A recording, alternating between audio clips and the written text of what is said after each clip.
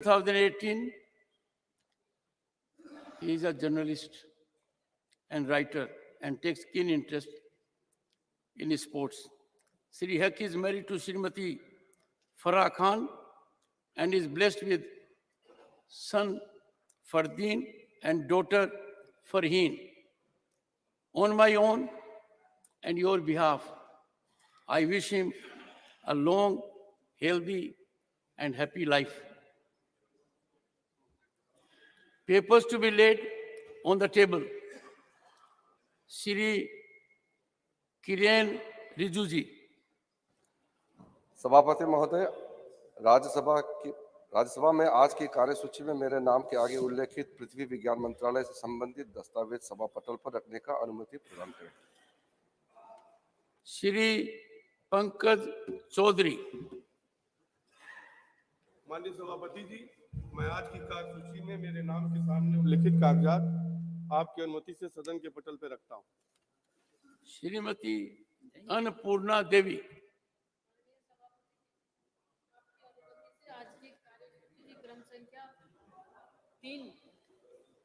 मेरे नाम के सामने उल्लिखित दस्तावेजों को मैं सभा पटल पर रखती हूँ। डॉक्टर सुभाष सरकार। आदरणीय सभापति महोदय, आपकी अनुमति से आज की कार्यसूची की क्रम संख्या 2D पर मेरे नाम के सामने उल्लिखित दस्तावेजों को मैं सभा पटल पर रखता हूँ। Report of the Department Related Parliament Standing Committee on Labor, Textiles and Skill Development, Shri Vijaypal Singh Tomar. आपकी अनुमति से मैं आज की कार्यसूची में अपने नाम के सामने अंकित श्रम और रोजगार मंत्रालय से संबंधित कर्मचारी राज्य बीमा निगम ईएसआई योजना के तहत प्रयोजित और हितलाभ ईएसआई अस्पतालों का कार्यकरण और कानूनी निधि प्रबंधन विषय के संबंध में विभाग संबंधी श्रम वस्त्र और कौशल विकास संबंधी संसदीय स्थायी समिति 2022-23 के 91वें प्रतिवेदन की एक प्रति अंग्रेजी तथा हिंदी में सभा पटल पर रखता हूं। Reports of the Committee on Public Accounts, Shri Shakti Singh Gohil. With your kind permission, I rise to lay the Hindi and English version of the report number 74th and 75th of Public Accounts Committee 2023-2024. As listed against my name in today's list business at serial number 3B, 1, 74th report on groundwater management and regulation. 2, 75th report on issues related to cultural institutions. Thank you, sir. Statement by Minister, correcting answer to question, Dr. Subhash Sarkar. आदरणीय सभापति महोदय, आपकी अनुमति से आज की कार्यसूची के क्रम संख्या 4 पर मेरे नाम के आगे उल्लिखित कार्य में 29 मार्च 2023 को पूछे गए अतारांकित प्रश्न संख्या 3231 देश में विद्यार्थियों द्वारा की जाने वाले आत्महत्याएं के उत्तर में शुद्धिकरण के बारे में वक्तव्य देता हूं। नमस्कार। Honorable members, I have to inform honorable members that the Business Advisory Committee in its meeting held today on the 20th September 2023 has allotted time for government legislative business as follows. Consideration and passing of the Post Office Bill 2023, time allotted 2 hours.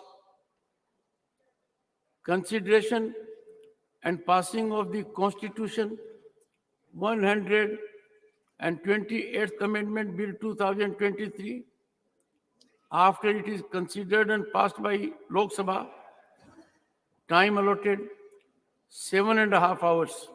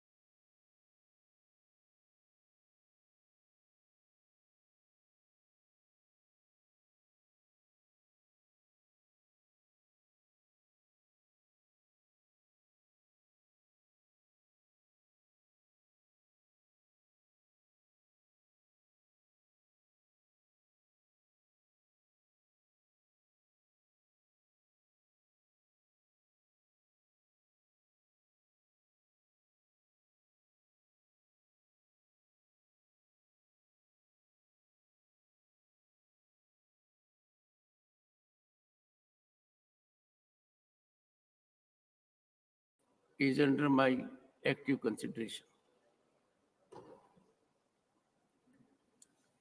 Honorable members, it gives me immense pride that we are going to have a discussion on the achievements of Bharat in space exploration to commemorate the glorious accomplishments of our space scientists. From the inception of our space program, we have consistently pushed the boundaries of space exploration and our achievements in this domain. These have catapulted the nation onto the global center stage. From Chandrayaan missions to the Moon, Mars, orbiter mission, Mangalyaan, and Aditya L1 solar exploration, India has shown to the world that the sky is not the limit, it is just the beginning. Over the span of nearly 6 decades, India's space program has seen the country evolve from a nation relying on foreign launch vehicles to becoming fully self-reliant with its indigenous launch capabilities. Notably, India has not only developed the capacity to launch its own satellites, but has also extended its services to launch satellites for other countries. Honorable members, from January 2018 to November 2022, the ISRO achieved a significant milestone by successfully launching a total of 177 foreign satellites from a diverse array of countries. So far, we have launched 424 foreign satellites, of which more than 90%, 389, were launched in the last 9 years. We have launched satellites of USA, 231, UK, 86, and Singapore, 20. They are the top 3 beneficiaries of India's international cooperation in this sector. Having diligently attended to our country's development needs through our space endeavors and enhancing communication infrastructure to enabling remote sensing and weather forecasting, it is only but natural that we now decisively turn our focus towards the uncharted realms of planetary exploration and deep space missions. With the latest successful Chandrayaan-3 mission, India's space agency, ISRO, has etched its name in the annals of space exploration.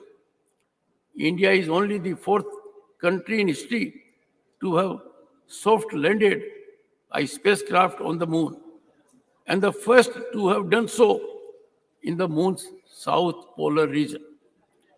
Exhibiting tremendous tenacity and turning failures into stepping stones for future success, ISRO took away the right lessons from preceding Chandrayaan-2 mission.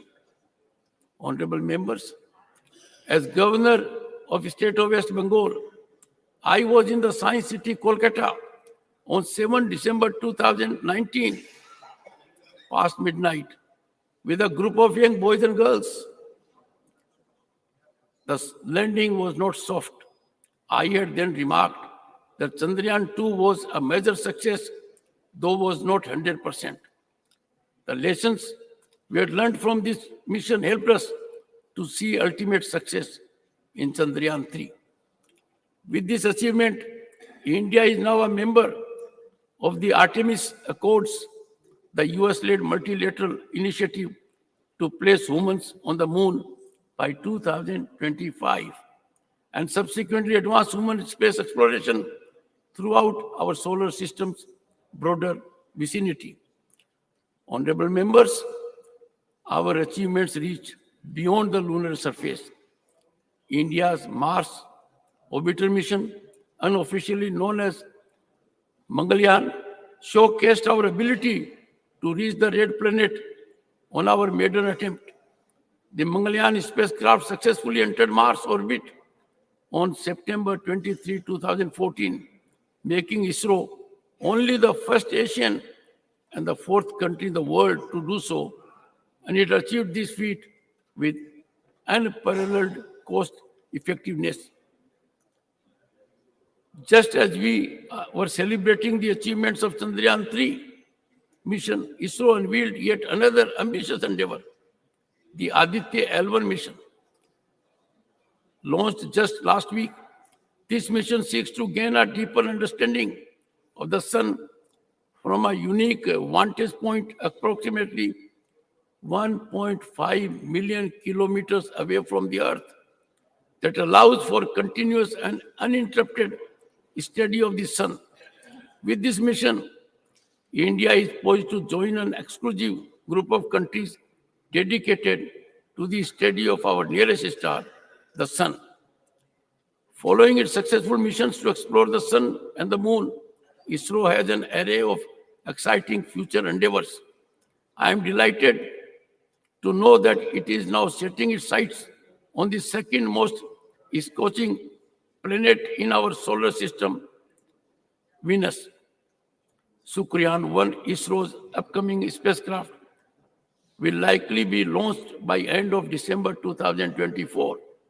Our scientists and engineers have meticulously crafted Sukriyaan 1 to withstand the extreme conditions of Venus and to operate under the most challenging circumstances. With 3 more launches on the horizon spanning this year, and the next ISRO is positioned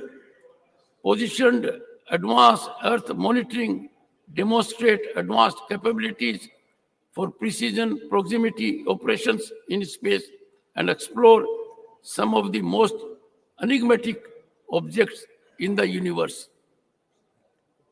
Having said that, honorable members, I believe ISRO's journey into space exploration has been nothing short of extraordinary.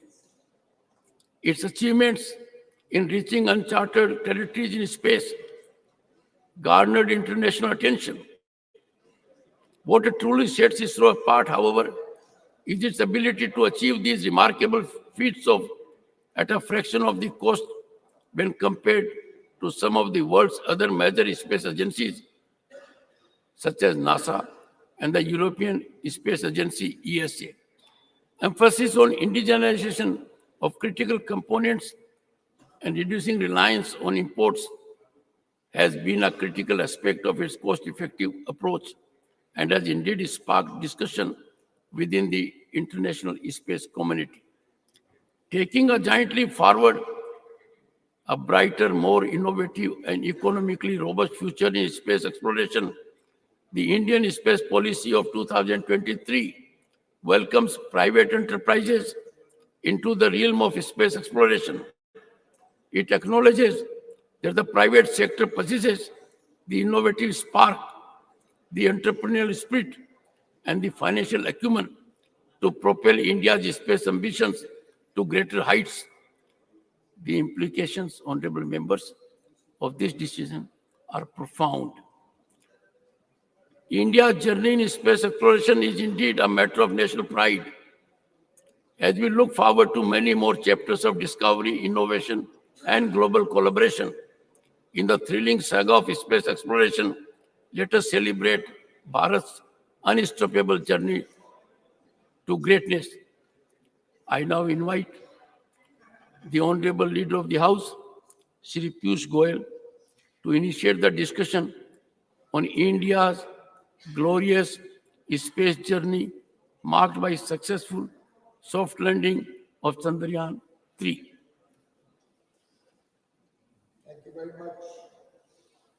Thank you very much, Honorable Chairman, sir. It's indeed a matter of great pride for the entire nation and for all of us in this august house that you have permitted this subject to be taken up as the very first subject in the new precincts and truly something which makes every single Indian, 140 crore Indians, proud of their scientists, proud of their Indian industry, who has contributed in big measure to various components that have come in into the entire mission. And today, as I stand before you, I think this is one moment in history that will be etched for generations to come as the turning point in which India truly entered the space age as one of the top 4 countries in the world. And then, as you very rightly pointed out, Chairman Sir, the fact that we were the first country in the world to land on the south pole of the moon is by itself giving us a completely new and elevated pleasure. Honorable Chairman Sir, ISRO, the Indian Space Research Organization, has truly, by scripting this glorious chapter to India's space journey and proving that even the sky is not the limit for India, really made the entire nation very, very proud and scripted this new space journey. Honorable Chairman, Sir, the successful landing of Chandrayaan-3 is a trailblazing event which happened over years of consistent focus on the subject, a lot of research, a lot of effort, a lot of successes, a lot of failures. And this has been one area in which India has progressed from step to step. Every time, even we have taken adversity that the mission faced, in its stride, learned from our failures, made failure the stepping stone to success, and finally, the historic achievement of the landing is a matter of great pride for every Indian. In fact, 3 lunar missions in 15 years, it almost feels as if the moon is beckoning India, as if the moon is awaiting India, and more particularly so when we see the images coming out from there, when we see the messages that ISRO comes out, I think each successive success is strengthening our resolve to capture the space. Honorable Deputy Chairman, sir, today we stand before the world unlocking new avenues of scientific discovery with a new confidence, the self-confidence of an Atmanirbhar Bharat, the self-confidence of a country which produces the highest number of STEM graduates in the world, the self-confidence of a country which stands before the world with one of the lowest cost missions and one of the most effective and speedy successes that any other country could have achieved. I remember that picture where in the Chandrayaan-2 mission, where after having almost come so close to the surface of the moon, for a small technical reason we were not successful, a lot of naysayers had started trying to run down the Indian mission, run down ISRO, run down our scientists. And for all those naysayers, for all those people who have this negativity about India, जो नकारात्मक सोच के लोग हैं, उन सब के लिए उस दिन सबक था, जैसे प्रधानमंत्री नरेंद्र मोदी जी ने गले लगाया उस समय के इसरो के चेयरमैन को, उनको उनकी क्षमता के ऊपर उनको बधाई देते हुए आगे के लिए, आगे की चुनौतियों के लिए उनको तैयार किया, उनको उनका आत्मविश्वास बढ़ाया, उनको प्रोत्साहित किया। मैं समझता हूं वो जो चित्र है वो देश के 140 करोड़ लोगों के जहन में, उनके दिल में, उनके मन में बस गया है। और उस दिन के उस प्रोत्साहन को, उस दिन के माननीय प्रधानमंत्री नरेंद्र मोदी जी के वाक्यों को जैसे उन्होंने पूरे जी जान से अपने जीवन का एक अंश बना लिया और अपने जीवन का मिशन पर आते हुए जिस प्रकार से आगे चले, इतने कम समय में उसके बाद चंद्रयान 3 का सक्सेस G20 के थोड़े ही दिन पहले मैं समझता हूं पूरे देश के लिए बहुत ही गर्व की बात है।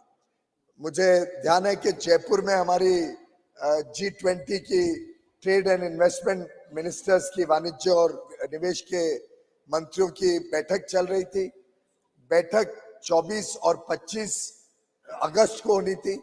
उसी की पूर्व संध्या पे 23 अगस्त को ये हमने सभी ने मिलके एक साथ जब मून लैंडिंग देखी चंद्रयान 3 की,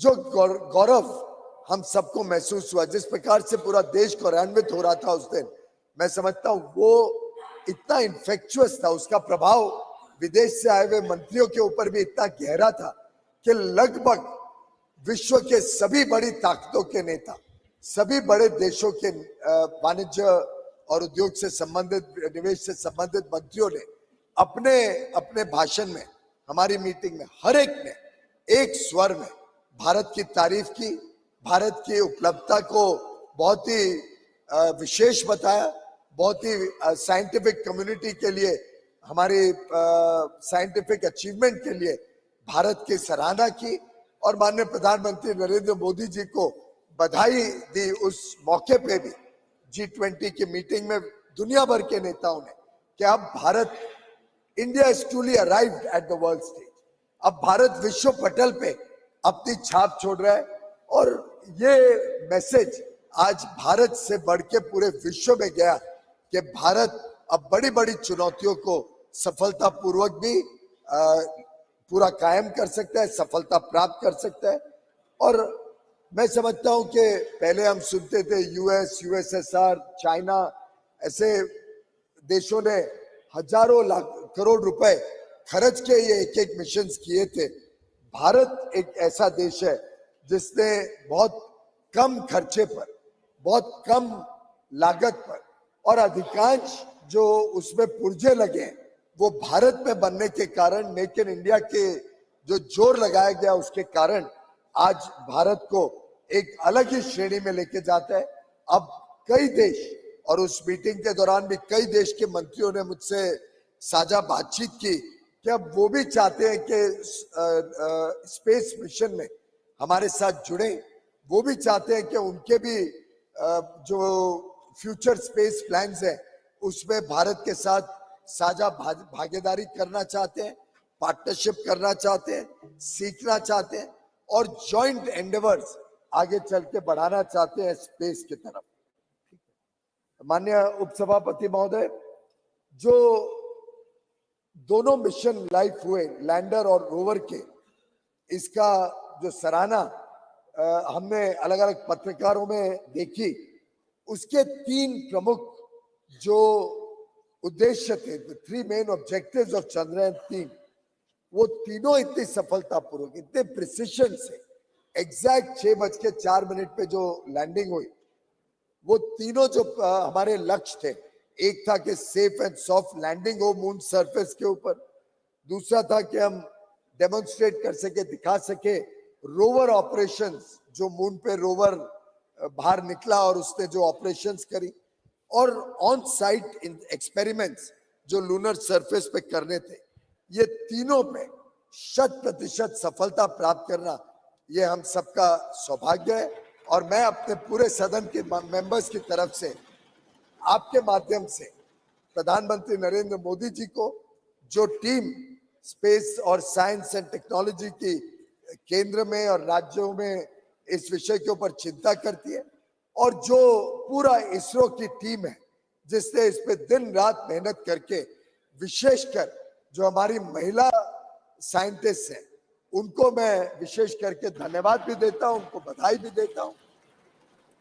हमने देखा है गत दिनों में कैसे महिला साइंटिस्ट ने एक प्रमुख अलग स्पेस मिशन में, और ये महिला साइंटिस्ट आज वास्तव में भारत का गौरव बनी है।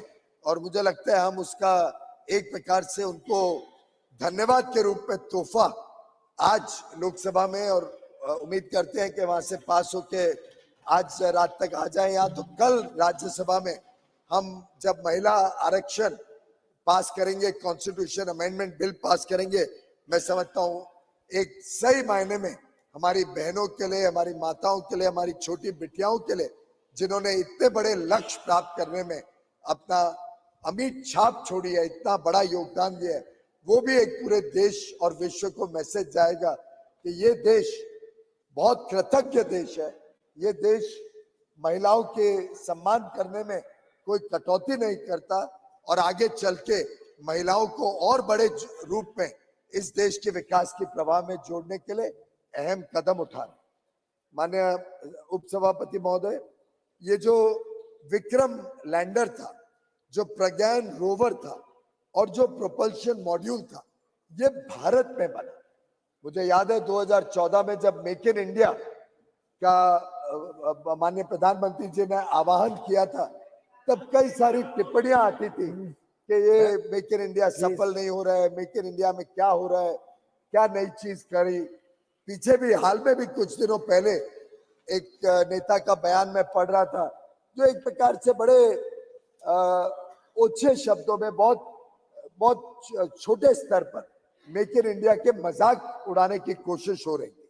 मैं समझता हूं हमारे इस मिशन ने, चंद्रयान 3 ने और इसरो की कामयाबी ने एक पूरी तरीके से सिद्ध कर दिया कि भारत में बना हुआ सामान, भारत में बने हुए पुर्जे, भारत में बने हुए अलग अलग जो इस पूरे मिशन में कंपोनेंट्स लगे, इक्विपमेंट लगा, इसने इस देश को नई ऊंचाइयों तक पहुंचाया।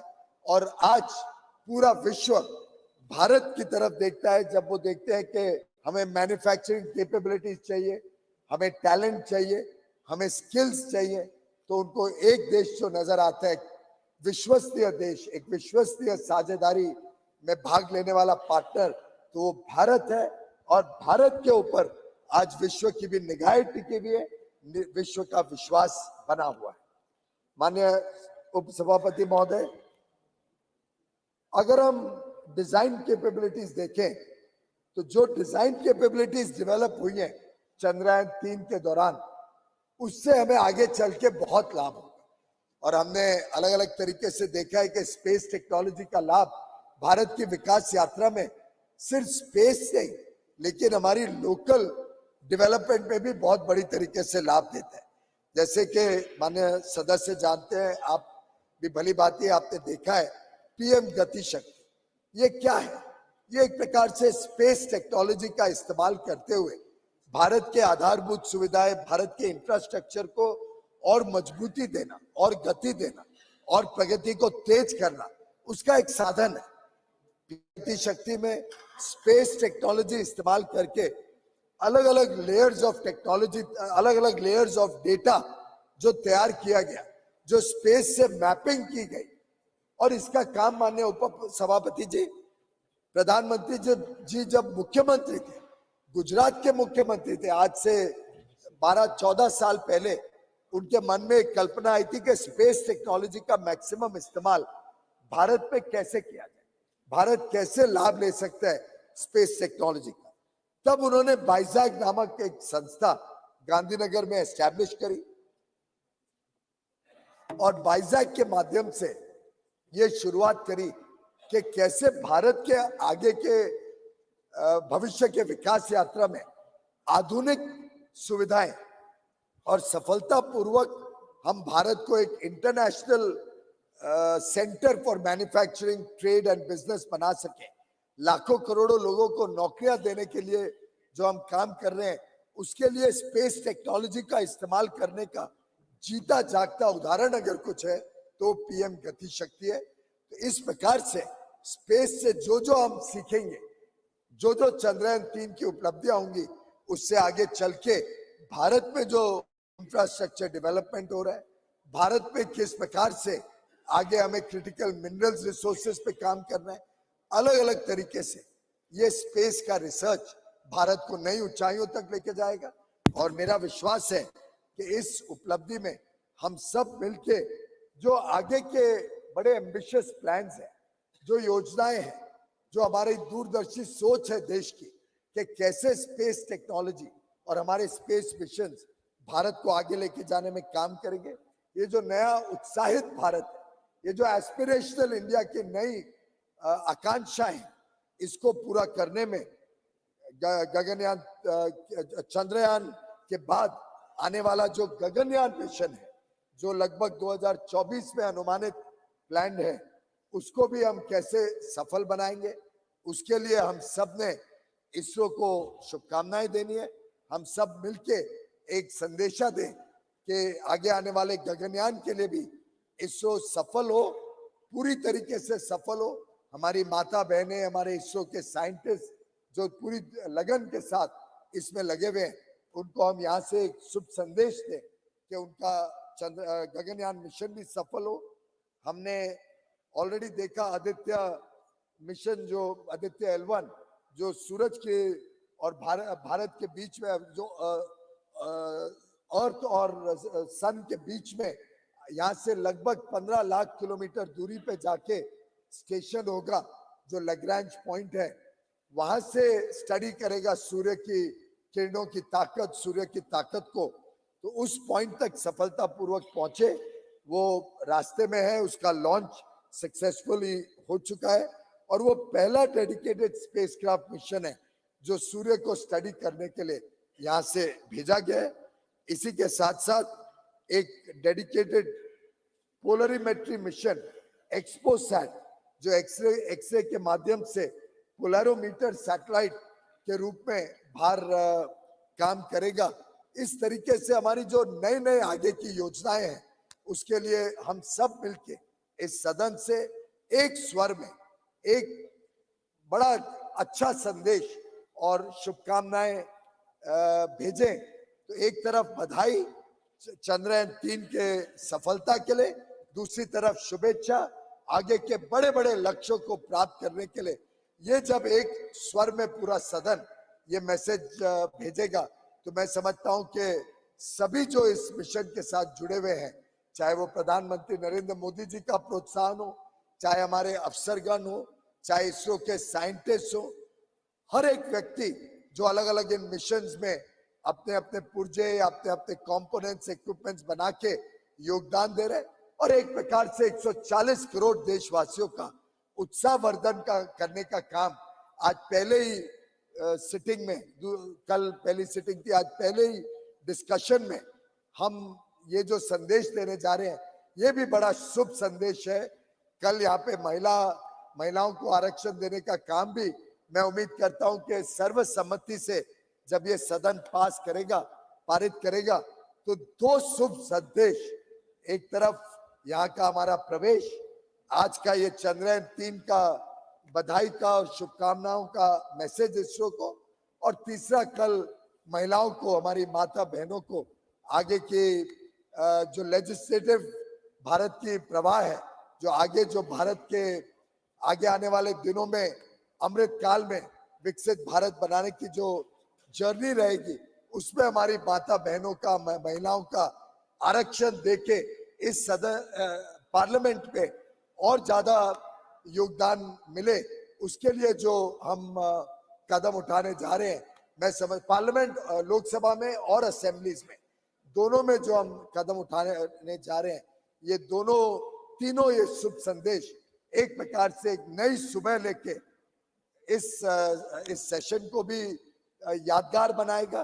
ये नई सुबह देश की अमृत काल की यात्रा में भी हम सबके लिए ऐतिहासिक क्षण बनेगी और हम सब इसके साक्षी हैं, हम सब इसमें भाग ले रहे हैं। ये हम सबका बहुत बड़ा सौभाग्य है। आपने मुझे इस चर्चा को शुरू करने के लिए मौका दिया, इसके लिए मैं आपका आभारी हूँ। बहुत बहुत धन्यवाद। माननीय पीयूष गोयल जी। माननीय Shri Jairam Ramesh. Thank you, sir. Sir, I rise to speak on a discussion that is entitled India's Glorious Space Journey Marked by Successful Soft Landing of Chandrayaan-3. Sir, listening to the leader of the House, it appeared as if this glorious space journey started only in 2014, and that the sutradhar of this space journey is the Prime Minister. I want to take this occasion, sir, to revisit this glorious space journey, not to make political debating points, but to pay tribute to a remarkable generation of Indian scientists and technologists who could have worked anywhere in the world, who could have worked anywhere in the world, but chose to came back to India in the 1950s and 1960s. Sir, I have before me a government order issued on the 22nd of February 1962. This is the 22nd of February 1962, an office order issued by the Government of India, which reads that the Union Government has set up the Indian National Committee for Space Research. The committee set up on the recommendations of the Scientific Advisory Committee to the Cabinet will advise the government on the promotion of research in and exploration of space and its utilization of peaceful purposes. India's glorious space journey began on the 22nd of February 1962, which was marked by the establishment of the Indian National Committee on Space Research. There were two people who were responsible for getting this INCOSPAR set up. Both were the great scientists of India. One was Homi Bhabha, who was then the chairman of the Scientific Advisory to the Committee to the Cabinet, and the second was Vikram Sarabhai, a great name, a man who had a vision for Indian space, and I expected the Honorable Leader of the House at least to make a passing mention of Vikram Sarabhai. Sir, I'm not yielding. I'm not yielding. Please. Sir, it was 2 weeks. It was 2 weeks before INCOSPAR was set up that the Prime Minister of India, the then Prime Minister of India, Jawaharlal Nehru, went to Ahmedabad to visit the physical research laboratory that was created by Vikram Sarabhai way back in 1947. Sir, this is a photograph I have of Pandit Nehru with Vikram Sarabhai and E.V. Chitnis in the old Parliament House. You could have seen this photograph, but in this new Parliament House, we need a telescope to see each other. I don't have a telescope, sir, but you can take me for my word. This is a photograph of the Prime Minister of India with Vikram Sarabhai and Professor E.V. Chitnis, who is 97 years old and is still alive. He is one of the key figures in this space journey. And in fact, Professor Chitnis's greatest contribution to our space program was the recruitment of a young engineer from the Madras Institute of Technology named APJ Abdul Kalam. Sir, after the establishment of INCOSPAR on the 22nd of February 1962, the second milestone in this glorious space journey was on the 21st of November 1963, when India launched its sounder rocket from Thumba near Trivandrum. This was called TERLS, the Thumba Equatorial Research Launching Station. This was the first sounding rocket launched way back on the 21st of November 1963. And this was made possible because of Vikram Sarabhai, because of H.G.K. Murthy, because of the Abdul Kalam, because of E.V. Chitnis, and a large number of scientists and technologists. So ISRO was created on the 15th of August 1969. This was when Vikram Sarabhai created the Indian Space Research Organization to give a developmental boost to the Indian space program. So the Indian space program is the only program in the world that has not come out of the military sector. It has been a civilian program all through. The Indian space program is the only program to have a developmental thrust, the use of space for remote sensing, the use of space for rural development, the use of space for communication, for weather forecasting. This is being the hallmark of India's space program going back to the creation of ISRO on the 15th of August, 1969. So, On the 25th of December 1971, unfortunately, Vikram Sarabhai passed away very suddenly at the young age of 52. He died of a heart attack in Kovalam Beach near Trivandrum.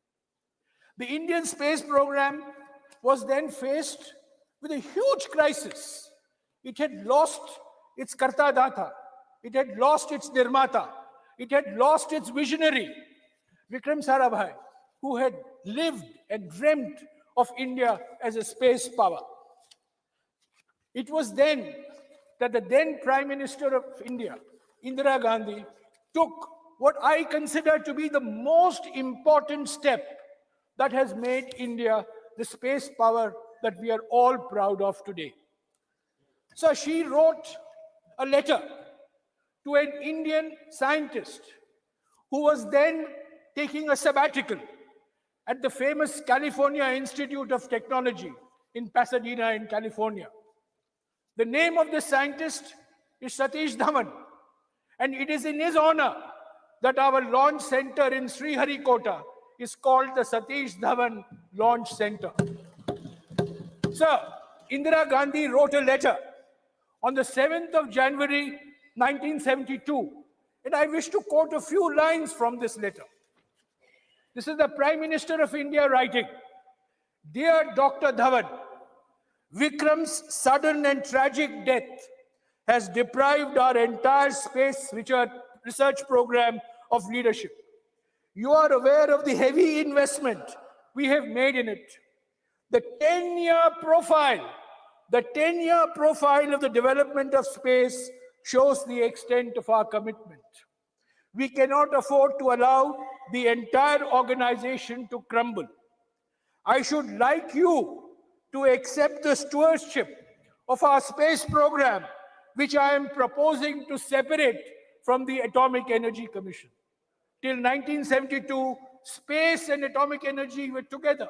But it is in 1972 that space gets separated from the Atomic Energy Commission.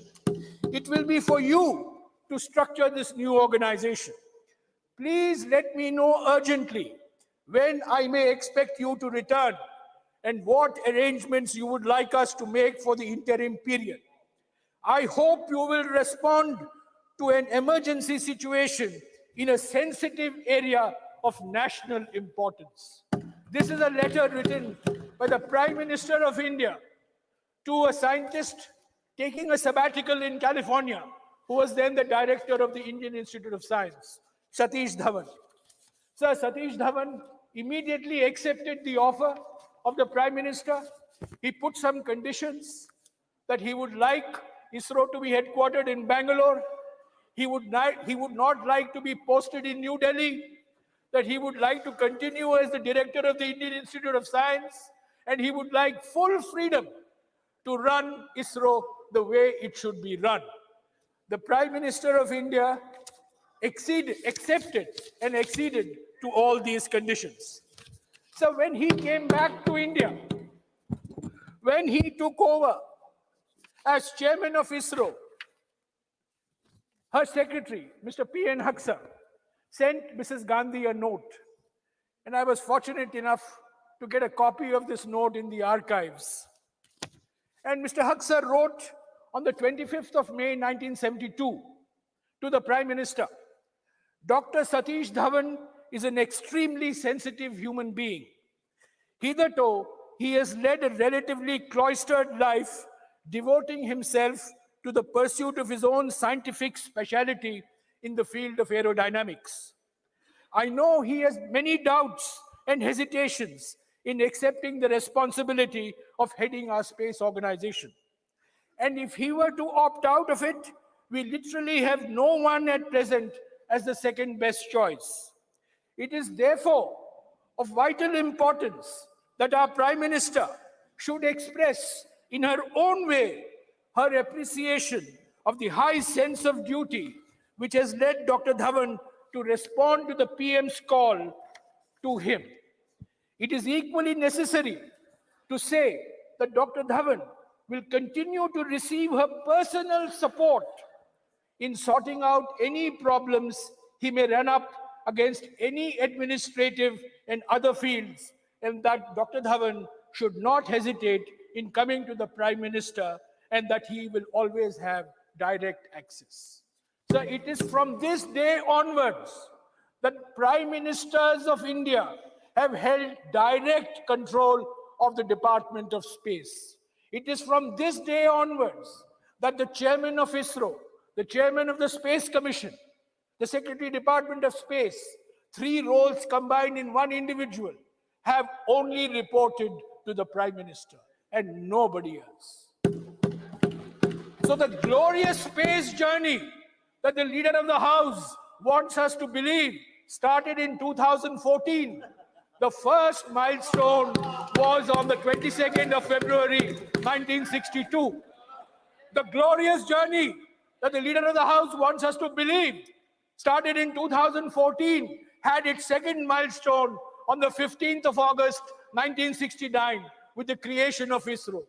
The glorious journey that the leader of the House wants us to believe begins in 2014, had its third milestone in 1972, July, when Satish Dhawan became the chairman of ISRO.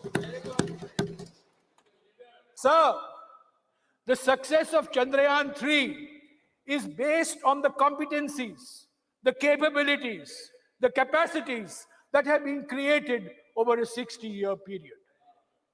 We launched satellites, but we first launched satellites on Soviet rockets. We did not have a satellite launch vehicle. In July of 1979, our first SLV launch failed. Dr. Kalam was in tears. So Dr. Satish Dhawan said, I am your leader. I will take responsibility for the failure. You sit at the back. That is leadership. In August of 1980, the SLV-3 succeeded. Dr. Dhawan said to Kalam, Kalam, you take credit for this. I will sit at the back. This is leadership. Leadership is not taking credit when things are going good and run away when the things are going bad. Leadership is when you have the courage to take the responsibility for things that are going wrong as much as you take credit when things are going right. So this is the milestones of a successful journey, sir. There have been many scientists, and I want to recall, I have mentioned Homi Bhabha, I have mentioned Vikram Sarabhai, I have mentioned Abdul Kalam. There's a great scientist of India who is forgotten today. He is the only scientist who has worked and contributed for a nuclear program as well as for our space program. And if you go to the Vikram Sarabhai Space Center in Thiruvananthapuram, you will see a statue of him in the space organization headquarters.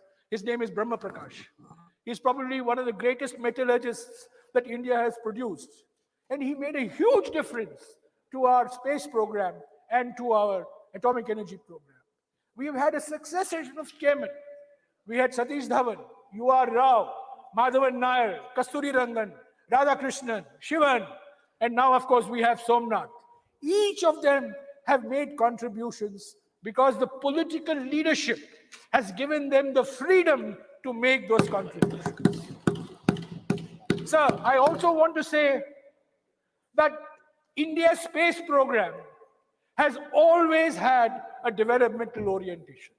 It has always been space for development, space for communication, space for rural development, space for weather forecasting, space for identifying sources of water. Indian scientists and technologists have never seen India's space program as a symbol of Indian nationalism. It has always been seen in a developmental perspective. It has always been seen as an instrument of fulfilling developmental aspirations. And that's why we had INSAT, the Indian National Communication Satellite. And it is because of INSAT that we improved our weather forecasting. We located sources of water. We created new maps. We created platforms like Bhuvan.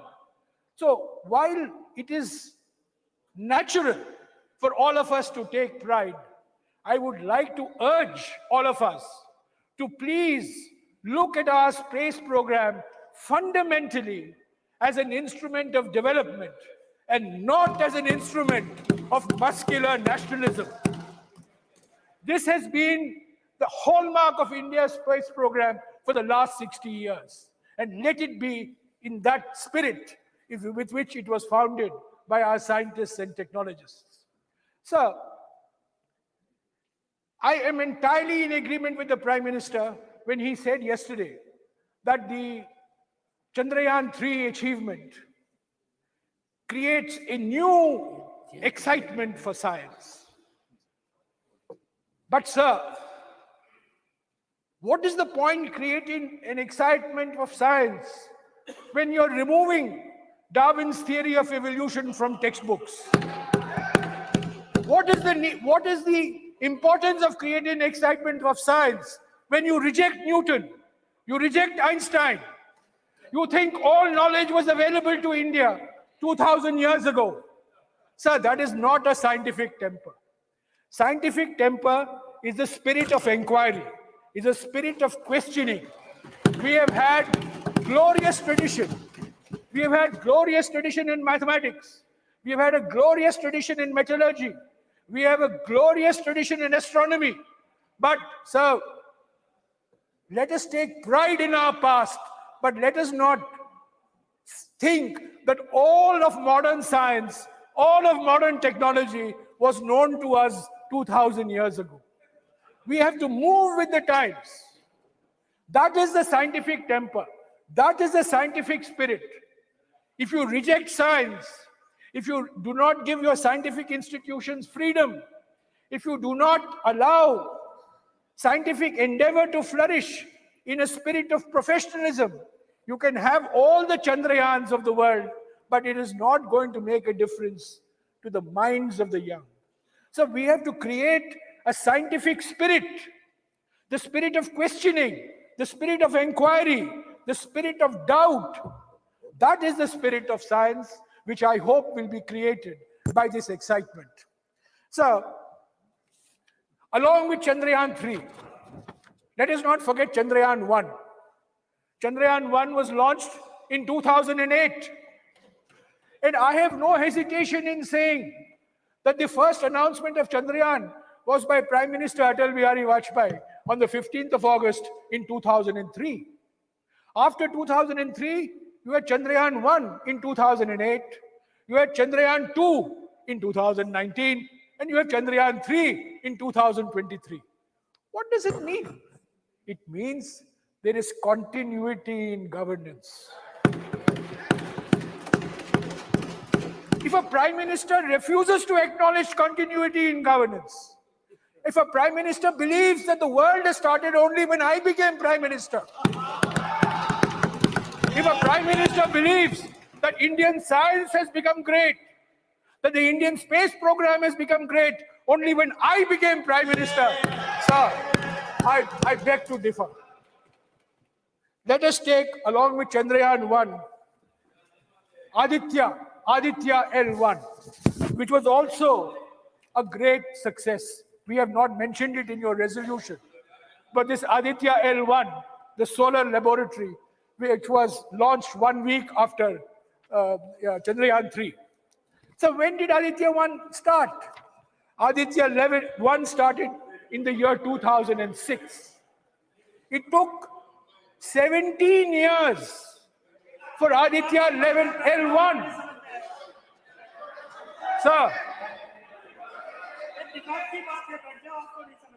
Sir, can I finish? Sir, it took 17 years for Aditya-L1 to be conceived, to be planned, to be executed, and to be launched.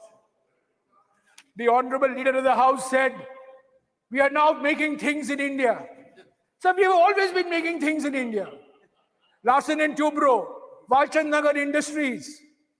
There are so many Indian companies I can think of which have been associated with the Indian space program going back to the 70s. To say that suddenly after 2014, we have started making things for our space program is a complete distortion of facts. In fact, The Indian space program has always been based on creative partnerships with Indian private sector and Indian public sector. Our nuclear reactors are made in India. Our rockets are made in India. Our launchers are made in India. Our satellites are made in India. And they were being made in India before 2014. Sir, I don't know what your intention is, whether you want to pass a resolution at the end of the discussion. But if you do want to pass, sir, let me finish, sir. If you do want to pass, please acknowledge that the capabilities, competencies, and capacities that have resulted in Chandrayaan-3's success are the results of investments made over the last 60 years. These are based on contributions of successive prime ministers. These are based on contributions of a large number of Indian scientists, large number of Indian technologists, many of whom we don't even know of, many of whom we don't even acknowledge. But I think today is the day when we should salute our Indian scientific community, our Indian technological community. So, it is the Indian scientists and Indian technologists who gave India the Green Revolution in the 1970s. It is Indian scientists and Indian technologists who gave India the White Revolution in the 1970s. It is Indian scientists and Indian technologists which have created our missile development program, the Agnis and the Prithvis and the Nags. And it is Indian scientists and Indian technologists who have given our space program the profile in the world that it has today. And I want to say one thing about these scientists and engineers, sir. So all the newspaper headlines, all our talk is based on our elite institutions of learning. I happen to come from one of them. But I have no hesitation in saying that the contributions in the space program have come from men and women who are graduates of government engineering colleges, of lesser known engineering colleges. They are not from IITs, they're not from IIMs, but they are from colleges in Kollam, colleges in Trivandrum, colleges in Surat, colleges in Baroda, colleges in Pune, colleges in Bhopal, in Rajasthan, colleges in Indore, colleges in Jaipur. This is what colleges in Chennai. Sir, this is the strength of Indian science. The strength of Indian science doesn't come from 5 institutes or 10 institutes or 15 institutes. The strength of Indian science comes from a very large population of engineering institutions, which we have to nurture, which we have to upgrade, which we have to recognize, and which we must give full freedom for them to operate. So, sir, I associate myself with the sentiments of the Leader of the House, who has not heard whatever I have said because he's been busy in conversation with the person next to him throughout. He has been busy in conversation throughout. No. Take a Sir, Jairam, now you have made a reflection. Let him react. He has. And before that, Jairam was on right track. Jairam, you were on right track. But when I took the seat, you got a little political. What is this? From science, you traveled to politics. Sir, I had got up in between also. Unfortunately, Jairam thought, Honorable Chairman, sir. Sir हमारा पुराना रिश्ता है sir, हमारा पुराना रिश्ता है और ये बड़े इन्होंने कुछ साल पहले आइंस्टाइन और न्यूटन को कंफ्यूज भी कर दिया था। पुराना उसको रिश्ता, याद नहीं दिलाऊंगा उनको, पुराना रिश्ता, पर आज उनसे भाषण सुनना पड़ा, प्रवचन सुनना पड़ा, पुराना हमारे रिश्ता, स्पेस प्रोग्राम का क्या उपलब्धियां हैं। पुराना रिश्ता और पुराना घाव मीठा दर्द देता है। Sir, I associate myself with the Leader of the House. We acknowledge, we salute, we applaud ISRO, the past members of ISRO family, the present members of ISRO family. We congratulate our Indian scientists. We congratulate our Indian technologists. I am sure that many more achievements are there in the years to come. But sir, I will only end by pleading that we need to give our scientific and technological institutions full freedom. We need to give our scientific and technological institutions full independence and professionalism. And we need to free our scientific and technological institutions of any political patronage and political interference and political intervention. So let us on that thought, acknowledge the glorious space journey that we have had. And let us also acknowledge the milestones that we have gone through, even though the Prime Minister and the Leader of the House may choose to airbrush them away from history. They are a fact of life. They cannot be erased from history. They are very much part of our space journey. I thought that it is important for me to remind the House where we have come from, the journey that we have taken, the achievements that we have had, the people who have contributed, rather than fall victim to this new impression that has been created that this entire accomplishment of Chandrayaan 3 and Aditya L1 is the result of only one individual. Thank you, sir.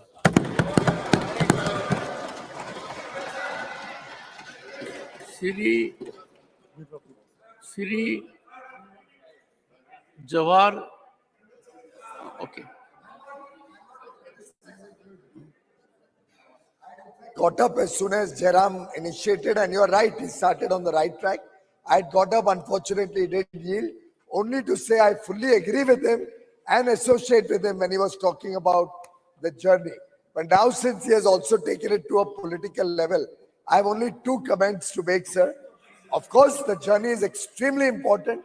We have all assembled here. We are all going to speak about various aspects of the journey, and we have many other speakers who will be delving on who played what role, who provided what kind of funding support, who made this whole mission really get the kind of speed and scale that made it a success.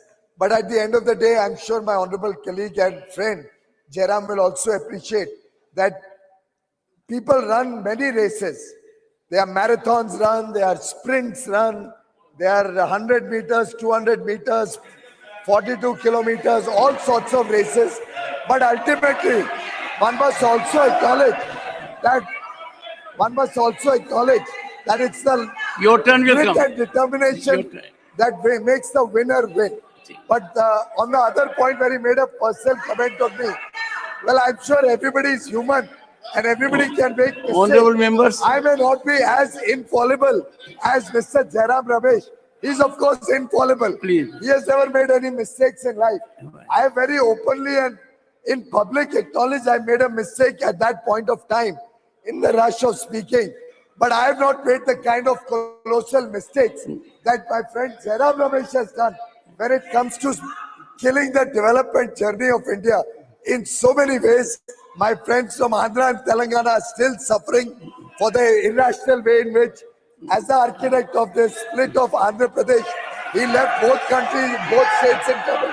I have not politicized it. I have not spoken about his failures when it comes to environment. I have not spoken about how he became an impediment to the very progress of the nation of infrastructure development. I think we can leave Please, that now take it. outside the house. Honorable members, please. One second, I'll come to you.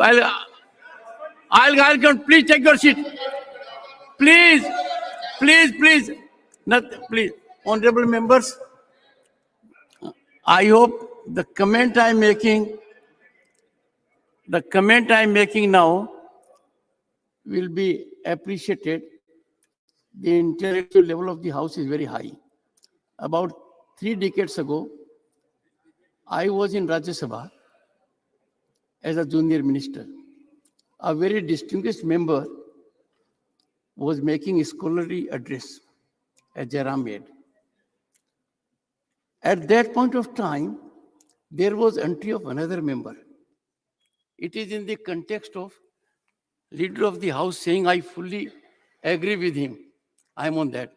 So when that member entered, the speaker got worried that that member will unsettle him.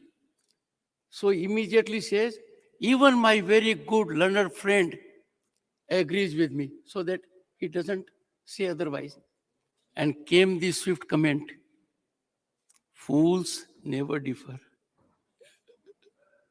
That was the comment. No, I said you have to understand, sir. I said it with apologetic mode. That if these two have agreed, we have to see in several perspectives. Mr. Jawar Sarkar, you'll take a time, sir. Sir, What did you say, sir? One second. One second. Look at the rejoinder of the leader of the house after such a brilliant speech, bringing in Telangana and division of Andhra Pradesh. Honorable Sir, member. that's shameful. One second. No, He it is took a deleted. punt at me, I took a It is punt at him. deleted. Where is the shamefulness? Where is Please. the shamefulness? I You think see, it is between two deleted. friends, don't come in the way of that. The comment is not on record. And honorable members, after a long time, we had a good debate. After a long time, the people were informed. Maybe there is a political put which will be there both sides and all sides. But after a long time, we are on track. And therefore, we must appreciate it. My comment, light comment was in that direction only. Let us, please. No, I'll look into it. But all I'm saying is, after a long time, we have had some return to a situation where outside people will get some knowledge. They will get inspired. All sides. You want to say something, ma'am? Yes, ma'am. Well, one of the greatest artists, and I have admired her for a long time, several decades. If she associates with sentiment, it's a great positive gain for all of us. Mr. Jawar Sarkar, and he brings on the table huge bureaucratic experience. Mr. Jawar Sarkar. thank you, sir. As I can't see any clock, I hope my time starts now. Sir, the first point that I would like to make is across the house. 21 minutes. We are Indians first, and as an Indian, we take immense pride in the Chandrayaan mission. We take immense pride in the scientific achievements of India, irrespective of what part of India we come from, what we represent. That is the first basic point that we have to remember. India is a continuum. India is eternal. And we cannot slice a part of India and say, this was my part and all the credit happened during this part. All the discredit happened during that part. We were all part of a continuum. When we talk of Chandrayaan, Mr. Jairam Ramesh has explained in great detail, the chair also has explained in great detail, the whole journey of Chandrayaan, and that it spans for 6 decades and more. Numerous individuals have contributed to it. Today is a time when we need to remember them. We need to celebrate the moment, but we also need to remember our history. We also need to celebrate history. So I'll begin with where Mr. Jairam Ramesh said, the great contribution of Pandit Nehru to the whole episode, to the whole journey. As Indians, no one can deny, I am not speaking parochially. No one can deny the immense contribution of the man who introduced scientific temper in India, the man who introduced all forms of scientific research. Vikram Sarabhai. We have come to a new house and there should be a new approach. Instead of only political leaders, we should celebrate the images, the statues of Vikram Sarabhai, of Abdul Kalam, of Homi Bhabha. These are the ones who took us to where we are. We have to admit that it is this, the great leadership, the great vision, the unending toil of Homi Bhabha, of Satish Dhawan, of Vikram Sarabhai, of Abdul Kalam, where we are today, where Abdul Kalam, where we are today. We also cannot acknowledge or disacknowledge or deny the role played by the prime ministers. The present prime minister must have surely contributed to this great journey. But that does not mean that earlier prime ministers who laid the path did not contribute and should not be forgotten. As an Indian, my heart leaps when I see our space launch vehicles propel these satellites of other countries and place them in space. We do a big favor to the rest of humanity, to other nations, and my heart leaps. But my heart is big. As an Indian, as a person who shares the timelessness of India, we should have a big heart. The big heart that not only takes space launch vehicles, take only satellites, but also propels ideas. Today, my heart leaps with joy for another reason. And the reason is that science is finally gaining over superstition. Science is finally gaining over superstition. We have to believe in both experimentation, in empiricism and evidence before we open our mouths. Before we open our mouths, we must think of the consequences of what we are doing. Experimentation, empiricism and evidence. How can someone say that Ganesha's head was placed by plastic surgery? We had his Chaturthi yesterday. How we believe in the greatness of Ganesh. But how can you say that his head was placed by plastic surgery? How can you talk of stem cell surgery, stem cell science, bringing in a particular large section in the Mahabharata? We have to have, you have to have both faith in something and faith and a strong belief in rationality. Personally, I don't find any great conflict between a faith in something and rationality. Others may, I don't. As an Indian, I can move along with faith and I can also move along with rationality. But I would not ever like to see the date when faith, superstition, and backwardness trample upon the fruits of science. We have the science minister who comes and says that we reject Darwin. We have another minister who comes and says we reject Einstein. For God's sake, if you reject science, you cannot celebrate science just because the timing was such.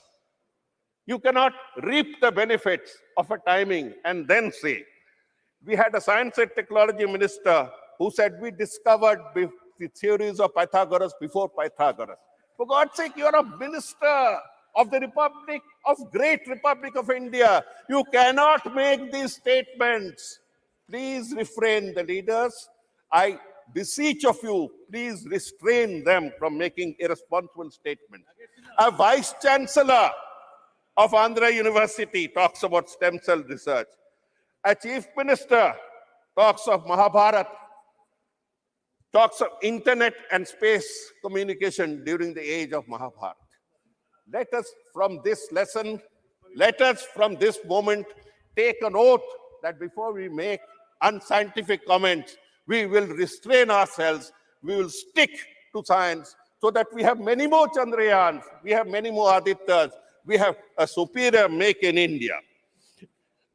Since people were talking about contribution, a very important point that we need to remember is that this contribution of Chandrayaan reveals that it is a smaller technological colleges of India that are not in the limelight, non-IITs, if I may put it bluntly, It is the non-IITs that have landed India into such a glorious position.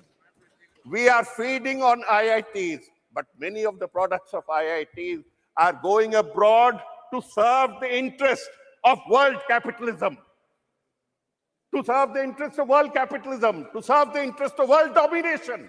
Why are we doing it? We need to shift our emphasis to our smaller colleges that have produced. Bengal, incidentally, has sent 31 in the ISRO. We could have said more about it.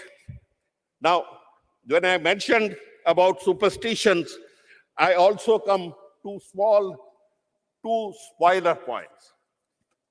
We have spoken about the greatness of ISRO, but we have not mentioned one word about the Devas Antriksh scandal. The Devas Antriksh scandal remains alive till today. A few months ago, the Delhi High Court has pronounced a judgment which will make you shiver. They say there is poison in the seed. The entire thing is a poisoned effort. It doesn't matter to me which regime did it. No regimes get into such great detail. It doesn't matter. We should have closed this chapter. We should have punished them because we remain vulnerable to an international fraud of something like 30,000 crores. Why should we pay it? Just because some technocrat made a dirty deal. We talk of the Nambi effect, we celebrate. We can celebrate science, we can celebrate the effects of science, we can celebrate our victories, but do not, as the chair has said, bring politics into it.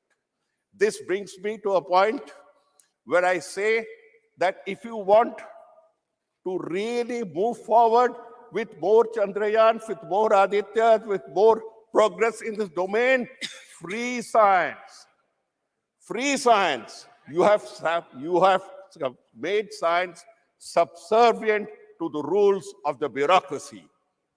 You have created departments and ministries of science where you have placed scientists, but the rules remain the same. The rules remain the same. You have to have a separate set of rules. You have to go in for faith. You have to allow them to function, not shackle them with bureaucratic rules.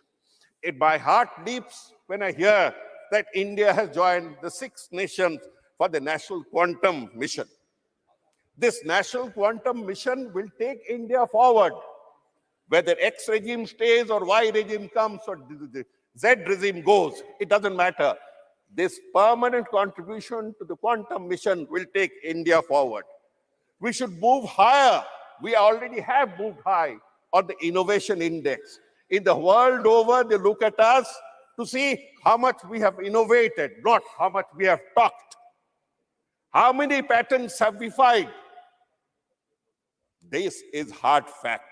And we have actually gone up, but we need to go further up. This is where the focus should be. The tragic point about Indian science is that even the budget of ISRO has been cut by 8%. The tragic point of Indian science, the tragic part of Indian science is that we do not contribute enough to R&D, research and development. It's an international shame. I'm saying, Minister Sirs, it's an international shame because when we make claims, we must substantiate claims. Our contribution of the GDP to research and development is 0.65%, out of which 4% is contributed. 4% is contributed by the state sector, that is the government sector, and only 0.2% is contributed by the corporate sector in India. It is this same corporate sector that you have allowed a 4 lakh crore remission. I am repeating, you have remitted 4 lakh crores by way of taxes from 2019. What have you got in return? Can you make them contribute 0.5% more? 0.5% more? When we talk, this is the remission of income tax, what we call the corporation tax. By way of favors, I am repeating the point. that 12.5 lakh crores, I am repeating, 12.5 lakh crores of the bank customers' money has been evaporated, has been extinguished, has been written off to favor big corporates. A big corporate who belongs to a political party, who was also a member of this house, has got away with 5,000 crores. 5,000 crores of remission yesterday. My submission, madam, my submission is not politics. My submission is that this is the type of money that could get in to help the science sector with more funding. That is all. All I'm saying is don't talk of lack of resources. Say that we have resources, they have gone in the wrong directions. But now that we are conscious of our capabilities in science and technology, in industry, in Make in India, let us put more money in research and development. And where do we get the money from? I have mentioned already the 5,000 crores that has been remitted. Do not permit these things to go on. We have had a long discussion on the space mission. We have had an erudite discussion by Jairam Ramesh, by the Honorable Chair, by the Leader of the House. I thank all of you, but we should have found time not only for space and the moon, but also for Manipur. We have had no time at all to discuss Manipur.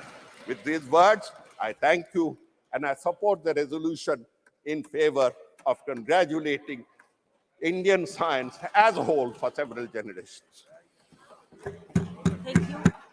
Shri Rajya Sabha.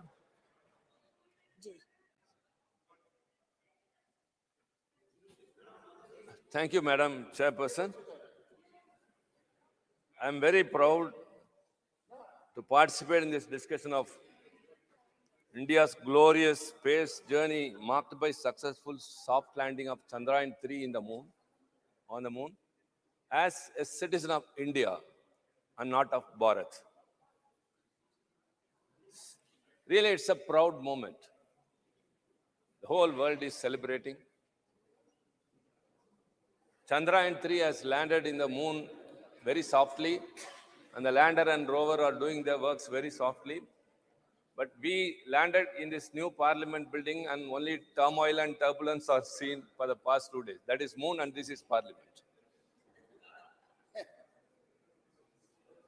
Very happy moment that India is the first country to have landed in the south pole of the moon, which is being celebrated across the world, though it stands for among the other countries who have reached the moon.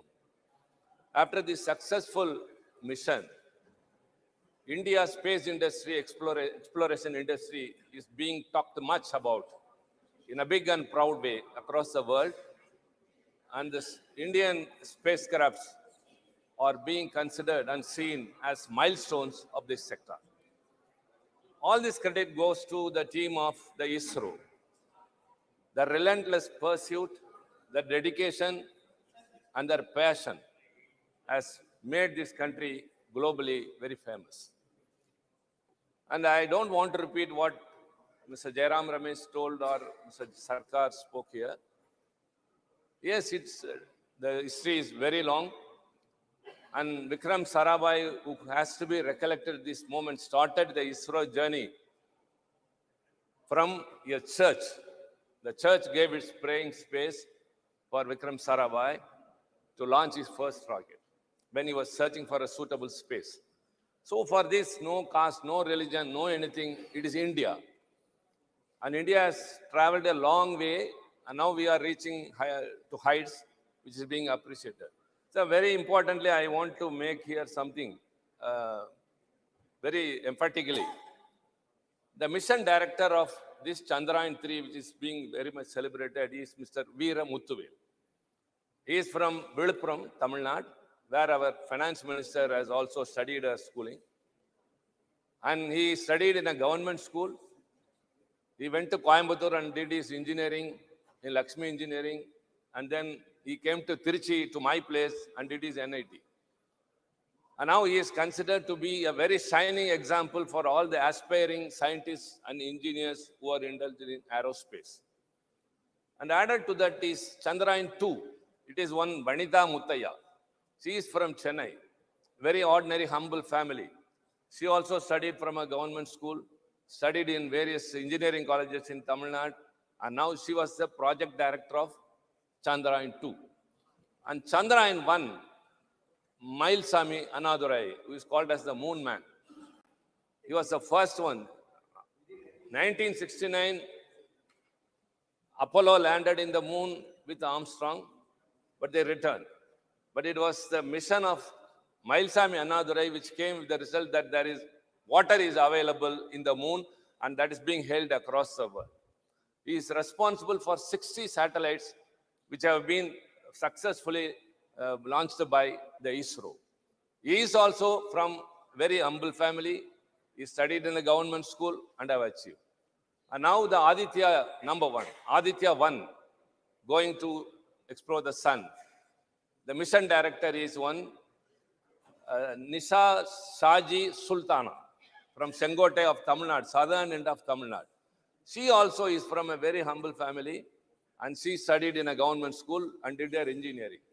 So what has been established by all these things means, to achieve something, a person need not study in a government school, a person need not go abroad to get their education. And all these students and all these engineers who have succeeded are from Tamil medium school. And their second language is only English. So to reach the space, Veera Muthuvel, the successful mission director of Viluppuram, started from Viluppuram and landed in the moon without Hindi and Sanskrit. So we are very proud to say, these scientists have not only taken the position of India globally, that India's ISRO space exploration is par excellence than the developed countries. So also they have established even persons from ordinary family who are expertised in their own mother tongue and having English as their link language can successfully achieve many things. So this is a very, very important thing we have learned in this, and we have to compliment every one of the scientists. Sivan, who was the former chairman of ISRO from Kanyakumari, and now the chairman, Mr. Somnath, all have made us very proud. And this parliament, cutting across the political parties, as I said, as citizens of India and responsible members of parliament, and I from DMK party, Veera Muthuvel was immediately called and being appreciated by our Chief Minister, M.K. Stalin, after the mission was successful. So we, as members of parliament, with all responsibility and with proudness, let us compliment and congratulate the team of ISRO for having taken India globally to a very, very remarkable place. Thank you very much. Thank you. Sri Sandeep Kumar Pathak.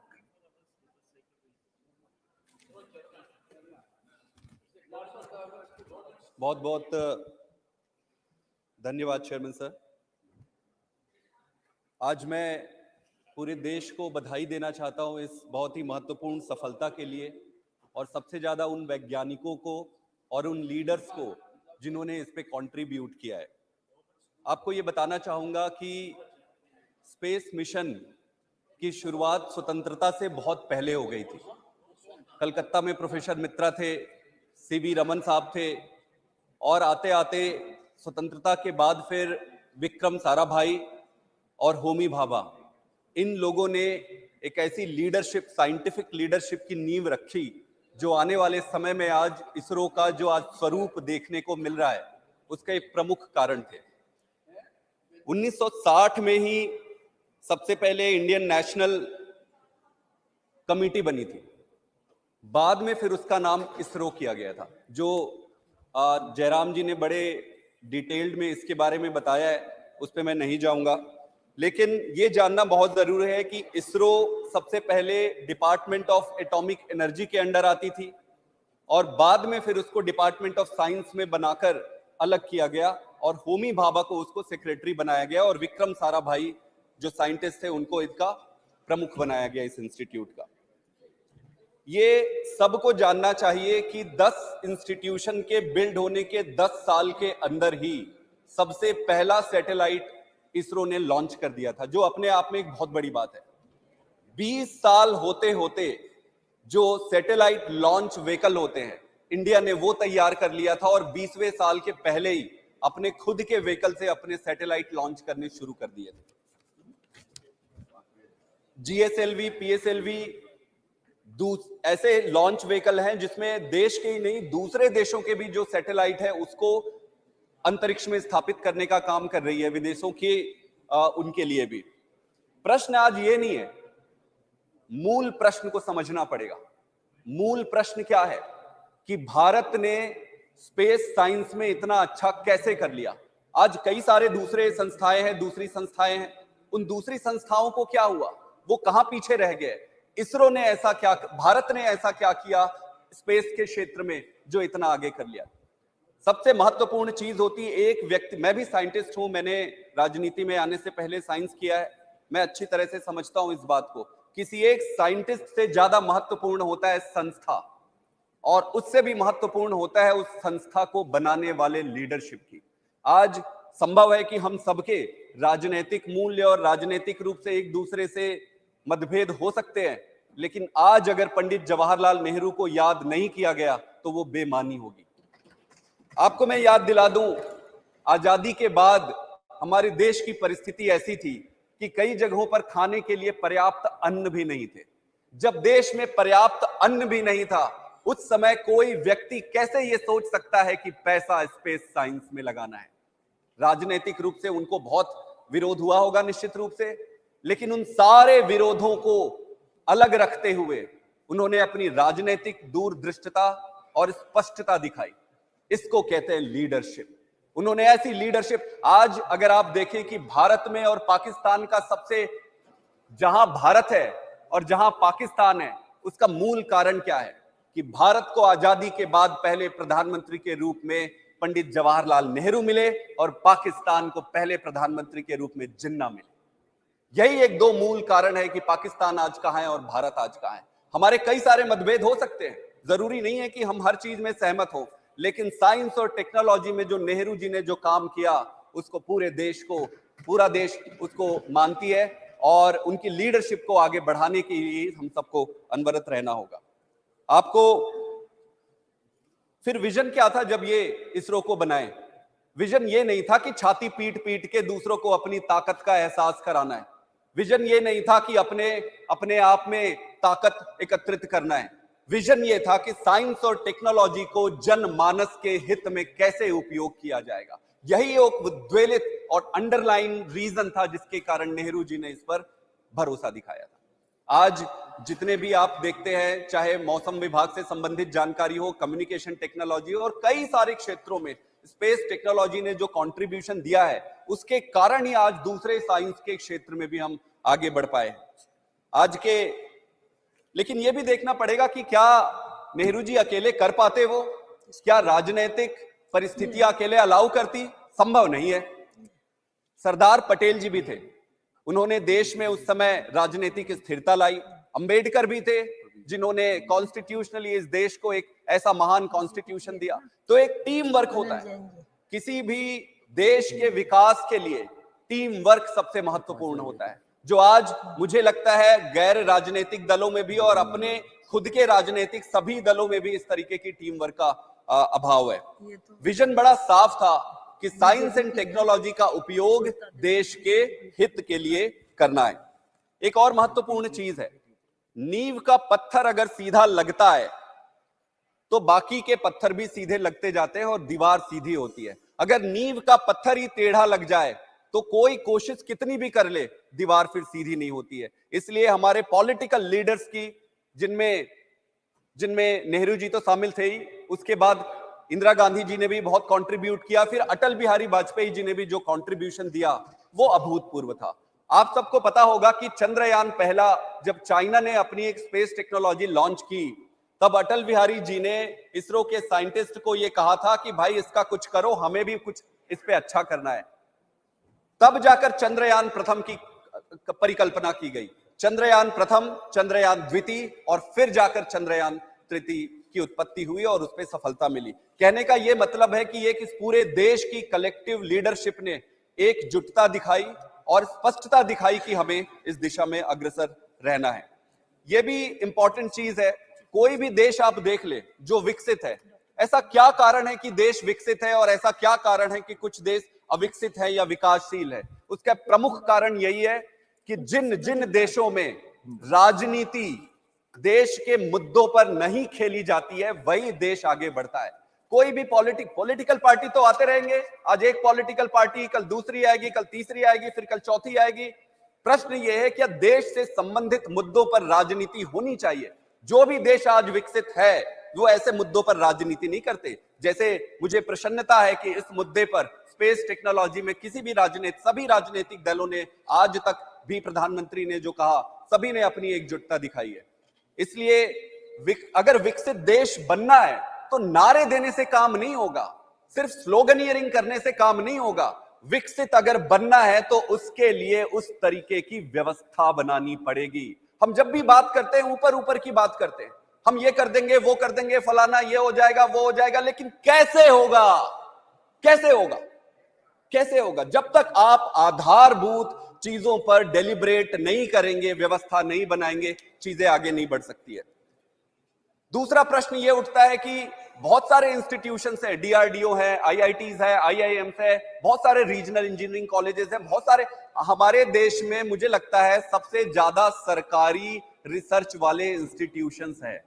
ऐसा क्या कारण हुआ कि इसरो विकसित हो गया और बाकी के इंस्टीट्यूट, भाई पॉलिटिकल लीडरशिप तो उस समय भी थे, सबके लिए समान थे, फिर इसरो ही विकसित हुआ और बाकी के इंस्टीट्यूशन क्यों नहीं हुए? उसका एक बहुत महत्वपूर्ण कारण यह भी था कि साइंटिफिक लीडरशिप भी इंपॉर्टेंट होता है। इसरो के लिए, इसरो को जो लीडर मिले विक्रम साराभाई के रूप में और होमी भाभा के रूप में, उनके साइंटिफिक लीडरशिप ने भी जो नींव का पत्थर रखा, उसके कारण इसरो आज यहां तक पहुंची। आप एक चीज और देखिए, वर्क कल्चर किसी भी इंस्टीट्यूशन के लिए सबसे महत्वपूर्ण होता है। अगर उस इंस्टीट्यूशन का वर्क कल्चर सही है तभी इंस्टीट्यूशन आगे बढ़ेगा। अगर वर्क कल्चर खराब हो गया तो चाहे आप चले जाओ, मैं चले जाऊं, दुनिया का कोई भी व्यक्ति चला जाए, ना उसको इधर कर सकता है ना उसको उधर कर सकता है। वर्क कल्चर को ठीक करना पड़ेगा। तो वर्क कल्चर में ऐसा क्या हुआ इसरो में? इसरो में जहां तक मेरी थोड़ी समझ है, मेरे कई सारे मित्र भी वहां पे काम करते हैं, वहां पर डिलीवरी बेस्ड टारगेट्स होते हैं, डिलीवरी बेस्ड टारगेट होते हैं। वहां पर मेरिटोक्रेसी पे सबसे ज्यादा ध्यान दिया गया है। भाई आप साइंटिस्टों की जब भर्ती करते हो, साइंटिस्टों को लेते हो, तो जिस तरीके से आप उनकी भर्ती करते हो, जो मानसिकता है वो आधार बनाती है। तो इसरो की जो वर्क कल्चर है वो बहुत सर्वोत्तम है हमारे देश में। अब प्रश्न ये उठता है, ये तो जान गए कि इसरो का ठीक है, लेकिन क्या उस वर्क कल्चर को दूसरी संस्थाओं में लाने का हमने प्रयास किया है? क्या हमने कभी ऐसी कमेटी बनाई है कि हम बाकी के दूसरी जो सरकारी संस्थाएं हैं वो क्यों फेल हो रही है? मैं फेल हो रही है नहीं कहना चाहूंगा, लेकिन अगर आप उम्मीद से कम परफॉर्म करते हो तो हमें उसको फेल मानना पड़ेगा। क्या आपने ये सोचा है कि हमारे देश में कितने सरकारी रिसर्च के इंस्टीट्यूशन है, उसको कितनी फंडिंग जाती है और फंडिंग के हिसाब से कितने साइंटिस्ट है, क्या आउटपुट है? बहुत सारे ऐसे इंस्टीट्यूशन है जहां पे आउटपुट बिल्कुल जीरो है, फिर भी वो चले जा रहा है। सरकारी, हमारे गांव में ये कहा जाता है कि सरकारी नौकरी बहुत अच्छी होती है। आप पूछोगे कि भाई सरकारी नौकरी में क्या है, तो वो कहते जी वहां काम करना नहीं पड़ता है। मैं गलत कह रहा हूं, हो सकता है मैं कई लोगों से, आप मेरे से असहमत हो, लेकिन सरकारी संस्थाओं की यह परिस्थिति हो गई है कि उसको अब ऐसा जगह माना जाता है कि वहां पे काम करना नहीं पड़ेगा। अगर सारे इंस्टीट्यूशन के वर्क कल्चर को ठीक नहीं किया गया समय रहते, तो यह मानना कि भारत विकसित होगा वो एक दिवा स्वप्न होगी। और सिर्फ भाषण से, सिर्फ किसी के भी, मेरे से भी, मैं राजनीतिक दलगत में उतरकर इस इतने महत्वपूर्ण मुद्दे को विशिएट नहीं करना चाहता हूं। आप वर्क कल्चर को ठीक करना पड़ेगा और इसके लिए सबको मिलकर काम करना पड़ेगा। मैं आईआईटी में, कैम्ब्रिज, ऑक्सफोर्ड, एमआईटी में पढ़ने के बाद मैं आईआईटी में प्रोफेसर था, मैं भी साइंटिस्ट था। साइंटिफिक जो फंडिंग है वो धीरे धीरे कम होती जा रही है। मैं मान सकता हूं कई सारी परिस्थितियां होंगी अलग अलग, वही तो लीडरशिप का परिचायक होता है। जब आपको कष्ट होता है, जब आपके पास कम पैसे होते हैं, तो कम पैसों में आप किसको कितना फंड करते हो और आपकी प्रायोरिटी क्या है, वही दर्शाता है कि लीडरशिप क्या है। जब आपके पास पूरे पैसे हैं, पर्याप्त पैसे हैं, तो सबको बराबर बांटना ये कोई बड़ी बात नहीं है। प्रश्न यही उठता है कि हम साइंटिफिक फंडिंग्स को धीरे धीरे क्यों काटते जा रहे हैं? हमें बैठना पड़ेगा, हमें सोचना पड़ेगा और इसको दलगत राजनीति से ऊपर उठाना पड़ेगा कि कोई भी सरकार आए, कोई भी पार्टी आए, इन सब पर राजनीति बिल्कुल नहीं होनी चाहिए। सबसे महत्वपूर्ण प्रश्न है कि हम बार बार ये कहते हैं कि ब्रेन ड्रेन हो रहा है, ब्रेन ड्रेन हो रहा है। मैं भी था विदेशों में 9.5 साल, 10 साल तक मैं बाहर था। मेरे मस्तिष्क में ये क्लियर था कि मुझे भारत में आना है और जो मर्जी हो जाए मैं अपने देश के लिए काम करूंगा। लेकिन मेरे से भी अच्छे अच्छे साइंटिस्ट हैं जो मेरे से भी ज्यादा अच्छा कर सकते हैं, वो विदेशों में रुके।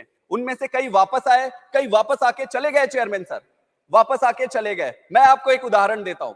जब आप विदेश से अच्छी पढ़ाई करके साइंटिस्ट बन के यहां आते हो, साइंटिस्ट बनने के बाद आप क्या चाहोगे? भाई उसे लेबोरेटरी चाहिए।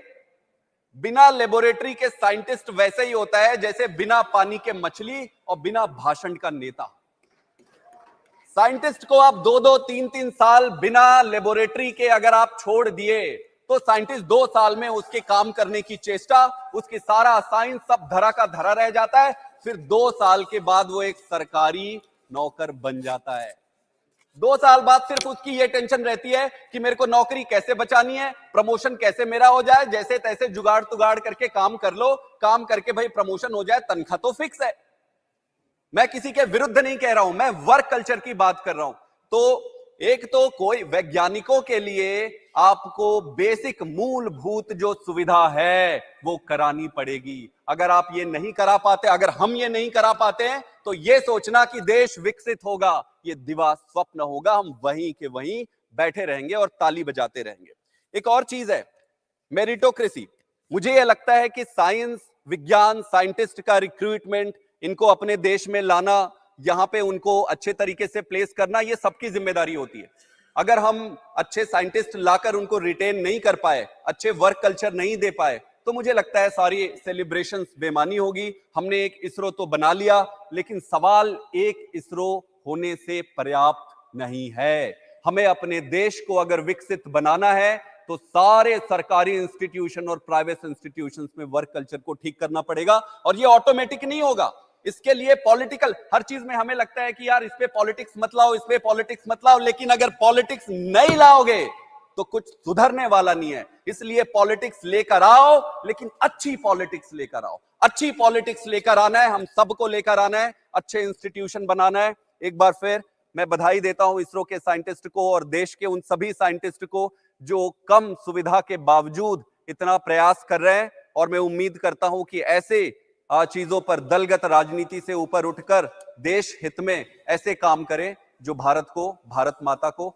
विकसित और सर्वोच्च बनाए। बहुत बहुत धन्यवाद। Doctor Jitendra Singh.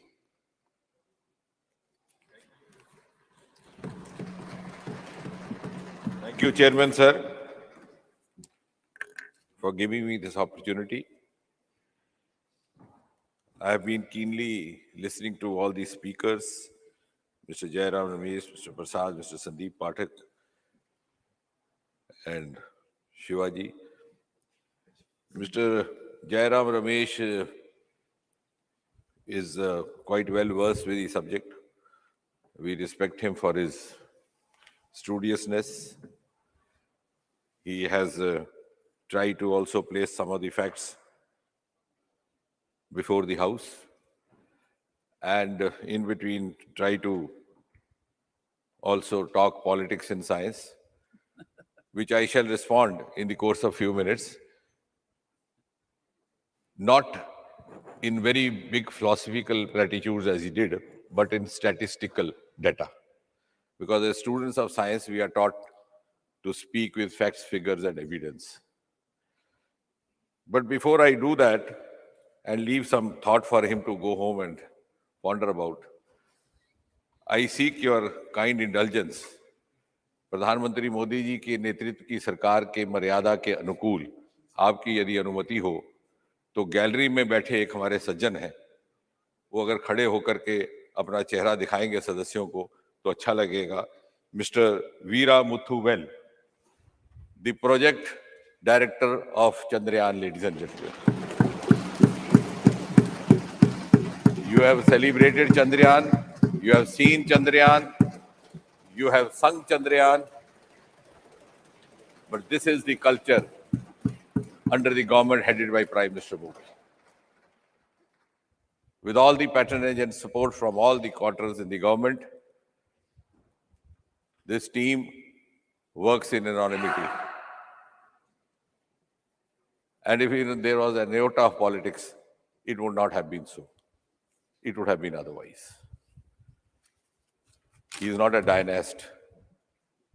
He is not there by virtue of being a member of any family.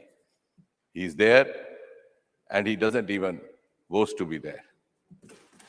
And his appointment was made by the present government to oversee Chandrayaan 3, the series of which started with Chandrayaan 1, the clearance of which was given by then Prime Minister Shri Atal Bihari Vajpayee, and the third of series happening under Prime Minister Modi. Now, before I go to I'll give you full statistics, enough food for thought, but I would not create an unpleasant taste for the House. So let's first celebrate what it is. I think we are first here to celebrate the science and the scientists. If you go back and see the pictures in the archives, Sarabhai carrying launcher vehicle on the bicycle carriage. Who was the Prime Minister at that time? Which was the government at that time? सभापति जी, हमारे वैज्ञानिकों में कभी प्रतिभा की कमी ना थी, योग्यता की कमी ना थी, निष्ठा भी थी, मेहनत करने का जज्बा भी था, आंखों में सपने भी थे, और कुछ ना होते हुए भी कर गुजरने का साहस था, लेकिन अभाव था अनुकूलता का, और वो अभाव अब पूरा हुआ।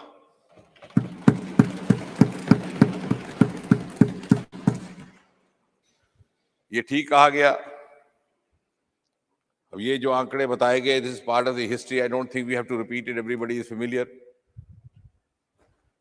You don't even need a crorepati question for this. Everybody knows it started in 1962. It began in 1969. You had the ISRO. All that has been given. What is important is that when we started our program in the early and mid 60s, on the one hand, you had Sarabhai, devoid of transport. And on the other hand, you had Soviet Union and United States preparing to land a human being on the surface of moon. So that was the gap, that was the difference and the distance between the two. And still, this group of young scientists had that courage. Now, what has happened which has led to this quantum leap? Something might have happened. कोई जादू की छड़ी आ गई। हमारे मित्र कह रहे थे कि वैज्ञानिकों को पैसा नहीं दिया जाता, प्रोत्साहन नहीं दिया जाता। उसकी भी मैं बात करूंगा एक एक करके। शायद कुछ एक हाल ही के दस्तावेजों से वो परिचित नहीं है। कुछ तो ऐसा हुआ होगा that we started meeting success now and not then. 3 generations later, इन्होंने कहा कि this is not a military program. ठीक कहा जयराम जी ने, and he complimented for not making it a military program. The question then is, if it was not a military program, then why were the civilians debarred from entering into the premises of Sriharikota? You had regimented it. It is for the first time that the gates of Sriharikota have been unlocked in 2020. Who was the Prime Minister at that time? I'm not going to say. Because this debate is not around Prime Ministers. Unfortunately, it has been sought to be. No, you made it. You made it a Nehruvian debate. I don't want to go into Nehruvian blunders. I'm not going into that at all, because I said, with all honesty, we'll talk in facts, figures, on the basis of evidence. We don't even need to name the Prime Minister. I'm not naming anybody. But this happened only in 2020. At the time of launching of Chandrayaan, Chairman sir, there were thousand media persons right at the site watching it with their naked eye. Somebody tweeted from that side. I don't know whether it was Jairam ji himself. Okay, what is the difference? Kya bada ho gaya? I was that time at that side. The landing had just happened 10 minutes earlier, and the media person confronted me. Okay, what do you say? ये आया उनका, वो भी विद्वान है. वो कह रहे हैं कि क्या फर्क पड़ा जो इतना शोर हो रहा है. I asked him, when did you come here last? He said, sir, first time. I said, that is the difference. No, this will tell you. अब बात तो आगे चलेगी. तो ये ट्वीट करने का क्या मतलब था? सुनिए बात को. We'll have to. Now the point is, the common man was debarred from even peeping inside the gates. This will address all that is being said. Now they are saying why they were kept away. You had kept the Space Department behind a veil of secrecy. You had regimented it. You had disallowed it to be synergized with all these stakeholders. You had disallowed to the industry to indulge in this.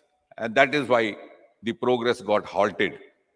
It took us 75 years to reach where we have reached. And that has happened after the quantum leap of the last few years.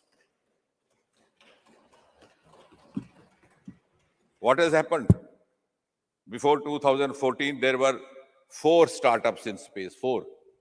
It is embarrassing to say. Between 2020 and today, there are 150 startups. Earlier ones have already turned into entrepreneurs like Skyroot and others.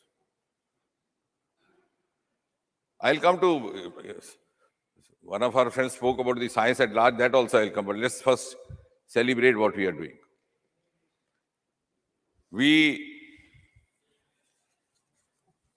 Then it was said,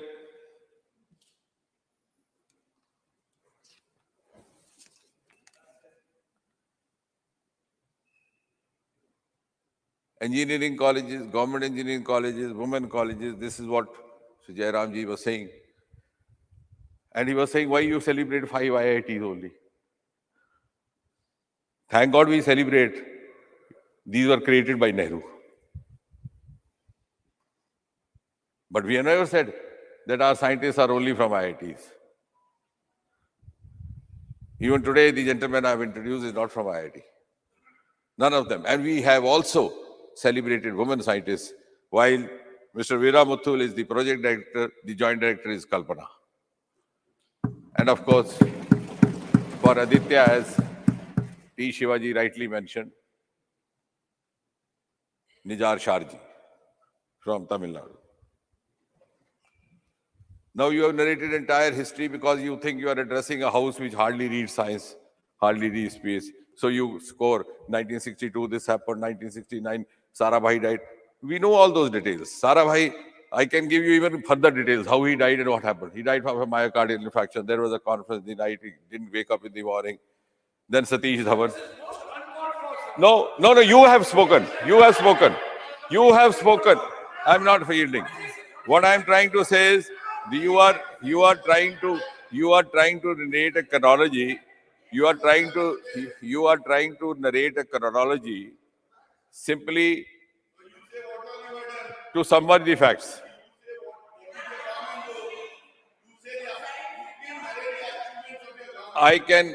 I'm coming to that. Never from the seat like this. I didn't interrupt. Please, no. I don't give you floor. No, I'm not don't give yielding you and floor. I didn't Please interrupt. take your seat. Please continue. No. Don't come in defense of Jairam. Jairam is nothing will go on record. Jairam is competent to defend himself. I am narrating And if all. there will be an occasion, I am I'll give narrating both opportunity. what the past governments did as well as this government does. And I'm not naming the prime ministers. Everybody knows Sarabhai passed away, unfortunately, at the prime of his life. Satish Dhawan stepped in. And of course, he had to, for legacy reasons, the headquarter continues to be in Bangalore. Now, who knows Satish Dhawan more? Incidentally, he belonged to Jammu and Kashmir, which many of the friends here may not be aware. Nevertheless, that is besides the point. What I'm trying to say is, need not share these facts just to impose ourselves. Let's actually talk about the facts and figures. Now, when you say what is new, and as it was tweeted, the new is the budget itself. I'm going to come to the funding as a whole, but if you see per se only the government budget, if you see the space budget alone, there is a 142% increase in the last 9 years. The budget of Department of Space in 2013-14 was 5,168 crore and 96 lakh. You can check, verify.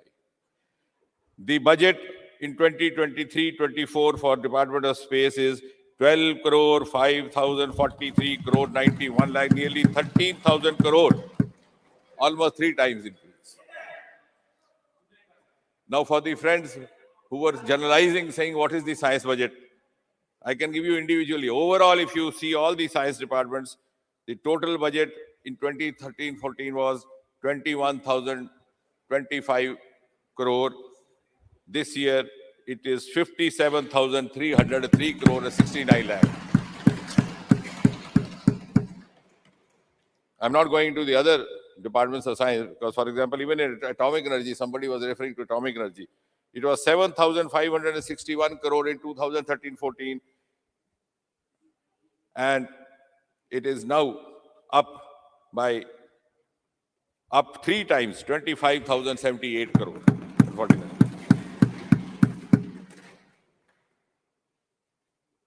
If you go for science and the Department of Science and Technology, it was 7,000 crore in 2013-14. To be precise, 7,051 crore 74 lakh.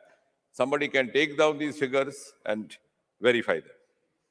In 2023-24, it is more than twice, 16,361 crore and 41 lakh. Now, what more in funding?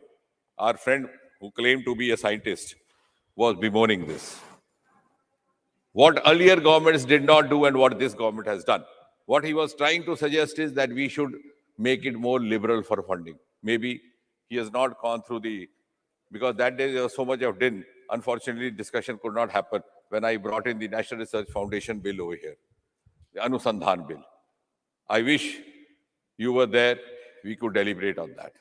They were not interested. That has precisely addressed what Honorable Member Mr. Pathak was mentioning, which could not be addressed by the earlier government successively in 75 years, has been addressed now. I'm not going to name who's the Prime Minister. Anusandhan National Research Foundation envisages almost 80% of funding from non-government sources. It was important for India, ladies and gentlemen, Honorable Member, Honorable Chairman, sir, because if we have to grow globally, we have to live up to global parameters, we have to be ready for global challenges, and we have to beat them in the global strategies. America already had a foundation. I'm sure he must be aware, claiming that he is scientist from abroad. The National Research Society. Some of the European countries had, like Germany. Why didn't we have? Why did we have to wait 14 prime ministers? Why we waited for 14 prime ministers? Who will answer this? And this is all based on facts and figures. You can check it. Today, we have National Research Foundation in the form of... We'll resume at 2 p.m. The House stands adjourned to meet at 2 p.m. today.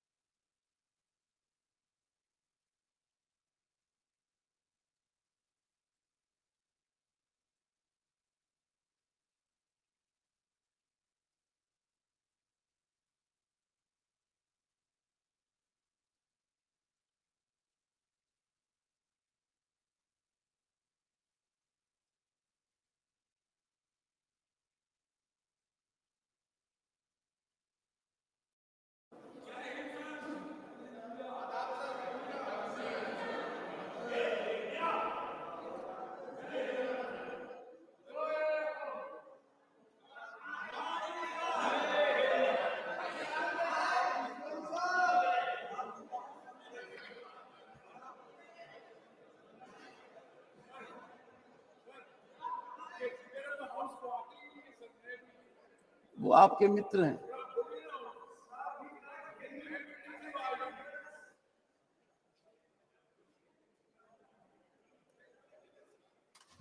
Honorable members,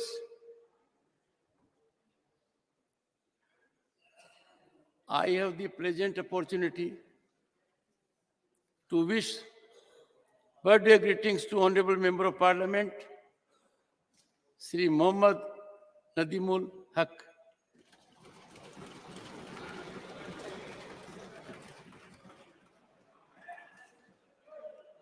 Sri Haq has been a member of this House since April 2012. He is serving his second term in the House from April 2018. He is a journalist and writer and takes keen interest in sports.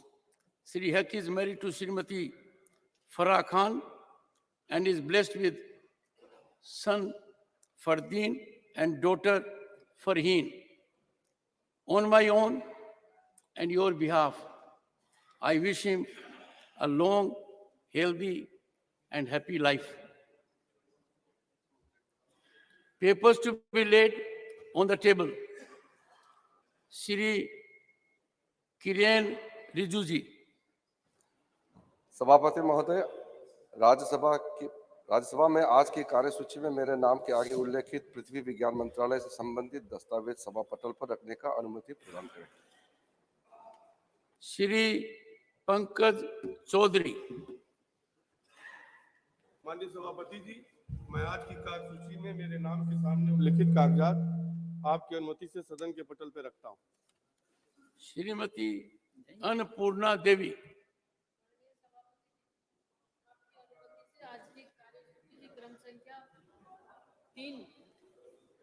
मेरे नाम के सामने उल्लिखित दस्तावेजों को मैं सभा पटल पर रखती हूँ। डॉक्टर सुभाष सरकार। आदरणीय सभापति महोदय, आपकी अनुमति से आज की कार्यसूची की क्रम संख्या 2D पर मेरे नाम के सामने उल्लिखित दस्तावेजों को मैं सभा पटल पर रखता हूँ। Report of the Department related Parliament Standing Committee on Labour, Textiles and Skill Development, Shri Vijaypal Singh Tomar. आपकी अनुमति से मैं आज की कार्यसूची में अपने नाम के सामने अंकित श्रम और रोजगार मंत्रालय से संबंधित कर्मचारी राज्य बीमा निगम ईएसआई योजना के तहत प्रयोजक और हितलाभ ईएसआई अस्पतालों का कार्यकरण और कानूनी निधि प्रबंधन विषय के संबंध में विभाग संबंधी श्रम वस्त्र और कौशल विकास संबंधी संसदीय स्थायी समिति 2022-23 के 91वें प्रतिवेदन की एक प्रति अंग्रेजी तथा हिंदी में सभा पटल पर रखता हूं। Reports of the Committee on Public Accounts, Shri Shakti Singh Gohil. With your kind permission, I rise to lay the Hindi and English version of the report number 74th and 75th of Public Accounts Committee 2023-2024. As listed against my name in today's list business at serial number 3B, 1, 74th report on groundwater management and regulation. 2, 75th report on issues related to cultural institutions. Thank you, sir. Statement by Minister, correcting answer to question, Dr. Subhash Sarkar.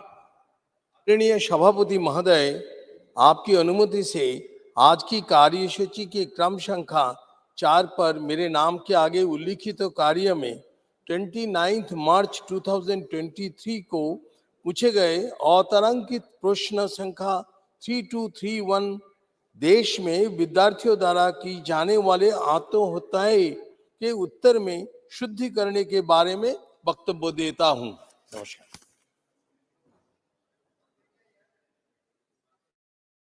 Honorable members, I have to inform honorable members that the Business Advisory Committee in its meeting held today, on the 20th September 2023, has allotted time for government legislative business as follows. Consideration and passing of the Post Office Bill 2023, time allotted 2 hours. Consideration and passing of the Constitution 128th Amendment Bill 2023, after it is considered and passed by Lok Sabha, time allotted 7.5 hours.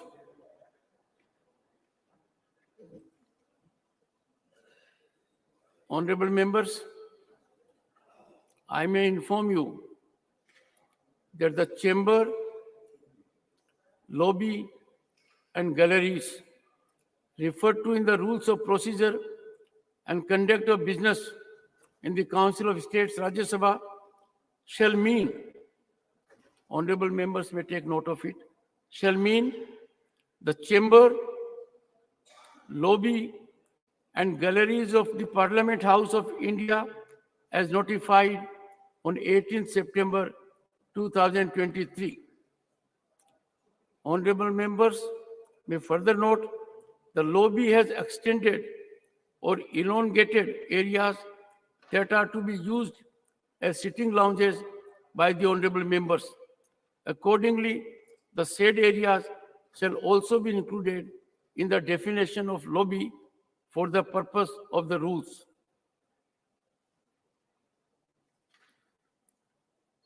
Honorable members, I have received one notice under Rule 176 for short duration discussion. The same is from Sri A.A. Rahim, CPIM. The notice is under my active consideration. Honorable members, it gives me immense pride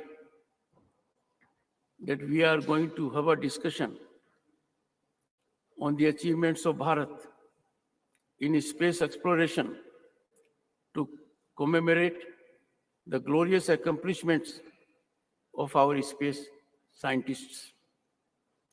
From the inception of our space program, we have consistently pushed the boundaries of space exploration and our achievements in this domain. These have catapulted the nation onto the global center stage. From Chandrayaan missions to the Moon, Mars, Orbiter mission, Mangalyaan, and Aditya L1 solar exploration, India has shown to the world that the sky is not the limit, it is just the beginning. Over the span of nearly 6 decades, India's space program has seen the country evolve from a nation relying on foreign launch vehicles to becoming fully self-reliant with its indigenous launch capabilities. Notably, India has not only developed the capacity to launch its own satellites, but has also extended its services to launch satellites for other countries. Honorable members, from January 2018 to November 2022, the ISRO achieved a significant milestone by successfully launching a total of 177 foreign satellites from a diverse array of countries. So far, we have launched 424 foreign satellites, of which more than 90%, 389, were launched in the last 9 years. We have launched satellites of USA, 231, UK, 86, and Singapore, 20.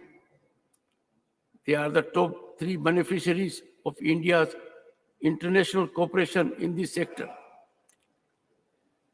Having diligently attended to our country's development needs through our space endeavors and enhancing communication infrastructure to enabling remote sensing and weather forecasting, it is only but natural that we now decisively turn our focus towards the uncharted realms of planetary exploration and deep space missions. With the latest successful Chandrayaan-3 mission, India's space agency, ISRO, has etched its name in the annals of space exploration. India is only the fourth country in history to have soft landed a spacecraft on the moon, and the first to have done so in the moon's south polar region. Exhibiting tremendous tenacity and turning failures into stepping stones for future success, ISRO took away the right lessons from preceding Chandrayaan-2 mission. Honorable members, as Governor of the State of West Bengal, I was in the Science City, Kolkata on 7 December 2019, past midnight, with a group of young boys and girls. The landing was not soft. I had then remarked that Chandrayaan-2 was a major success, though was not 100%. The lessons we had learned from this mission helped us to see ultimate success in Chandrayaan-3.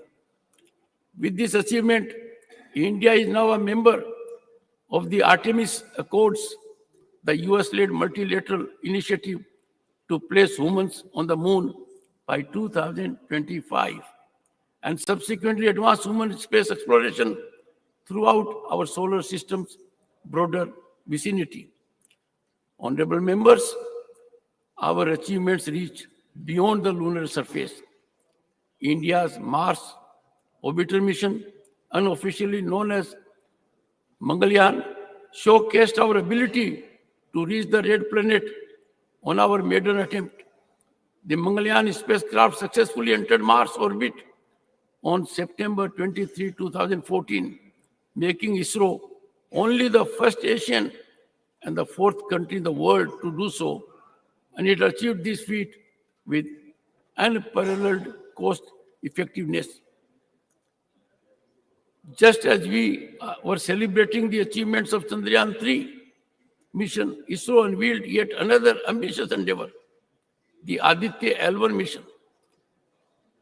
Launched just last week, this mission seeks to gain a deeper understanding of the Sun from a unique vantage point approximately 1.5 million kilometers away from the Earth that allows for continuous and uninterrupted study of the Sun. With this mission, India is poised to join an exclusive group of countries dedicated to the study of our nearest star, the Sun. Following its successful missions to explore the Sun and the Moon, ISRO has an array of exciting future endeavors. I am delighted to know that it is now setting its sights on the second most scorching planet in our solar system, Venus. Chandrayaan-1, ISRO's upcoming spacecraft, will likely be launched by end of December 2024. Our scientists and engineers have meticulously crafted Chandrayaan-1 to withstand the extreme conditions of Venus and to operate under the most challenging circumstances. With 3 more launches on the horizon, spanning this year, and the next ISRO is positioned advanced Earth monitoring, demonstrate advanced capabilities for precision proximity operations in space, and explore some of the most enigmatic objects in the universe. Having said that, honorable members, I believe ISRO's journey into space exploration has been nothing short of extraordinary. Its achievements in reaching uncharted territories in space garnered international attention. What truly sets ISRO apart, however, is its ability to achieve these remarkable feats at a fraction of the cost when compared to some of the world's other major space agencies, such as NASA and the European Space Agency, ESA. Emphasis on indigenization of critical components and reducing reliance on imports has been a critical aspect of its cost-effective approach and has indeed sparked discussion within the international space community. Taking a giant leap forward, a brighter, more innovative, and economically robust future in space exploration, the Indian space policy of 2023 welcomes private enterprises into the realm of space exploration. It acknowledges that the private sector possesses the innovative spark, the entrepreneurial spirit, and the financial acumen to propel India's space ambitions to greater heights. The implications, honorable members, of this decision are profound. India's journey in space exploration is indeed a matter of national pride. As we look forward to many more chapters of discovery, innovation, and global collaboration in the thrilling saga of space exploration, let us celebrate Bharat's unstoppable journey to greatness. I now invite the Honorable Leader of the House, Shri Piyush Goyal, to initiate the discussion on India's glorious space journey marked by successful soft landing of Chandrayaan 3.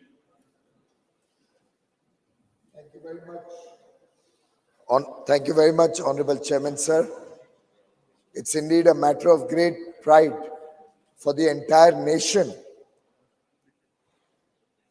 and for all of us in this august house that you have permitted this subject to be taken up as the very first subject in the new precincts, and truly something which makes every single Indian, 140 crore Indians, proud of their scientists, proud of their Indian industry who has contributed in big measure to various components that have come into the entire mission. And today, as I stand before you, I think this is one moment in history that will be etched for generations to come as the turning point in which India truly entered the space age as one of the top 4 countries in the world. And then, as you very rightly pointed out, Chairman sir, the fact that we were the first country in the world to land on the south pole of the moon is by itself giving us a completely new and elevated pleasure. Honorable Chairman sir, ISRO, the Indian Space Research Organization, has truly, by scripting this glorious chapter to India's space journey and proving that even the sky is not the limit for India, really made the entire nation very, very proud and scripted this new space journey. Honorable Chairman, sir, the successful landing of Chandrayaan 3 is a trailblazing event which happened over years of consistent focus on the subject, a lot of research, a lot of effort, a lot of successes, a lot of failures. And this has been one area in which India has progressed from step to step. Every time, even we have taken adversity that the mission faced in its stride, learned from our failures, made failure the stepping stone to success, and finally, the historic achievement of the landing is a matter of great pride for every Indian. In fact, 3 lunar missions in 15 years, it almost feels as if the moon is beckoning India, as if the moon is awaiting India, and more particularly so when we see the images coming out from there, when we see the messages that ISRO comes out, I think each successive success is strengthening our resolve to capture the space.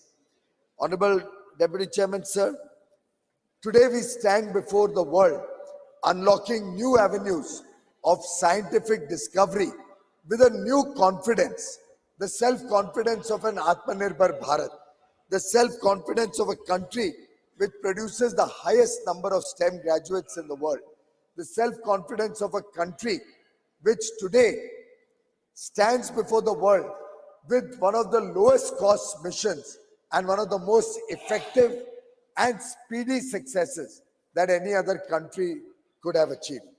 I remember that picture where in the Chandrayaan-2 mission, where after having almost come so close to the surface of the moon, for a small technical reason we were not successful. A lot of naysayers had started trying to run down the Indian mission, run down ISRO, run down our scientists. And for all those naysayers, for all those people who have this negativity about India, जो नकारात्मक सोच के लोग हैं, उन सब के लिए उस दिन सबक था, जैसे प्रधानमंत्री नरेंद्र मोदी जी ने गले लगाया उस समय के इसरो के चेयरमैन को, उनको उनकी क्षमता के ऊपर उनको बधाई देते हुए आगे के लिए, आगे की चुनौतियों के लिए उनको तैयार किया, उनको उनका आत्मविश्वास बढ़ाया, उनको प्रोत्साहित किया।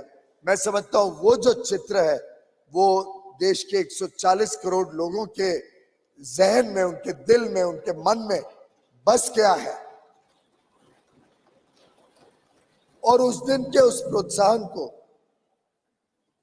उस दिन के माननीय प्रधानमंत्री नरेंद्र मोदी जी के वाक्यों को जैसे उन्होंने पूरे जी जान से अपने जीवन का एक अंश बना लिया और अपने जीवन का मिशन पर आते हुए जिस प्रकार से आगे चले, इतने कम समय में उसके बाद चंद्रयान-3 का सक्सेस, G20 के थोड़े ही दिन पहले, मैं समझता हूं पूरे देश के लिए बहुत ही गर्व की बात है। मुझे ध्यान है कि जयपुर में हमारी G20 की ट्रेड एंड इन्वेस्टमेंट मिनिस्टर्स की, वाणिज्य और निवेश के मंत्रियों की बैठक चल रही थी। बैठक 24 और 25 अगस्त को होनी थी।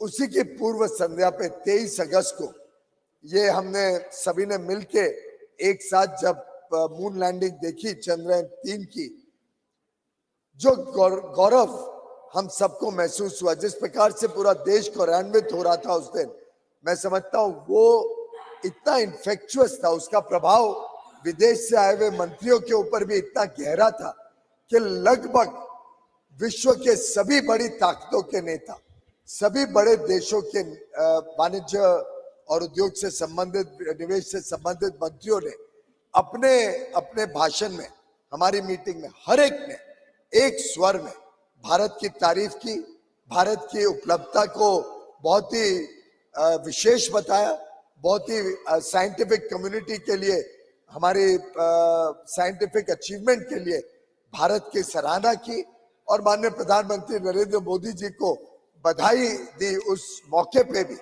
G20 की मीटिंग में दुनिया भर के नेताओं ने कि अब Bharat, India is truly arrived at the world stage, अब भारत विश्व पटल पे अपनी छाप छोड़ रहा है और ये मैसेज आज भारत से बढ़ के पूरे विश्व में गया कि भारत अब बड़ी बड़ी चुनौतियों को सफलतापूर्वक भी पूरा कायम कर सकता है, सफलता प्राप्त कर सकता है। और मैं समझता हूं कि पहले हम सुनते थे यूएस, यूएसएसआर, चाइना, ऐसे देशों ने हजारों लाख करोड़ रुपए खर्च के ये एक एक मिशन किए थे। भारत एक ऐसा देश है जिसने बहुत कम खर्चे पर, बहुत कम लागत पर और अधिकांश जो उसमें पुर्जे लगे वो भारत में बनने के कारण, मेक इन इंडिया के जो जोर लगाया गया उसके कारण आज भारत को एक अलग ही श्रेणी में लेके जाता है।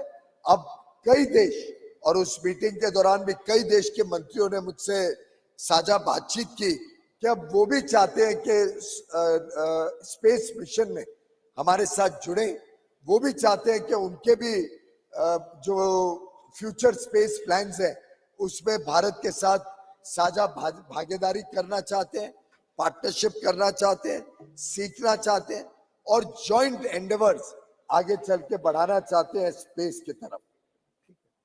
माननीय उपसभापति महोदय, जो दोनों मिशन लाइफ हुए लैंडर और रोवर के, इसका जो सराहना हमने अलग अलग पत्रकारों में देखी, उसके 3 प्रमुख जो उद्देश्य थे, the 3 main objectives of Chandrayaan-3, वो तीनों इतनी सफलतापूर्वक, इतने प्रिसिशन से, एग्जैक्ट 6:04 पे जो लैंडिंग हुई, वो तीनों जो हमारे लक्ष्य थे, एक था कि सेफ एंड सॉफ्ट लैंडिंग हो मून सरफेस के ऊपर, दूसरा था कि हम डेमोन्स्ट्रेट कर सके, दिखा सके रोवर ऑपरेशंस, जो मून पे रोवर बाहर निकला और उसने जो ऑपरेशंस करी, और ऑन साइट एक्सपेरिमेंट्स जो लूनर सरफेस पे करने थे, ये तीनों पे 100% सफलता प्राप्त करना, ये हम सबका सौभाग्य है। और मैं अपने पूरे सदन के मेंबर्स की तरफ से आपके माध्यम से प्रधानमंत्री नरेंद्र मोदी जी को, जो टीम स्पेस और साइंस एंड टेक्नोलॉजी की केंद्र में और राज्यों में इस विषय के ऊपर चिंता करती है, और जो पूरा इसरो की टीम है जिसने इस पे दिन रात मेहनत करके, विशेषकर जो हमारी महिला साइंटिस्ट हैं, उनको मैं विशेष करके धन्यवाद भी देता हूं, उनको बधाई भी देता हूं। हमने देखा है गत दिनों में कैसे महिला साइंटिस्ट ने एक प्रमुख भूमिका निभाई है हमारे अलग अलग स्पेस मिशंस में, और ये महिला साइंटिस्ट आज वास्तव में भारत का गौरव बनी है, और मुझे लगता है हम उसका एक प्रकार से उनको धन्यवाद के रूप में तोहफा आज लोकसभा में, और उम्मीद करते हैं कि वहां से पास होके आज रात तक आ जाए यहाँ, तो कल राज्यसभा में हम जब महिला आरक्षण पास करेंगे, कॉन्स्टिट्यूशन अमेंडमेंट बिल पास करेंगे, मैं समझता हूँ एक सही मायने में हमारी बहनों के लिए, हमारी माताओं के लिए, हमारी छोटी बिटियाओं के लिए, जिन्होंने इतने बड़े लक्ष्य प्राप्त करने में अपना अमिट छाप छोड़ी है, इतना बड़ा योगदान दिया है, वो भी एक पूरे देश और विश्व को मैसेज जाएगा कि ये देश बहुत कृतज्ञ देश है, ये देश महिलाओं के सम्मान करने में कोई कटौती नहीं करता, और आगे चल के महिलाओं को और बड़े रूप में इस देश के विकास की प्रवाह में जोड़ने के लिए अहम कदम उठा रहे। माननीय उपसभापति महोदय, ये जो विक्रम लैंडर था, जो प्रज्ञान रोवर था, और जो प्रोपल्शन मॉड्यूल था, ये भारत में बना। मुझे याद है 2014 में जब मेक इन इंडिया का माननीय प्रधानमंत्री जी ने आह्वान किया था, तब कई सारी टिप्पणियां आती थी कि ये मेक इन इंडिया सफल नहीं हो रहा है, मेक इन इंडिया में क्या हो रहा है, क्या नई चीज करी। पीछे भी हाल में भी कुछ दिनों पहले एक नेता का बयान में पढ़ रहा था, जो एक प्रकार से बड़े ओछे शब्दों में बहुत छोटे स्तर पर मेक इन इंडिया के मजाक की कोशिश हो रही थी। मैं समझता हूं हमारे इस मिशन ने, चंद्रयान-3 ने और इसरो की कामयाबी ने एक पूरी तरीके से सिद्ध कर दिया कि भारत में बना हुआ सामान, भारत में बने हुए पुर्जे, भारत में बने हुए अलग अलग जो इस पूरे मिशन में कंपोनेंट्स लगे, इक्विपमेंट लगा, इसने इस देश को नई ऊंचाइयों तक पहुंचाया। और आज पूरा विश्व भारत की तरफ देखता है, जब वो देखते हैं कि हमें मैन्युफैक्चरिंग कैपेबिलिटीज चाहिए, हमें टैलेंट चाहिए, हमें स्किल्स चाहिए, तो उनको एक देश जो नजर आता है, विश्वसनीय देश, एक विश्वसनीय साझेदारी में भाग लेने वाला पार्टनर, तो वो भारत है। और भारत के ऊपर आज विश्व की भी निगाहें टिकी हुई है, विश्व का विश्वास बना हुआ है।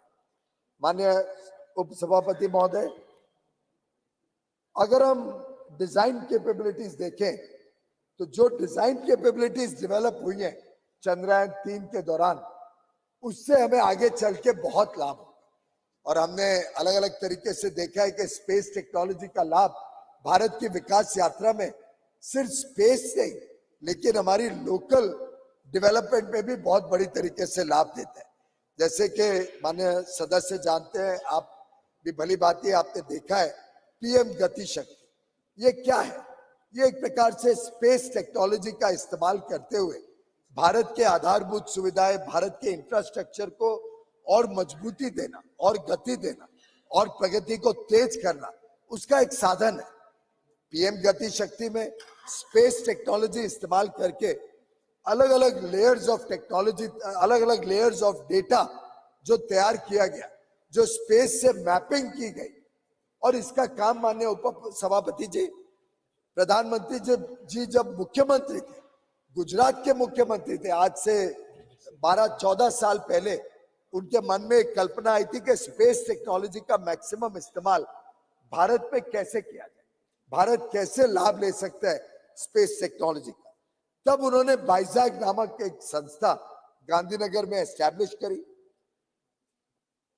और बाइजैक के माध्यम से ये शुरुआत करी कि कैसे भारत के आगे के भविष्य के विकास यात्रा में आधुनिक सुविधाएं और सफलतापूर्वक हम भारत को एक international centre for manufacturing, trade and business बना सके। लाखों करोड़ों लोगों को नौकरियां देने के लिए जो हम काम कर रहे हैं, उसके लिए स्पेस टेक्नोलॉजी का इस्तेमाल करने का जीता जागता उदाहरण अगर कुछ है तो पीएम गति शक्ति है। तो इस प्रकार से स्पेस से जो जो हम सीखेंगे, जो जो चंद्रयान 3 की उपलब्धियां होंगी, उससे आगे चल के भारत में जो इंफ्रास्ट्रक्चर डेवलपमेंट हो रहा है, भारत में किस प्रकार से आगे हमें क्रिटिकल मिनरल्स रिसोर्सेज पे काम करना है, अलग अलग तरीके से ये स्पेस का रिसर्च भारत को नई ऊंचाइयों तक लेके जाएगा।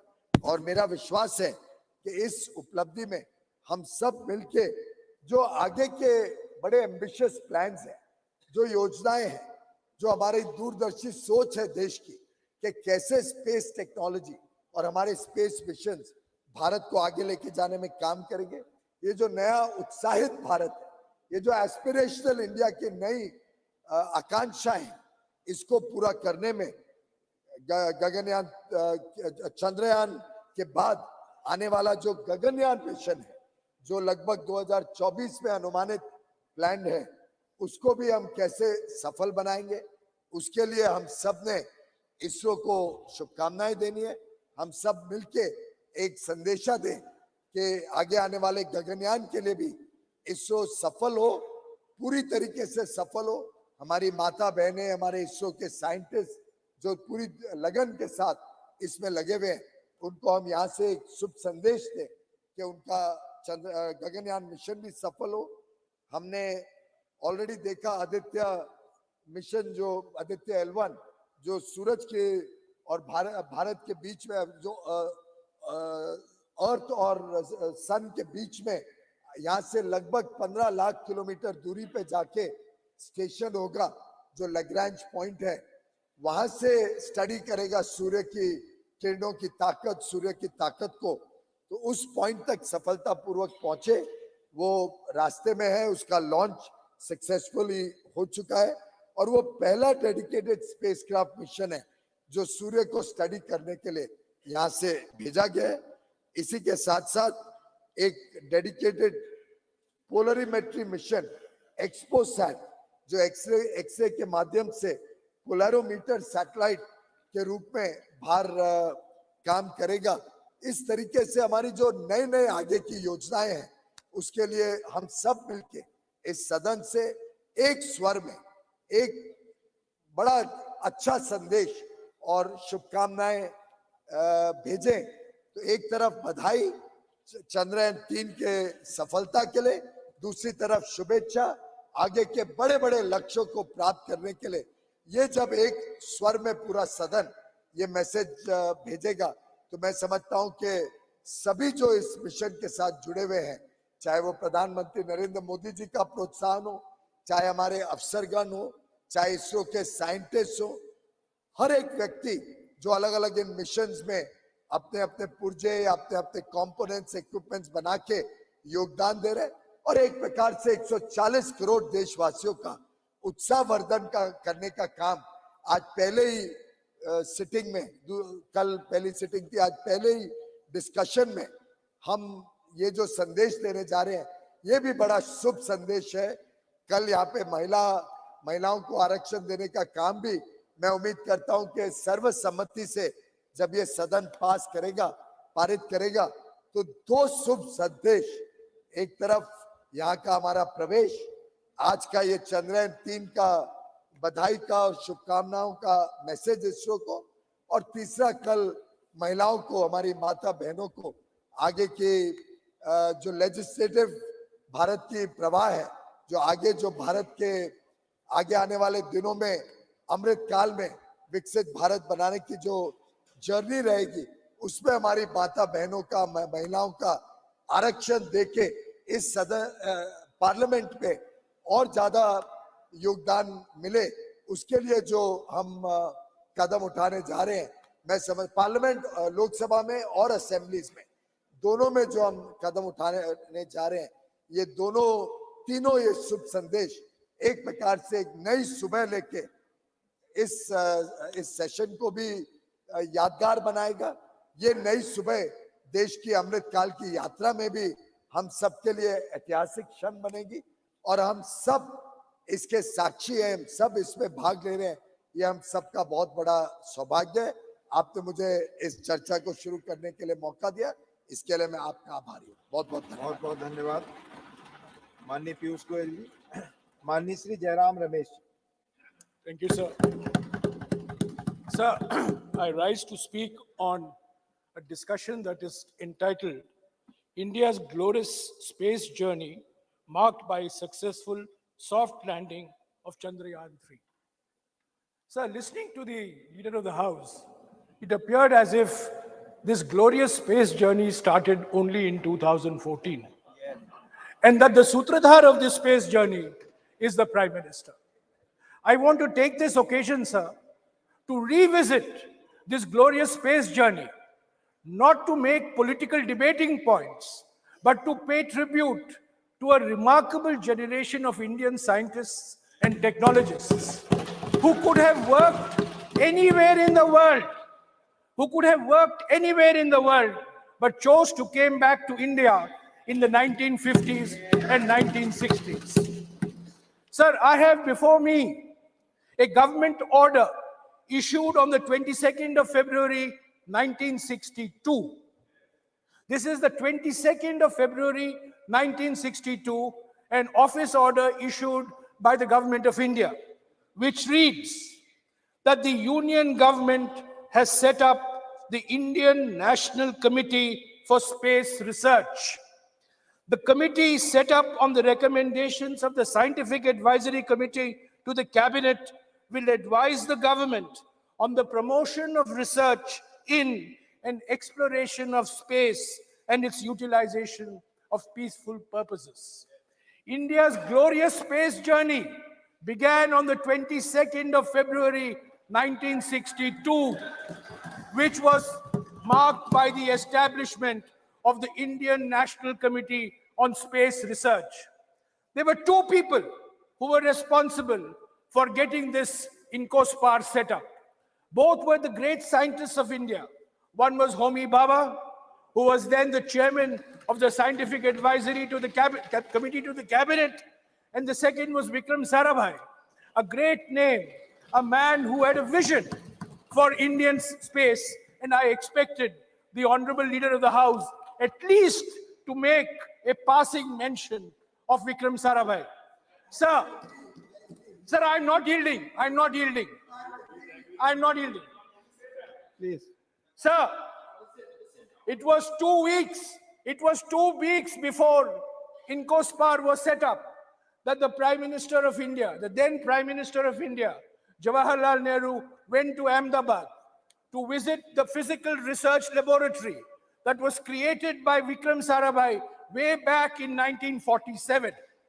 Sir, this is a photograph I have of Pandit Nehru with Vikram Sarabhai and E.V. Chitnis. In the old Parliament House, you could have seen this photograph. But in this new Parliament House, we need a telescope to see each other. I don't have a telescope, sir, but you can take me for my word. This is a photograph of the Prime Minister of India with Vikram Sarabhai and Professor E.V. Chitnis, who is 97 years old and is still alive.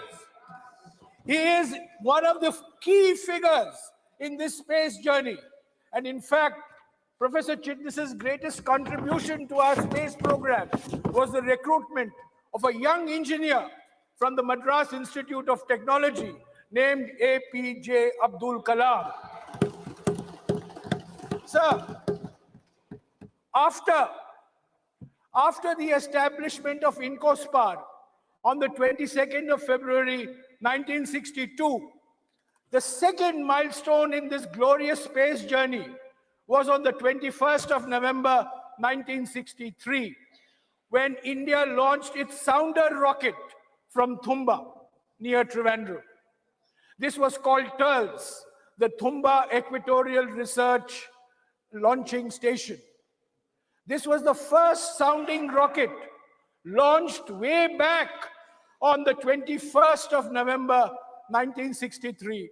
And this was made possible because of Vikram Sarabhai, because of H.G.K. Murthy, because of Abdul Kalam, because of E.V. Chitnis, and a large number of scientists and technologists. So ISRO was created on the 15th of August 1969. This was when Vikram Sarabhai created the Indian Space Research Organization to give a developmental boost to the Indian space program. So the Indian space program is the only program in the world that has not come out of the military sector. It has been a civilian program all through. The Indian space program is the only program to have a developmental thrust. The use of space for remote sensing, the use of space for rural development, the use of space for communication, for weather forecasting. This is being the hallmark of India's space program going back to the creation of ISRO on the 15th of August, 1969. So, on the 25th of December, 1971, unfortunately, Vikram Sarabhai passed away very suddenly at the young age of 52. He died of a heart attack in Kovalam Beach near Trivandrum. The Indian space program was then faced with a huge crisis. It had lost its Karta Data. It had lost its Nirmata. It had lost its visionary, Vikram Sarabhai, who had lived and dreamt of India as a space power. It was then that the then Prime Minister of India, Indira Gandhi, took what I consider to be the most important step that has made India the space power that we are all proud of today. So she wrote a letter to an Indian scientist who was then taking a sabbatical at the famous California Institute of Technology in Pasadena in California.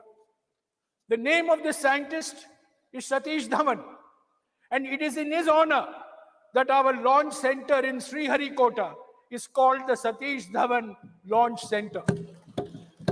So, Indira Gandhi wrote a letter on the 7th of January 1972, and I wish to quote a few lines from this letter. This is the Prime Minister of India writing, "Dear Dr. Dhawan, Vikram's sudden and tragic death has deprived our entire space research program of leadership. You are aware of the heavy investment we have made in it. The 10-year profile of the development of space shows the extent of our commitment. We cannot afford to allow the entire organization to crumble.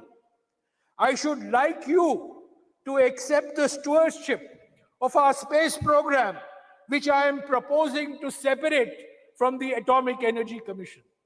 Till 1972, space and atomic energy were together.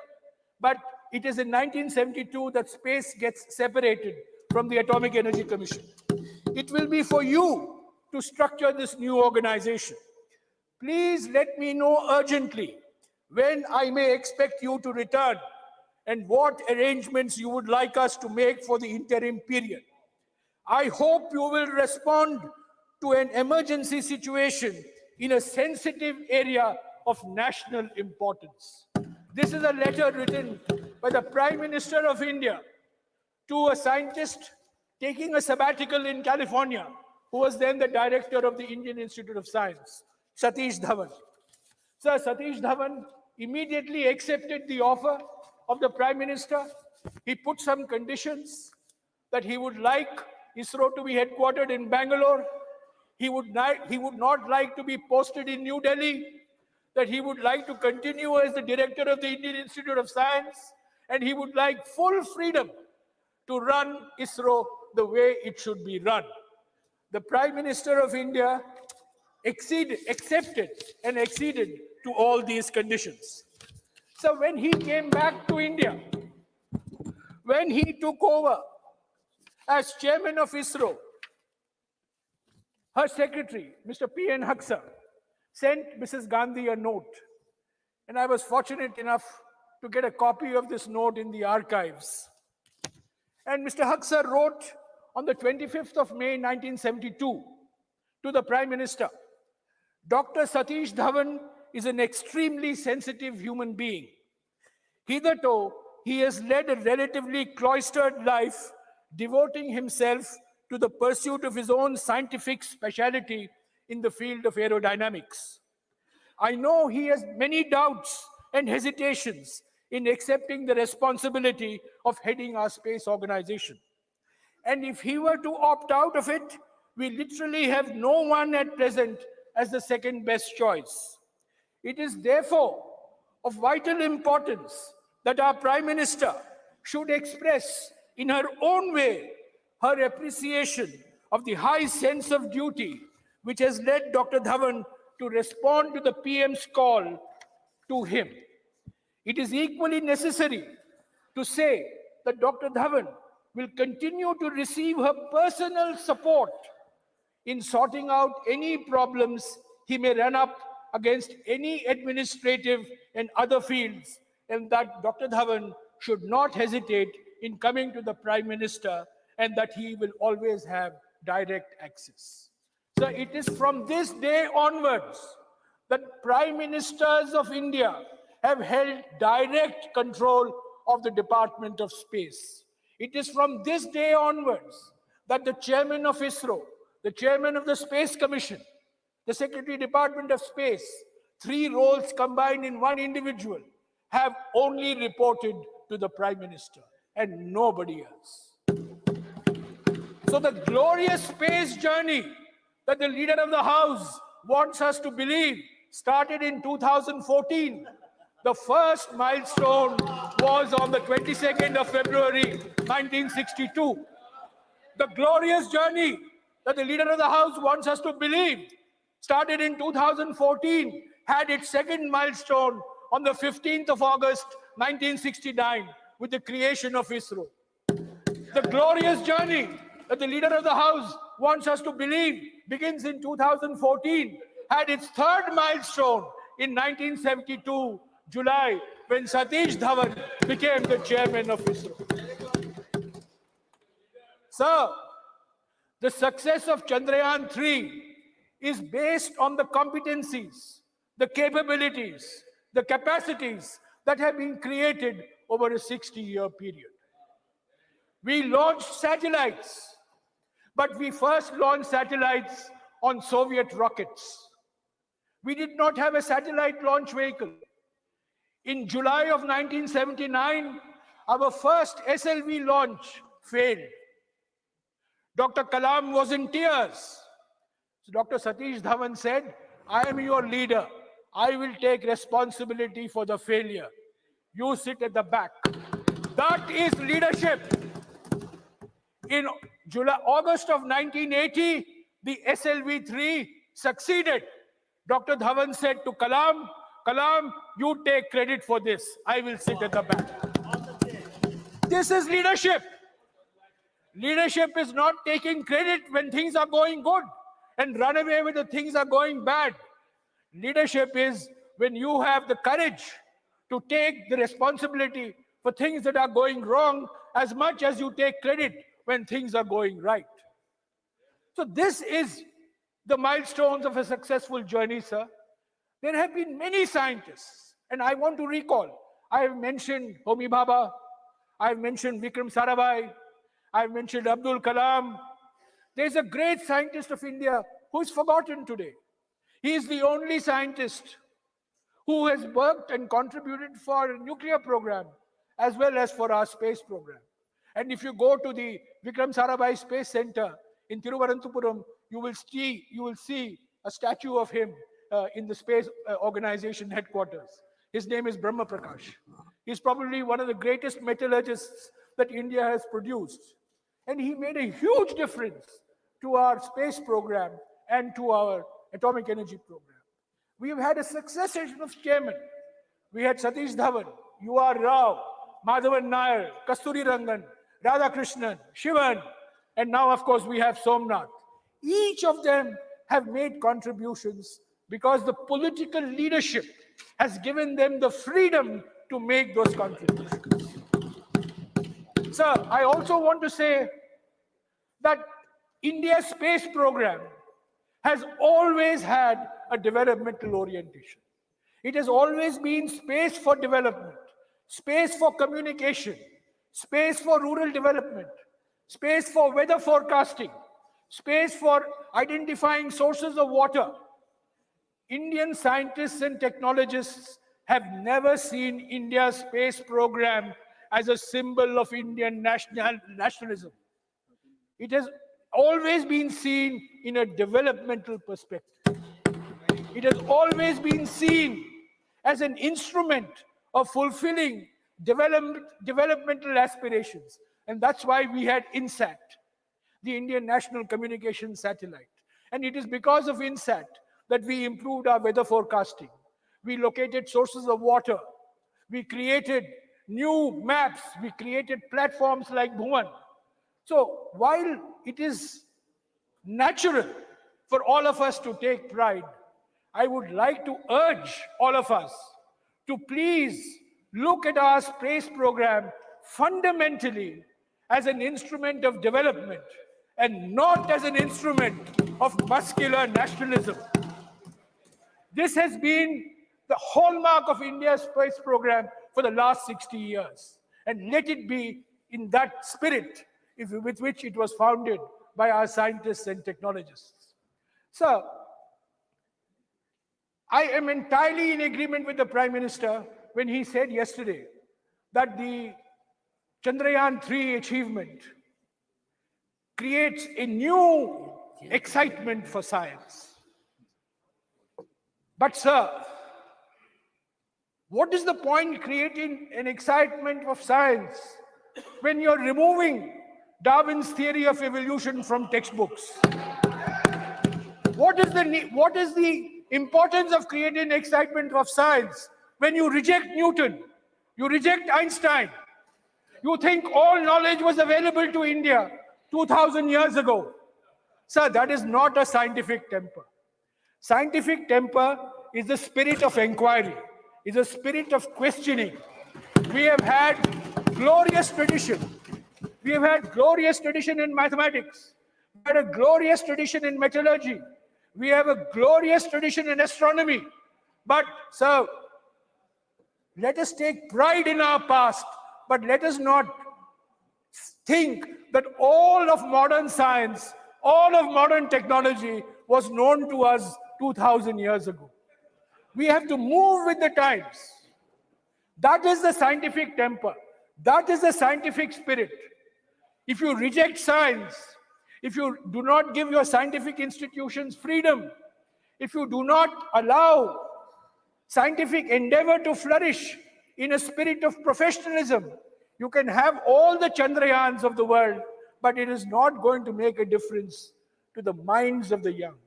So we have to create a scientific spirit, the spirit of questioning, the spirit of inquiry, the spirit of doubt.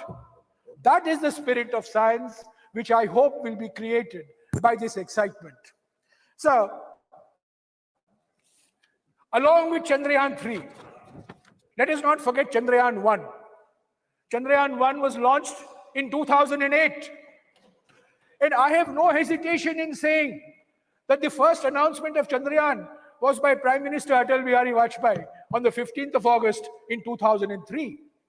After 2003, You had Chandrayaan 1 in 2008, you had Chandrayaan 2 in 2019, and you have Chandrayaan 3 in 2023. What does it mean?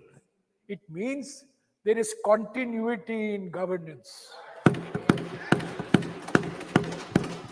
If a prime minister refuses to acknowledge continuity in governance, if a prime minister believes that the world has started only when I became prime minister, if a prime minister believes that Indian science has become great, that the Indian space program has become great only when I became prime minister, sir, I beg to differ. Let us take, along with Chandrayaan 1, Aditya L1, which was also a great success. We have not mentioned it in your resolution. But this Aditya L1, the solar laboratory, which was launched 1 week after Chandrayaan 3. So when did Aditya 1 start? Aditya 1 started in the year 2006. It took 17 years for Aditya L1.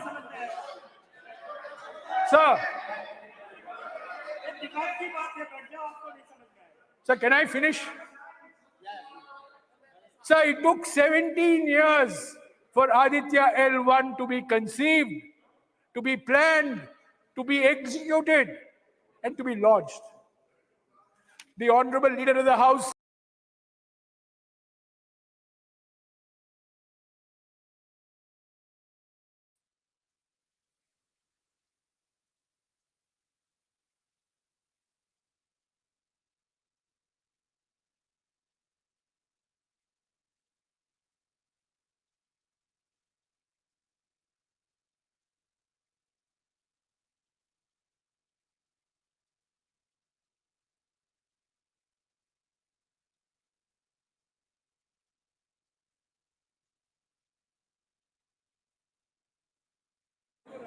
माननीय सभासदों, माननीय सभापति जी,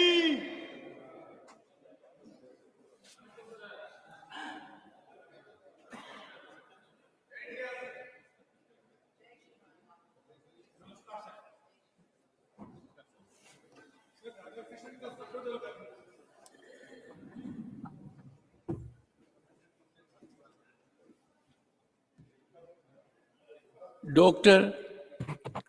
Jitendra Singh to resume.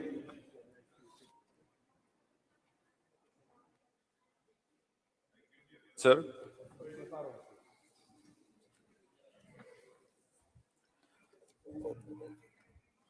When I left, we were talking about some statistical figures. As I promised in the beginning, I shall talk only science in science and not referring to what happened in under which prime minister, and let the House decide. So picking up from my last observation, there is a 142.68% increase in the space budget between 2013-14 and 2023-24. If in 2013-2014 it was 5,106.80 crore, 68 crore and 96 lakh, this year it was 12,543.91 crore. I agree with what was being said, that there was activity happening earlier also, and private participation having earlier also. But as I said, the figure was so dismal. Only 4 space startups in 2014. Today we have 150. And that has been possible because a new arrangement was set up. An interface was set up, which is known as in-space, which facilitates the engagement of industry. And it is headed by a non-government person, a person from the corporate sector, who is presently heading. At the same time, a PSU was also set in called NSIL, New Space India Limited, in order to engage in collaborations. And this is what has given the outcomes, a multiple or a many-fold investment. So there is a huge synergy now between research, academia, startups, and industry. And in certain ways and in certain projects, industry has quite a meaty contribution. Then I was referring to Anusandhan, which has just come in, and that is where I had to stop. Out of the 50,000 crore budget that has been envisaged for 5 years in Anusandhan National Research Foundation, you will be glad to know as much as 36,000 crore, almost 70%, is going to come from non-government sources. And this has happened only 6 months back. I don't have to say who was the Prime Minister. And this will pave the way for a greater involvement of the industry, because I personally also believe the time is gone when there used to be a demarcation for private and public sectors. And if we have to grow further where we are, and as the Honorable Prime Minister keeps reiterating, the Amrit Kal at the end of 2047, and if we have to be a global player and decide a global leadership for us, we have to meet the global challenges, live up to the global parameters, and have to have the global strategies. Now, this National Research Foundation was a concept being practiced in US and also some of the European countries. Why had we to wait for 6 decades? And who all were the prime ministers in between? I leave it at that. Now, as far as the foreign engagement is concerned, or the other, it was said that the satellites were being launched earlier also. Yes, I'm not denying what is true. I'm only adding to the half-truth said. The total number of foreign satellites, because this process, yes, it first happened in 1990, till date is 424. Now, what I'm trying to say, the next sentence is interesting. Out of 424 satellites launched since 1990s, as many as 389, more than 90% launched in the last 9 years. Which was the government, who was the Prime Minister? We have so far earned 174 million US dollars from the launching of the foreign satellites. Out of these 174 million US dollars, as much as $157 million have been earned only in the last 9 years. Which was the government, who was the ruler, that I don't have to spell out. The figures speak for themselves. Out of the European satellites launched so far in the last nearly 30 years, or more than that, the total revenue generated is 256 million euros. Out of which, interestingly, out of 256 million euros, 223, almost 90%, earned in the last 9 years. Which means the scale has gone up, the speed has gone up, and therefore there is, as I said, a huge jump that has happened. Now, I think credit should be given to our scientists and the kind of patronage, as I said in the beginning, and was very well being also put out by Honorable Jairamji. We had scientists like Sarabhai, brilliant scientists, Homi Baba, another brilliant scientist. Incidentally, he came to India for a vacation or a holiday, and the war broke out. He couldn't go back. By that time, the independence was in the offing. Then he stayed back. But nevertheless, the point is that we had to wait all these years for so many things to happen, which could have happened earlier. I'm sure somebody would analyze why this couldn't have happened earlier. If we had the human resource, what was lacking? And what did not happen has happened. And what could have happened, why didn't it happen?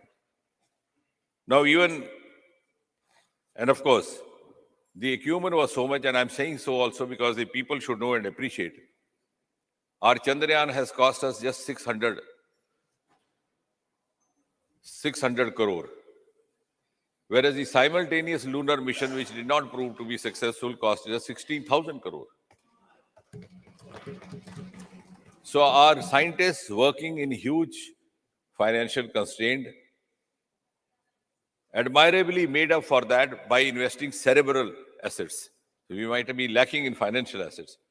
So what we were doing, we moved out, took about 20 circles around the earth, used the gravitational force. It was like driving a car in a neutral gear in order to save the fuel. Then we immediately trajected out, went into the lunar orbit, spent about 40 circles around the moon. It took us about 30-40 days, quite in contrast to the Russian mission that happened simultaneously. But we saved on it. So in the process, I think I have to compliment the scientific community of India. They have given the world the concept of cost-effective space missions by producing missions which are not even 1/10 of the cost of the other missions. Our Aditya mission, which was very rightly applauded by Honorable Jairamji and others, has cost us just about 380 crore. So what I'm trying to say is, but which would also, I think, on the other side, give us an idea that if we did not have the constraints that the scientists were confronted with, they could have gone much higher. And that is what has been sought to be provided in the last few years. It's not giving credit to anybody or taking credit to anybody. The processes were there, but they have been sought to be given a new global outlook. Now, if you go only by the figures, I think the record of sending up 104 satellites, the world record, was set up in February 15th, 2017. I don't have to say which was the government. The first GSLV Mark III was sent up on 5th June 2017. Record number of foreign satellites in single go, 31. 31 satellites, out of which 28 were foreign, were sent up on 12th June 2018. And in 2017, 5th of May, a South Asian satellite, which sometimes popularly described as SARC satellite, which is catering to all kinds of inputs to the neighboring countries, including Bhutan, Nepal, Bangladesh. Unfortunately, Pakistan chose to remain out of it to its own disadvantage. So we are now in a position also to provide inputs and useful information to the neighboring countries, very much in the spirit of Atmanirbhar Bharat and also in the same spirit of the vaccine Maitri, a country which hardly had the concept of protective healthcare. Even if we fell sick, we leave it to God. If you get well, it is mother's blessing. If you don't get well, it is Pichle Janam ka karma. Because of our, maybe also partly because of our socio-economic constraints. Even the concept of healthcare was not socially commanding that kind of, or culturally commanding that kind of priority. That country today has become a leader in protective healthcare by providing first ever DNA vaccine and gifting it to the world. So in the same spirit, the space technology now also being provided for the benefit of the other countries. The other part of it is, which has very conspicuously happened in the last 8-9 years, is that we have not confined ourselves only to the launching of rockets.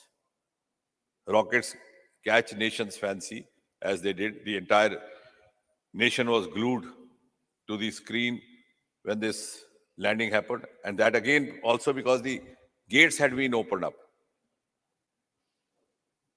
The whole country took it as their own mission. Earlier on, what happened?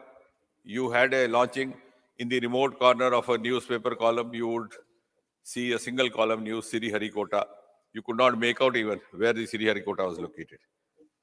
Now we are getting tourists there. We are getting visitors there. We're getting boys and girls. We had 10,000 spectators to watch Aditya launch in comparison to just 10 of the team members we used to have in 2014. And from all sections of society. So if we have to move on, as I said, in a synergized manner, we have to involve. This has to be whole of government plus whole of nation effort.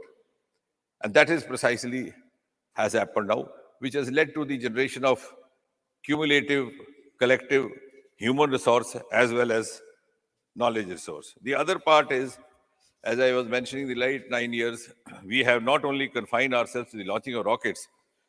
Space technology today is being applied virtually in every sectoral development projects or every sector. And I have no hesitation to say that space technology has entered every Indian household. Some of us may not realize that it has already happened. Floods and disasters, of course, we are ahead of others. Somebody other day said, what would be the benefit of spending 600 crore on Chandrayaan? Many of us don't realize the amount that has been saved by averting disasters through space technology is much, much more than the amount spent on Chandrayaan. So in the age of figures, statistics and evidence, I can't say I am saying so, that's I'm true, or anybody else says so. And it's also gone are the days when I would say I'm more experienced and wiser than you, or I'm more gray-haired. Today... Sir, I don't see gray hair. Sorry, sir. I see gray material, but gray hair is not visible. Sir, all kinds of colors are available in the market today. Sir, with you, person like you, inspiring chairman, I think it motivates everybody to use the kind of color he or she wants. For gray hair, you can look to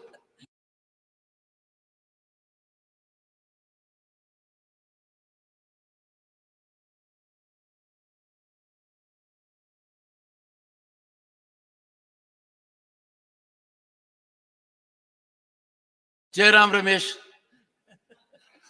Complete gray hair. I can share some with him. Emulated in the rest of the world also is our Swamitva program, which, as I said, this is working through whole of government. We have the rural development department in that, the revenue. This is mapping of the land, mapping of the farms, using space technology and drones, which brings in more of transparency, less of corruption. You don't have to make rounds of the revenue officer. You can yourself access it. And I think out of nearly 6 lakh inhabited panchayats, almost 3 lakhs or so are completed through this program. The railway tracks laying and the unmanned railway crossings.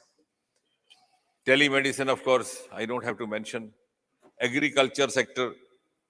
Virtually in every sphere of life and every sphere of sectoral development, we have the space technology now.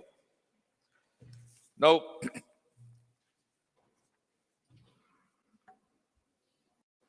I think time has come, as I agree with most of the members who very optimistically concluded it. The measure of our success is always relative. The Einstein theory has survived on that. So what is important is, as was being mentioned by someone, that US landed a human being in 1969. True. If you recall, and those who are the keen watchers would remember, Neil Armstrong landed there, took a stroll. BBC captured a film. That was the main news agency those days. And he made a famous statement which has gone down in the history. He said, one small step for man, giant step for mankind. He said so, no doubt. But he couldn't notice the presence of water, even though he had a stroll around. It was our Chandrayaan, which later on went and got the evidence of the water molecules, the H2O, which could give a direct or an indirect indication of the possibility of human habitat. और सभापति महोदय, जो कहानियां हम सुना करते थे तस्वुर में कि चांद पर क्या होता होगा, लोग बसते हैं कि नहीं बसते, बसते तो कैसे है, वहां पे परियां नाचती होंगी, उन पहेलियों का वैज्ञानिक उत्तर ढूंढने की प्रेरणा अगर किसी ने दी तो हमारे चंद्रयान ने दी.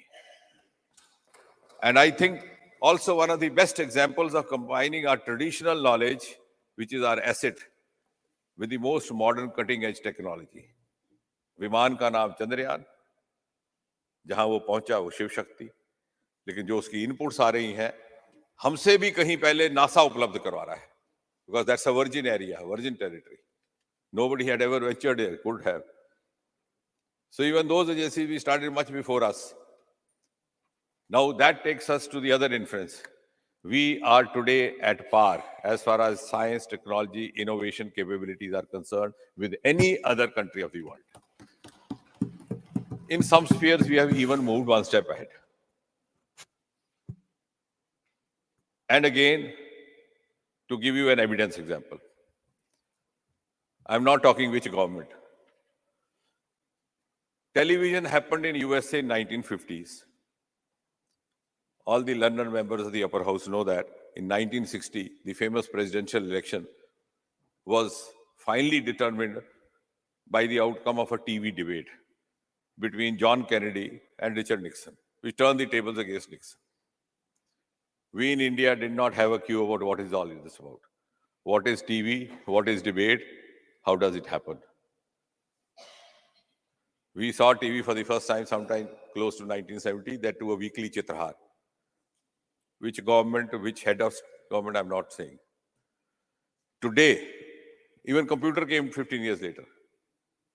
Today, quantum technology, the latest cutting-edge technology. We are among 5 or 6 countries in the world which are into it. We are among the first who have mission quantum technology launched just 6 months back, under whom I need not say. And we are at the same level, R&D level, because in scientific projects, we are different levels. We have not yet gone into application level, but if they are in the research and development, we too. Otherwise, what would happen? Television would have become popular in America. They would have indulged in TV debates for elections. And then we would suddenly waken up to something called this new discovery. Similarly, in space technology, as has been said, we are already among the first 2 or 3. Now comes the space economy. True, our space economy is not something that we can boast of. But I do have the courage to say that this is a cumulative effect of the last 60, 70 years since we have started. Today, we are only 8 billion space economy. I am very humbly, modestly admitting it.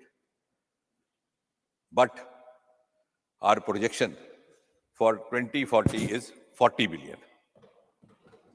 So if since 1960s, as was being said, till 2000, second decade or third decade, we reached 8 billion. In the next 15 years, we'll reach 40 billion. But the most interesting part is that only a few days back, I think hardly a week back, we had a famous report called ADL report, one of the international reports, the Arthur D. Little report. They keep making such projections. The report says that India could go up to not 40, but $100 billion economy by 2040. In other words, my own projection about myself is lesser than what the others are thinking about, which means the world today has recognized the quantum jump that India has undertaken, the fast track in which is moving. Now our startups, as was being mentioned by some other members, in 2014, we were only 350 to 400 startups. Which government? All members are learned enough. In 2016, Stand Up India, Startup India policy was launched from the ramparts of Red Fort, announcement made in the Independence Day address by the Prime Minister. within a few years today, Honorable Chairman, sir,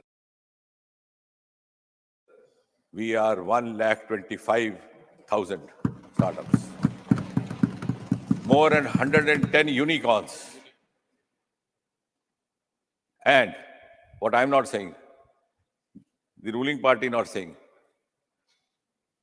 the treasury bench is not saying, the world is saying, India has suddenly jumped up to the third position in startup ecosystem in the world. Now, if it has happened now, how can we help it? But if it has happened now, something must have been contributed to make this happen. Some enabling milieu might have been created, some enabling provisions might have been created.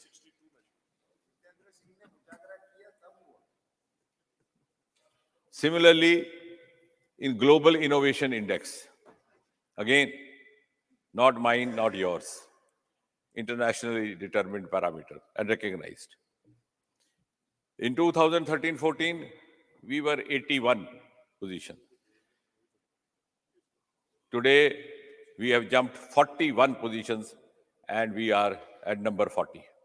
Now, is this not a matter of pride for each one of us?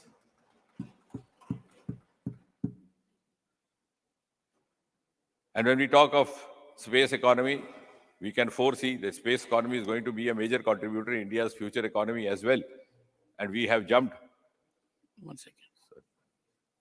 Honorable members, I have got an input from some members in writing. They say many of us feel it is so cold. One thing is very good. The Secretary General will take steps to moderate the temperature. And another significant facet, we are not generating heat. We are in full collaboration. The Honorable Minister must have been very serious student of Shakespeare. He, in his speech, has taken to Julius Caesar, and our Jairam Ramesh has not interrupted him. Please go ahead. Temperature. It's the Aditya is going to study this part also.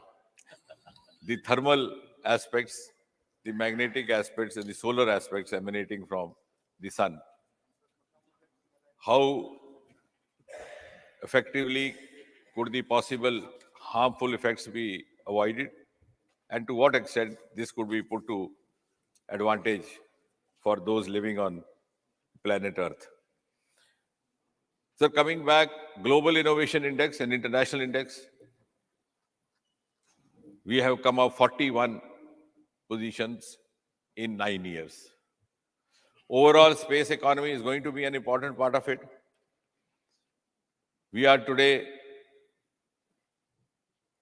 5th. And I think in many quarters, more celebration is done when it is said that we have overtaken United Kingdom. So just as we have overtaken United Kingdom, some people also feel rejoiced that we are now launching US satellites. What I'm trying to say is that the now world looks up to us. Gone are the days when India used to be led by others. Today, the world is ready to be led by India under Prime Minister Modi. Biotechnology. Now, how can I say, unless the Prime Minister changes, I cannot help it. You have to accept it. Now, biotechnology. We were only 50 startups in 2014. 50. We could not even say this very respectfully. 50.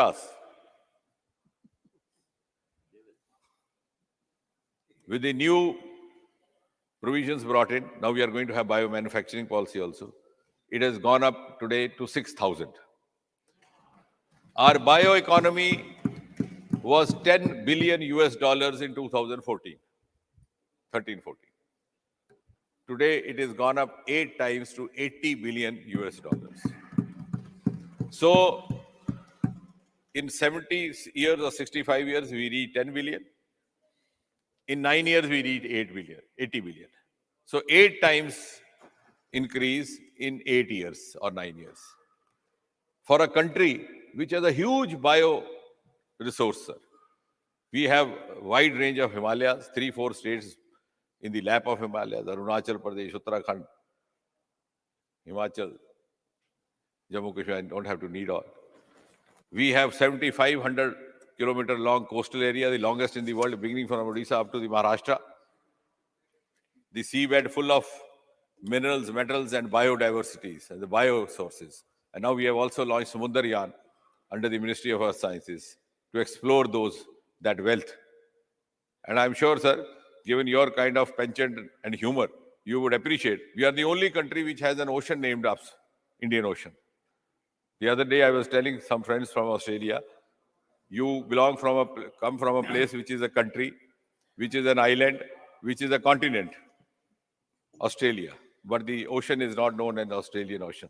Because my forefathers must have foreseen the huge wealth lying inside. और उस अपार संपत्ति को निकालने का काम भी अभी शुरू हुआ पिछले 5 साल में समुद्रयान में.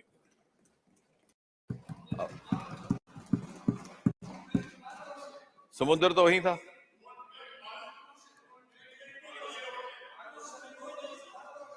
I'm not. Okay. Yes. ठीक है, भारत ओशन रख लीजिए. Good. Welcome. Good suggestion. Well taken. I think that is the sense of the House. No, I think there is a sense of acceptance. I'm glad.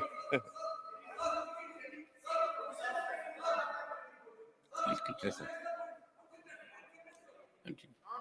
Okay, Honorable Minister, continue. So these exclusive resources which will contribute to our economy and which are primarily scientifically driven, Aroma mission has happened only in the last 5 years. India has given the world purple revolution, which is known as purple revolution. It's begun from the Himalayan states, now being also emulated by others. Cultivation and production of aroma products, lavender products, and giving competition to some of the imported products, including their perfumes, etc., confectionery.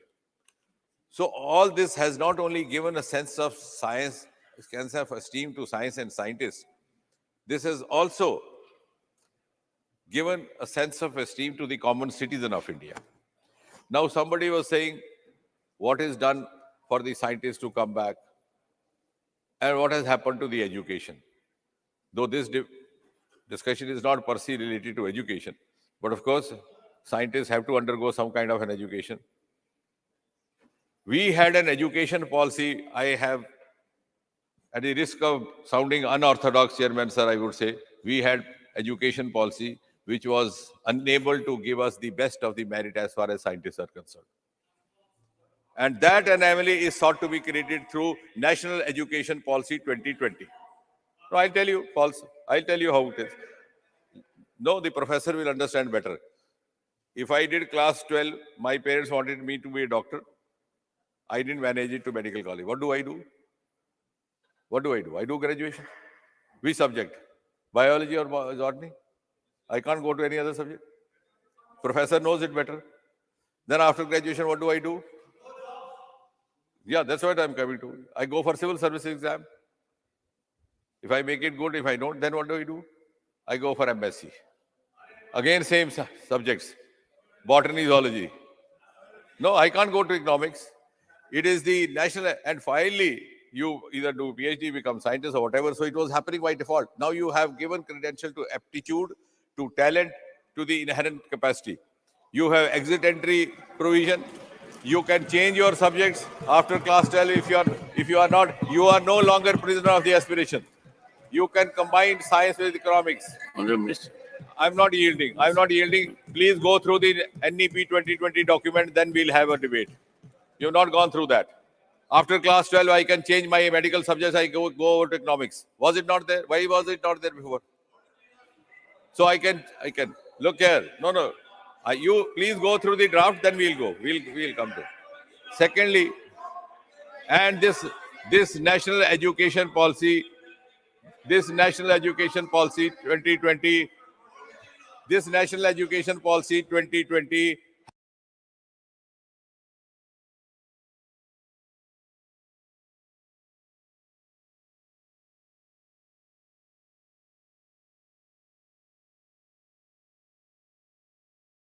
I can change my medical subjects, I go over to economics. Was it not there? Why was it not there before?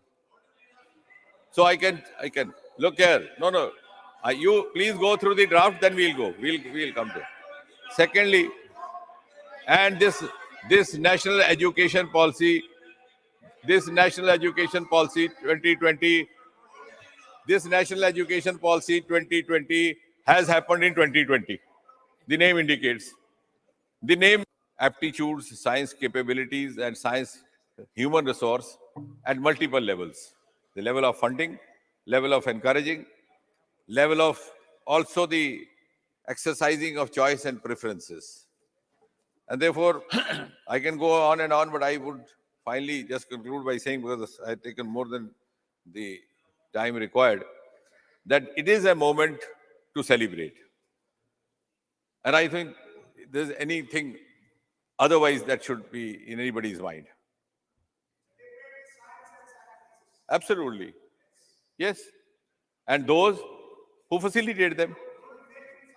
No. If you are serving a class, if a scientist is working 24 hours and like a good Samaritan, you offer him a cup of tea, do I not appreciate you? Yes, that's what we are doing. We are offering them funds when they require it. We are offering them environment when they require it. We are offering them freedom when they require it. We are offering them synergy when we require it. And we have liberated them from those self-imposed shackles. We have liberated them from this. And this has happened in the last 9 years. And the whole world. Today, sir, just to conclude, as I said, I'm not saying, Treasury not saying, during Prime Minister's US visit. Now, I can't help it. It's been there in public domain. US solicited that our astronauts should be accompanying to the International Space Station. That means they have recognized the worth of our astronauts. Now, what do I do? If the opposition members have a problem with that, it's not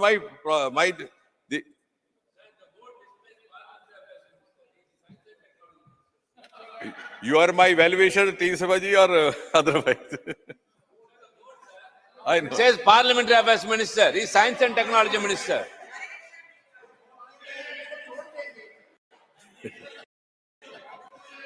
No, Please. No, I'm concluding. No, sir. I'll conclude. Friends, we are looking at all situations. Several small and minor things have to be done. No effort will be spared. I have requested the members and leaders to make suggestions to me also. And I had an occasion to get their inputs also. We need only some breathing. We are having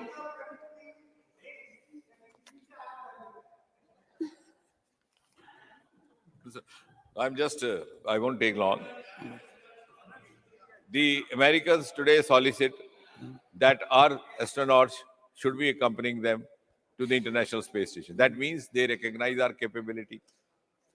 The Americans today suggest that we should be part of their semiconductor consortium. That means they think we have some value addition to do with them. The Americans today want us to be part of the Artemis Agreement.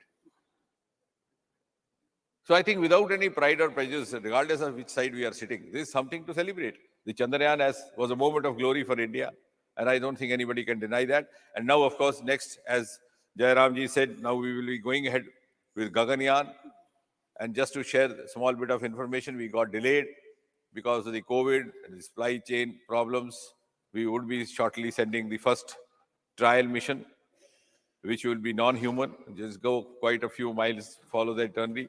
Then the second human mission will again be non-human, but it will mimic a human mission. It will be a robo mission with a female robo scientist, Vayomitra, maybe possibly by the beginning of next year. And finally, as was being said by the honorable member, in 2024, Gaganyaan, the first human being, though our human being had been there, now again you would say, Rakesh Sharma went there and he told Mrs. Gandhi, Sare jahan se acha. Wo bhi tak bachta hai. But we conveniently forget that was Soviet mission. A total indigenous mission from nut bolt is now in the offing.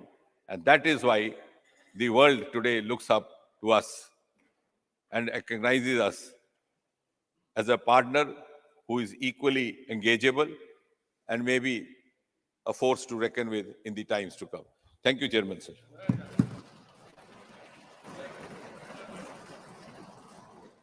Honorable members, it is very soothing from all sides.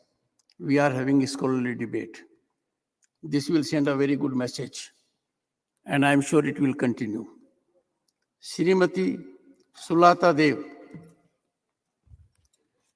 Jai Jagannath, Honorable Chairman, sir.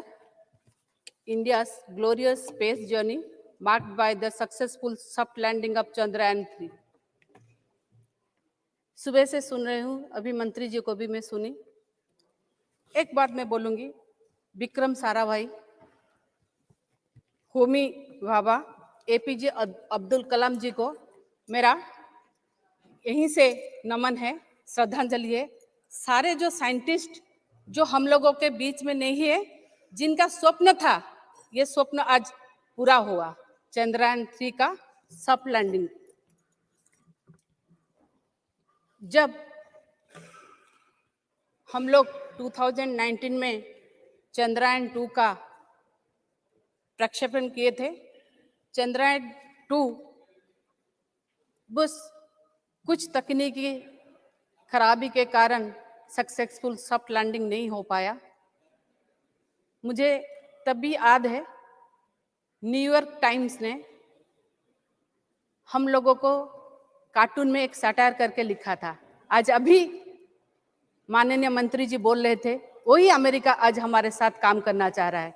ये है हमारा भारत, जो कर दिखाने की क्षमता रखता है।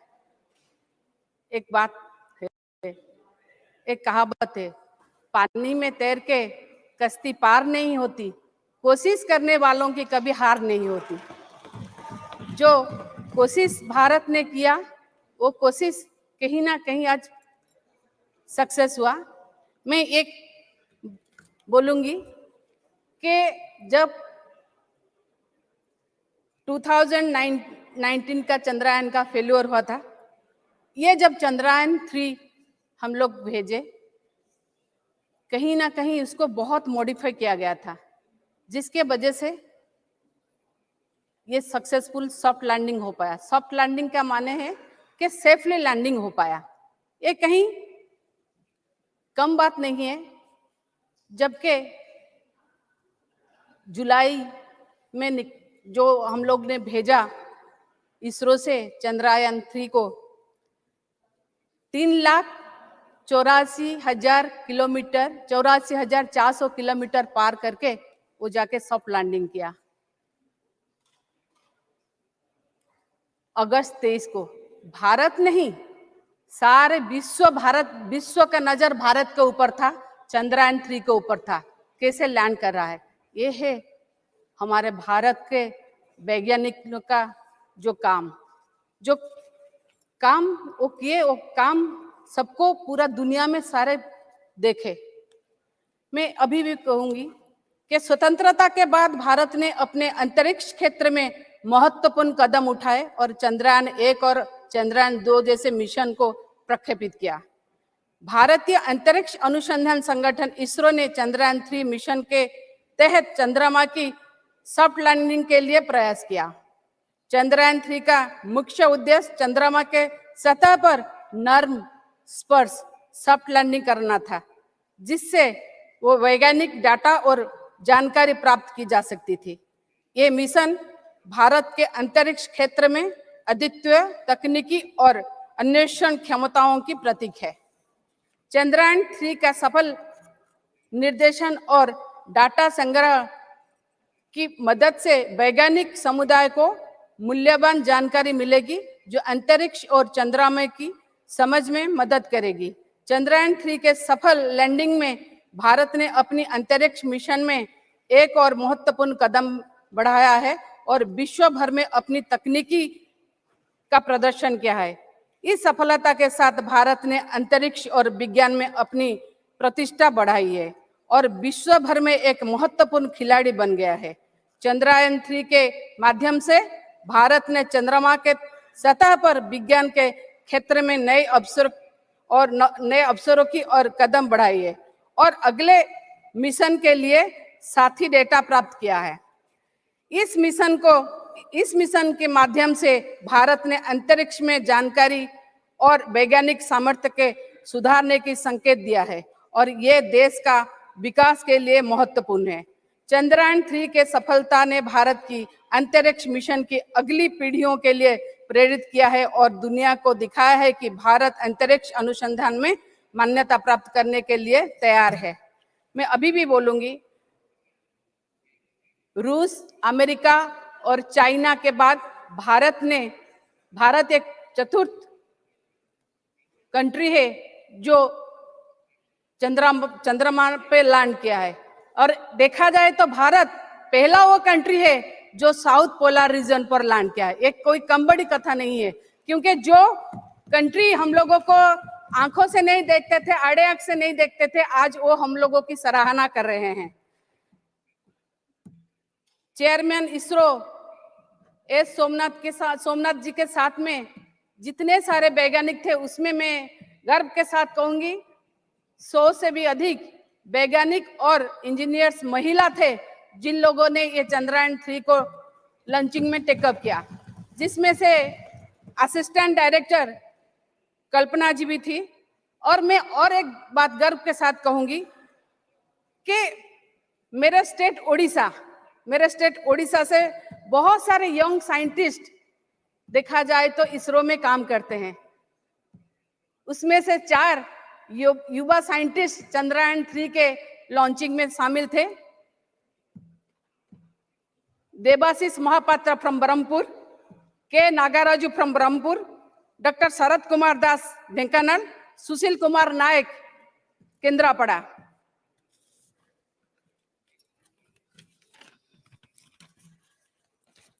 जब ये ओडिशा की बात आती है, मैं फिर बोलूंगी 1984 में ओडिशा में स्पेस एप्लीकेशन सेंटर ओरसैक का स्थापना हुई, जो एक अपेक्स बॉडी है ओडिशा में। स्पेस टेक्नोलॉजी के साथ साथ ORSAC IT projects like GIS, GPS based remote sensing में भी अपना योगदान दे रहा है। ओरसैक आज भी ग्रामसैट और एजुसैट प्रोग्राम को चला रहा है। ओडिशा गवर्नमेंट, और एक बात से मुझे गर्व होता है मेरे सरकार के ऊपर, मेरे मुख्यमंत्री के ऊपर और मेरे स्वर्गत मुख्यमंत्री बिजू बाबू के ऊपर। ओडिशा गवर्नमेंट अपना एक व्हीलर द्वीप है जो भद्रक डिस्ट्रिक्ट में ओडिशा में है, जो व्हीलर द्वीप को एपीजे अब्दुल कलाम द्वीप में नामित किया गया, एपीजे अब्दुल कलाम की 2nd डेथ एनिवर्सरी पर। और उससे भी बड़ी बात है, स्वर्गत बिजू पटनायक जो फॉर्मर चीफ मिनिस्टर थे, उन्होंने एपीजे अब्दुल कलाम के रिक्वेस्ट पर वो व्हीलर द्वीप को मिनिस्ट्री ऑफ डिफेंस को अलर्ट किया था। कहीं ना कहीं हमारा जो योगदान है वो भी सराहनीय होगा, क्योंकि साइंस और टेक्नोलॉजी में सबका, सारे स्टेट का, पूरा कंट्री में योगदान होना चाहिए। अगर सब कुछ ठीक रहा तो made in Odisha miniature satellite CubeSat बहुत ही जल्द ओडिशा की नेचुरल कैलामिटीज लाइक साइक्लोन और साइबर सिक्योरिटी को बढ़ावा देने, साइबर सिक्योरिटी को कैसे रोका जाए उसके लिए काम करेगा। Bhubaneswar based Silicon Institute of Technology ने पैक्ट साइन किया है क्रिस्टल और aerospace private Bengaluru to develop the satellite, जो कि इसरो के जरिए लॉन्च होगा। मैं अभी भी यही कहूंगी कि आज भारत को सारे विश्व देख रहा है। ये जो स्पेस टेक्नोलॉजी है, ये माननीय सदस्य आपका टाइम, ये 1 मिनट में खत्म कर रही हूँ। ये जो स्पेस टेक्नोलॉजी है, ये कहीं ना कहीं हम लोगों को बहुत आगे लेके जाएगा, भारत के इकोनॉमी को भी आगे लेके जाएगा, क्योंकि आज इसरो ने ये साबित कर दिया कि हम लोग सॉफ्ट लैंडिंग कर सकते हैं।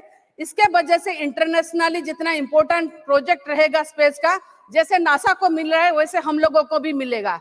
स्टार्टअप में भी हम लोग आगे बढ़ेंगे। इसरो के माध्यम से ऑलरेडी स्टार्टअप में आगे बढ़ रहे हैं और इसरो इसको गाइड कर रहा है। आगे ऐसे अगर चलता रहा तो हमारे साइंटिस्ट को, हमारे वैज्ञानिकों को और भी काम मिलेगा। ये भारतवर्ष 2040 में 100 बिलियन डॉलर का ये काम होगा, जहां पर स्पेस का स्पेस टेक्नोलॉजी में शामिल हो पाएगा और स्पेस में उसका अर्थनीति बढ़ेगा। मैं इतना ही कहूंगी। और सारे साइंटिस्ट, मैं यहाँ के सारे जितने भी जो भी लोग ये चंद्रयान 3 को लॉन्च करने में सफल लॉन्चिंग में उनका हाथ रहा, मैं सबको यहाँ से तहे दिल से शुक्रगुजार हूँ। और मैं भारत की नागरिक हूँ, इसके लिए मैं खुद गर्वित हूँ। नमस्कार। वंदे उत्कल जननी। धन्यवाद। माननीय सदस्य Shri B Vijay Sai Reddy. Thank you, Vice Chairperson, Madam. Thank you for the opportunity you have given.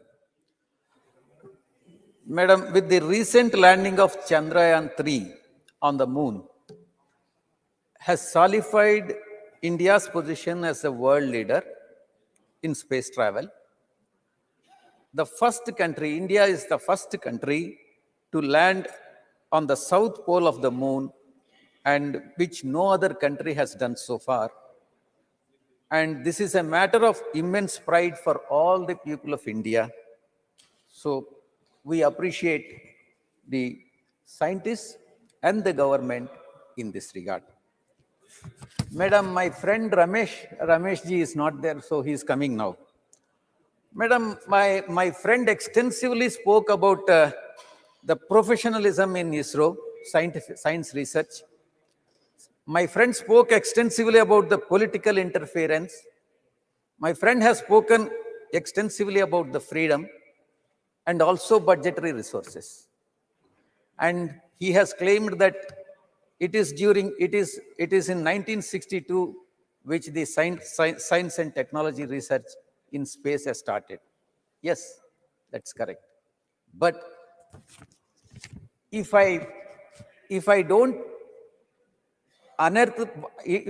bring to the notice, your kind notice, one particular fact, incident which has occurred, probably I will not be doing justice to that. The injustice the Congress party has done to the scientist community has to be disclosed in this, has to be discussed in this August House. It is the Congress party. Congress party has got the legacy of scientific intellect, stifling the scientific intellect. Stifling the scientific intellect. Unfortunate case, which you might have forgotten, but we will not forget. Just remind the case of Nambi Narayanan.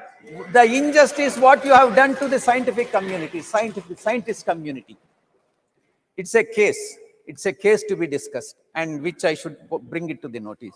It is the Congress party that was in power, both at the center and also in Kerala. It is the Congress party which has foisted the cases.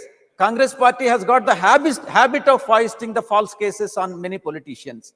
And it is not, and they have foisted not only on politicians, they have foisted even on the scientists also. Please, when you spoke, I was silent. Please, शांत रहिए. Madam, it is the Congress party. माननीय सदस्य. Please, it is the Madam, please listen to me. Don't listen to them. Madam, it is the Congress party. I have to say, बात record नहीं होगी. Madam, Vice Chairperson, Madam, don't look at them. Please look at me, Madam. It is the Congress party. It is the Congress party which has put Nambi Narayanan in jail for 50 days. Shame. And subjected to him the torture, subjected him to torture. And they have done so with zero proof against Nambi Narayanan. There was absolutely no evidence, but however, they have foisted the false cases on him.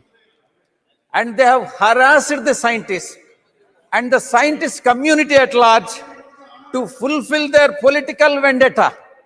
This is not good for the country. Madam, Everyone knows in this country the reality in that particular case. What happened in this particular case? Finally, the Honorable Supreme Court has come to the rescue, and Supreme Court has categorically stated that the arrest was wrongful, illegal, and unlawful, and therefore ordered probe into the matter against the officers who have foisted the false cases. This has to be taken note of, madam. This is the habit of Congress party. Habitual habit. Madam, Chairperson, madam, don't look at them, madam.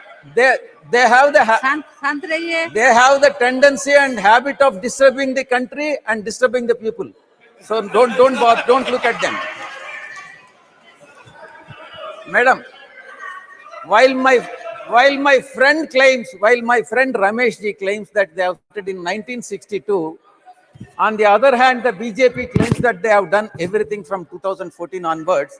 Yes, from 2014 onwards, there is a rapid improvement and there is some significant development. And madam, in between Congress party and BJP, I have to state here that leader of opposition of Andhra Pradesh, he comes in between and claimed that he has done a lot in the science and research technology.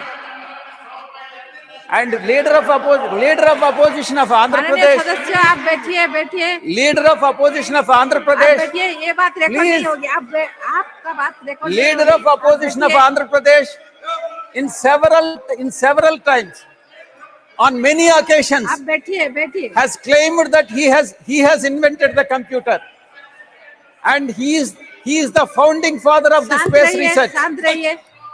And he is the person who has invented the cell phone also, madam. आप बैठिए शांत रहिए। The leader, Mr. KK, please sit down. I am not yielding. Please sit down, madam. शांत रहिए। Madam, don't look at him. I am not yielding to them. शांत रहिए। Shivaji, KK, you have no right to speak. You have no right to indulge in my man. You have no right.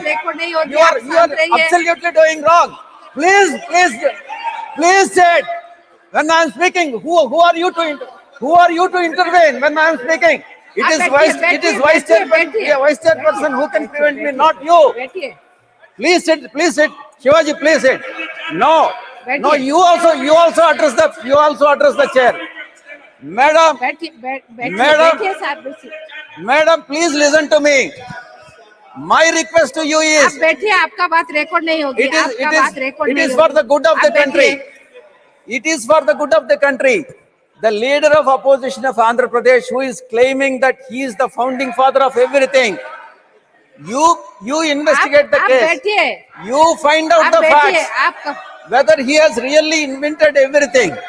Invented information technology, invented computer, invented cell phone. If that is true,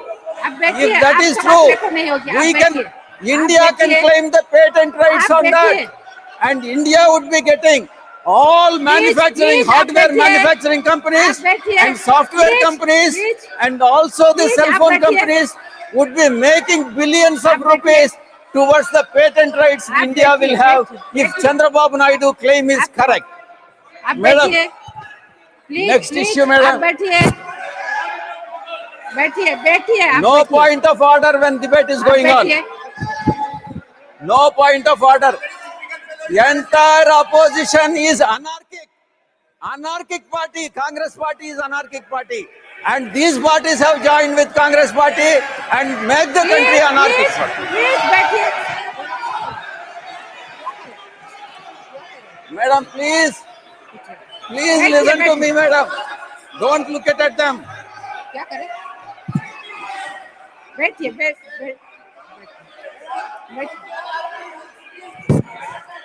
Madam, coming to the budget. Please बैठिए। Coming to the budget. Please बैठिए। Please. Madam Vice Please Chairperson, बैठिए। Madam, coming to the budget. आप शुरू करें, आप madam बोलिए, सभी व्यवस्था बनाए रखें, जो मेंबर बोल रहे हैं वही India रिपोर्ट Space भेजिएगा, सब Program शांत रहें। has the budget of $2 सभी billion, व्यवस्था क्या whereas सभी व्यवस्था क्या NASA है? has got, आप शांत रहिए। NASA of सभी America व्यवस्था has किया got the जाएगा, आप budget of शांत रहिए।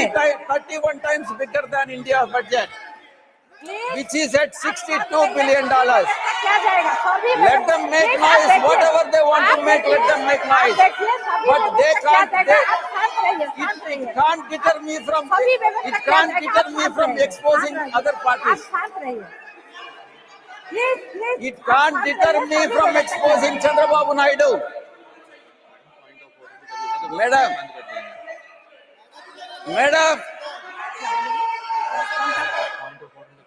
anarchic, I have already told that these parties are anarchic parties.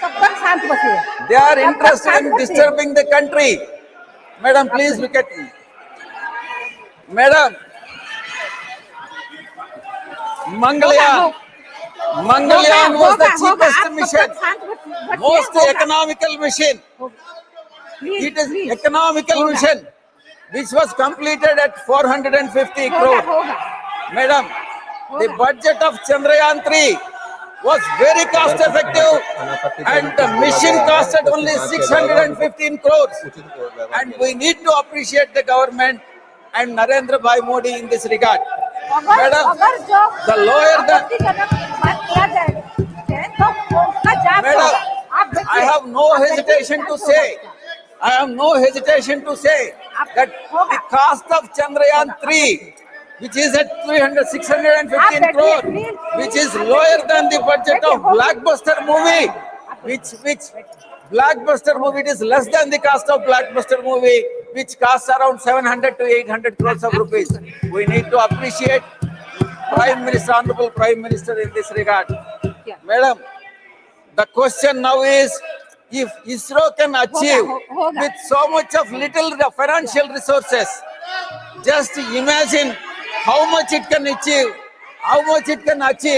with more resources, which Congress party has not provided during its 50 years of rule. कुछ आपत्तिजनक बात होगा तो जांच किया जाएगा, आप बैठिए, जांच किया जाएगा।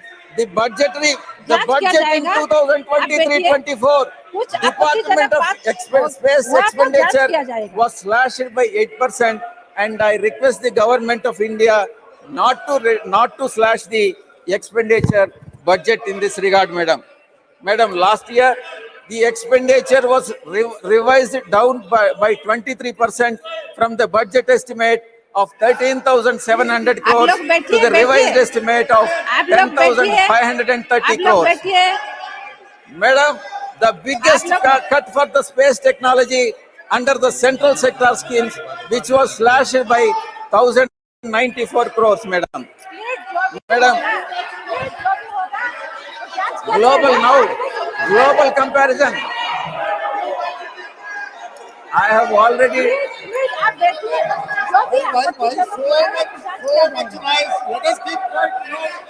Madam, I have already told. Why are you coming to? I have already told that the Congress party has learned over a period of 50 years of rule, over a period of 50 years of their rule, how the anarchy could be. Madam, the global comparison. Madam, NASA was founded only 4 years before ISRO was founded, but since then NASA has undertaken 1,000 missions, and whereas ISRO stands at little over 500 missions. My point, Madam, in this regard is, if ISRO is provided with adequate funds, it can achieve more than what NASA can achieve. Madam, coming to 2021, China has 55 launches. We had only 2 launches compared to India's launch vehicle, the 4-tonner GSLV Mk3. China has long March 5 rocket He is capable of carrying माननीय सदस्य को 5 continue tons, करने 5 दो, times more जो भी होगा payload. जांच किया जाएगा। Please. Therefore, I request the government and जो भी Honorable होगा Prime जांच किया Minister जाएगा। to increase जो भी the number होगा of जांच किया launches. जाएगा। Madam, I am not yielding. Whether he is LOP or anybody, I am not yielding. Madam, Vice Chairman, Madam. Vice Chairperson, Madam. Vice Chairperson, Madam. I am not yielding. Let him be leader of opposition. I am not yielding. If you want to give priority to leader of opposition, you can give priority to leader of opposition. But I am not yielding. I am not yielding. Madam, Vice Chairperson, Madam. Asia's first space university was established in Thiruvananthapuram. At least I am talking about Thiruvananthapuram. Let Kerala members from Kerala listen. Kerala friends, listen. Asia's first space university was established in Thiruvananthapuram in 2000, Kerala in 2007. Manoj ji, please seated. I am not yielding to you, Manoj ji. I am not yielding to you. Shivaji, I am not yielding. But I request the government, more public space educational institutions are required to be built in India. And India is to scale up the space activities, madam. 1 minute, madam. Time हो गया। Madam, it is also concerning to note that thousands of engineers pass out each year and they are migrating to other countries due to the limited opportunities within the country. I request the Honorable Prime Minister to enhance the budget and provide more opportunities in India to accommodate the pass out, those engineers who pass out from in Indian universities, madam. माननीय सदस्य 1/3 of all IIT graduates who leave the country and माननीय live and सदस्य work in Shri abroad. Suresh And KR. Suresh Reddy. माननीय सदस्य Shri KR. Suresh Reddy.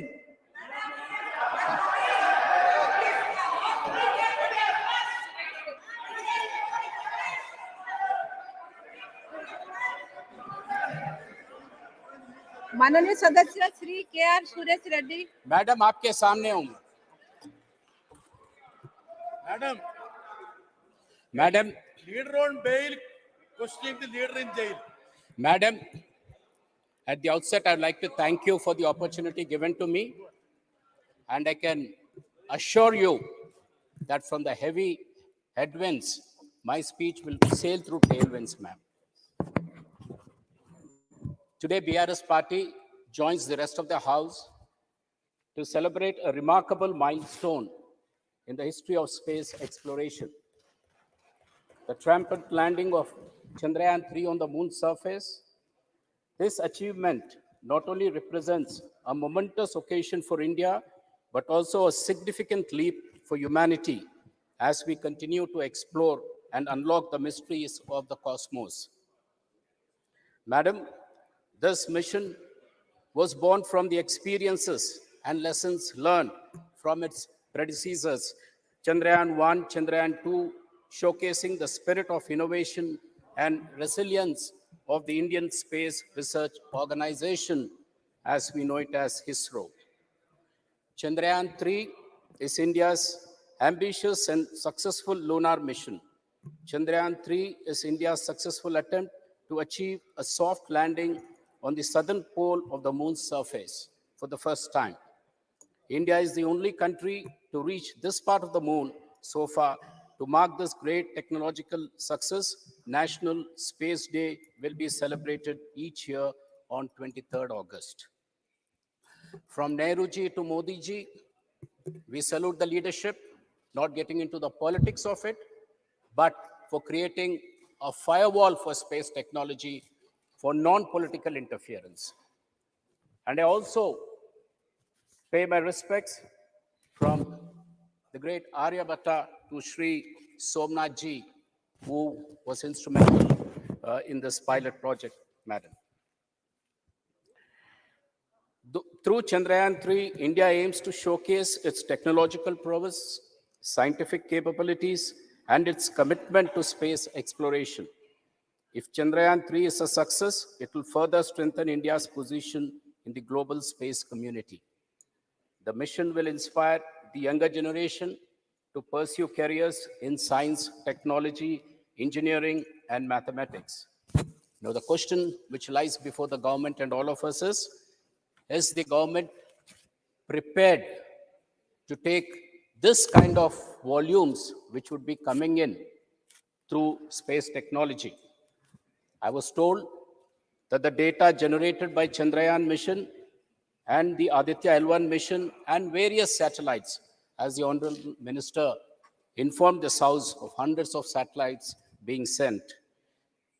Now, the data which would be coming from there, I was told that is being analyzed by students and researchers who study the subject geospatial science and technology. Now, it is ironical that neither AICT nor UGC recognizes this subject as an independent subject because it is a multidisciplinary subject. Chandrayaan and Aditya mission will generate huge data, and we need to prioritize and recognize this particular subject of geospatial science through UGC and AICTE, which I feel today would be the right moment for the minister to make his intervention and necessary action in this regard, ma'am.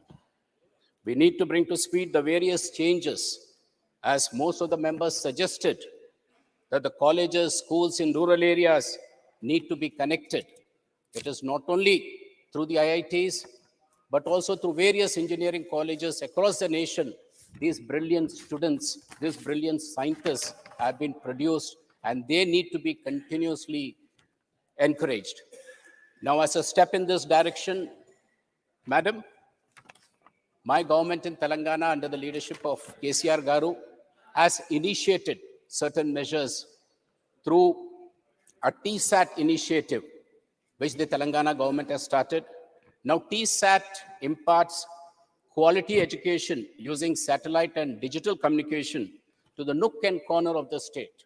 Every corner of the state gets this facility, and 2 satellite channels, Nipuma and Vidya, impart diversified education in schools, colleges, agriculture, and also for students preparing for youth exams, reducing the financial cost, which otherwise would have been a burden for them through various private colleges.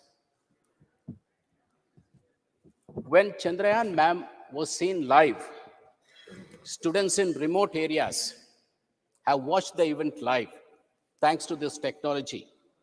And when you get to speak to these young students after the launch of Chandrayaan, what really inspires all policymakers like us today is the kind of scientific temper one takeoff has imparted in these students. Today, you go to the remotest of the villages, into the various urban cities, students are coming forward.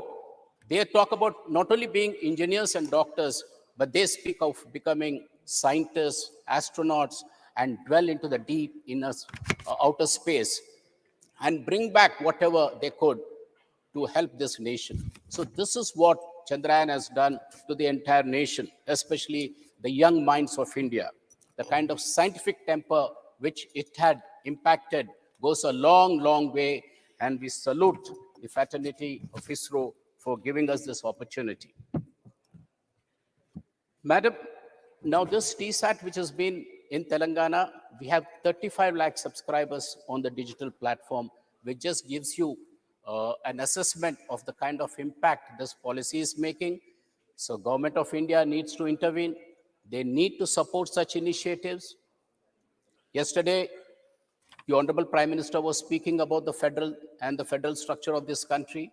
And I would like to bring to the notice of this House that here is a government which is imparting such wonderful initiatives, but it's not being adequately funded. And we hear talks of it becoming centralized, moving it away from Telangana and bring it here to centralize. So another form of scientific federalism is kind of coming in here, is the fear which most of us have. Please allow the states to dwell on their scientific achievements, let them localize the needs, and such facilities would go a long way in helping the states. And of course, ma'am, to conclude, before I conclude, Jairam Rameshji really enlightened the House a lot on science, which was very good. But then the leader of the House came with some political science, which we have to have our own reasons to intervene here. When he spoke about, yes, when he spoke about the bifurcation of Andhra Pradesh into Telangana and Andhra, which was not done scientifically, we have a very strong reason to object, ma'am, because it goes against the sentiments of the people of Telangana. We've been repeatedly saying hundreds of people have sacrificed their lives to see this day, and today Telangana is the #1 progressing state. And if the honorable leader says it was not done scientifically, then through you I would like to ask him, in the last 9 years, have you gotten any amendments to improve it? Have you given anything more apart from what is in the bill? You had an opportunity to do that, but unfortunately you're not. And playing around with sentiments like this is not really good, because as we speak about federalism, this gives us a chance that today the unity in diversity, what this great country is proud about, and Telangana is proving it. Telangana is proving not for some political achievement. Telangana is talking about how it is contributing to this country. It is contributing economically, agriculturally, and today scientifically. So when things like this happen, when progress like this can happen, when the party heading the government comments like this would go against the interests of the state. This would go against the sentiments of the state. And yes, the leader.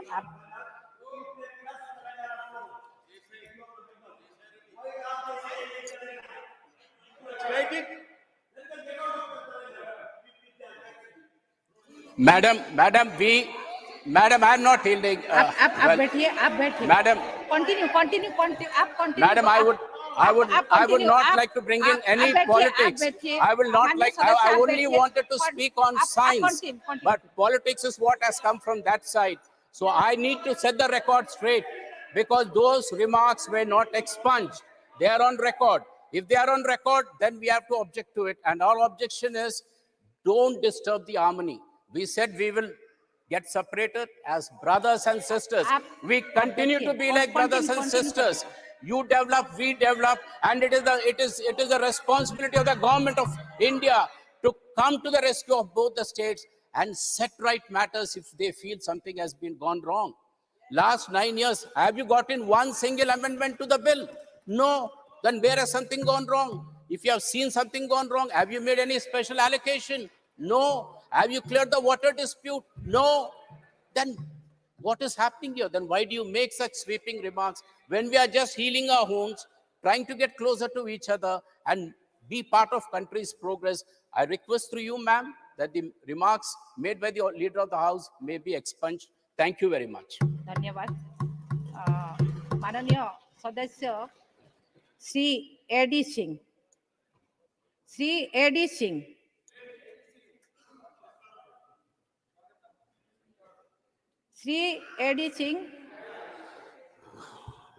Thank you, Chairperson, for giving me the opportunity to speak on this issue. And on behalf of my leader, Lalu Prasad Yadav, and my party, we heartfully, it is a matter of great pride, big congratulations to the ISRO for making us proud by successful mission. Why this successful mission? Their untiring efforts made the flawless journey of Chandrayaan-3 possible, that too in a very small budget. Further, I want to bring to the notice of my colleagues on both sides that Pandit Jawaharlal Nehru's vision is what brought us everybody at this stage. And if we go back to 1962, when Jawaharlal ji, India's first Prime Minister, recognized the need for investment in space research and set up the National Commission of Research Organization. And he inculcated the vision of developing a scientific temper. And all institutions related to science and technology, fortunately, got established under his leadership in India. and by successive prime ministers, including Modi ji from 2014. So we cannot give individual congratulations only to one person or 2%. It was a joint effort of all the successive governments equally, and we are not here to compare which government did better or did. Though I am fed up of hearing that after 2014 to this day, this has happened, this has happened. In fact, I get dreams that maybe before 14 I never used to wear clothes also. So I don't really know, because if that is the situation in this country, then it is. दोबारा नहीं बोलूंगा. आप पिटवाओगे क्या मुझे? It all started in 1940 when Vikram Sarabhai came to the Indian Institute of Science Bangalore campus after completing an undergraduate degree in physics and maths from Cambridge University. Sarabhai became interested in the study of cosmic ray under the influence of C.V. Raman. In 1942, Sarabhai met Homi Bhabha, who had made a professor at the newly established Cosmic Ray Research Institute. They both saw cosmic rays for two different perspectives. While Bhabha was interested in cosmic rays for the atomic particle, they revealed Sarabhai would come to see them as tools to study the outer space. When India gained independence in 47, Homi Bhabha wrote to the then Prime Minister to set up a separate branch of science at atomic energy in 1954. Nehru created the Department of Atomic Energy, seeing the launch of Sputnik satellites by the Soviet Union. Nehru instructed the Department of Atomic Energy, whose secretary was Bhabha, to look after space research next year. Nehru famously said, "It is science alone that can solve the problems of hunger and poverty, of insanitation and illiteracy, of superstition and deadening custom and tradition, of vast resources of running to waste, or a rich country inhabited by starving people." I also heard the Honorable Minister on the other side that they welcomed and opened the ISRO gates for everybody. Let me clarify to the Honorable Minister that because the gates were shut all these years, so there was no, that's the reason for ISRO being so successful. Because I have seen, being a member of the Consultative Committee of Defense, I have seen whichever organization like DRDO and other things are there, other institutions are there, they are lobbyists, both Indian and foreign, who stall the development of science. For example, today also, though we are talking that we are supporting the scientific community, today in defense, we don't even have a testing ground. All our science equipment that we develop has to be sent abroad for testing, and it becomes on the whim and fancy of the local government to do it properly or not. Plus, if we see further, now so far as the Honorable Minister spoke of the high level of investment that we are making, India spends a mere 0.66% of GDP on science and technology, the lowest among BRIC nations. Also, the various people from the Treasury side have said about the Amrit Kal. Yes, sure, it is Amrit Kal, but actual Amrit Kal will come when we are able to feed, when we are able to provide employment or sustainability for the 800 million whom we are feeding by giving rice and wheat and everything today. So what kind of Amrit Kal is there? When the poor, because we have two Indias, one is the rich India, one is the poor India. The poor India is today also starving. We are sitting on a time bomb of unemployment. So what the Honorable Minister said that on this index we have become from 81 to 40, on this to that. अरे ये तो बताइए भाई कि वो उन गरीबों का हम क्या कर रहे हैं? ये साइंस टेक्नोलॉजी में हम उस गरीबों का जो भूखे मर रहे हैं, आप चलिए कितने स्टेट्स में क्या हालत है?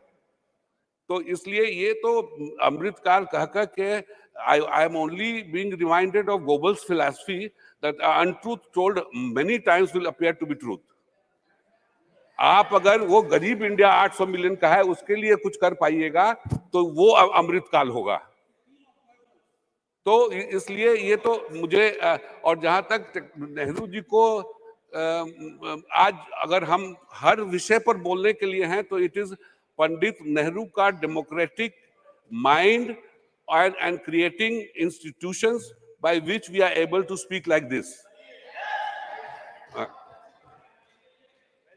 मैं किसी का बड़ाई नहीं कर रहा हूं नेहरू जी का, चाहे नहीं मैं ऑनरेबल प्राइम मिनिस्टर का बुराई कर रहा हूं। ऑनरेबल प्राइम मिनिस्टर भी बहुत अच्छा काम कर रहे हैं। और जहां तक आप लोग बोल रहे हैं ना कि वेस्ट अमेरिका हमको ऐसे इज्जत करता है फलाना, I travel all over the world, I interact with the highest level of people in the society, whether it is West, and whenever I ask them कि what is the position of India, so they tell me we need you for China. So आपका G20 success हुआ चाहे जो भी हुआ, ये जो China से जो डरे हुए हैं वेस्ट, उसके चलते हमें इज्जत मिल रहा है। ठीक है, एफर्ट्स भी हो रहा है, 200 मीटिंग हुई इधर उधर। 1 second. Honorable member has made a statement, he needs to revisit it. All of us here in the house are alive to the rising moral spirit of Bharat, and everyone has contributed to this. No, all segments of the house have contributed to it. I have been abroad thrice. No, I have interacted, 1 second, with G20 leaders. Don't you think the World Bank chairman saying we have achieved in 6 years what could not be achieved in 50 years? Let us not demean our institutions. No, you are a very informed person. Your personal experience is very limited on this count. The entire house has contributed to the rise of India. Everyone has done it. This side has contributed. This side has contributed. So don't make a statement.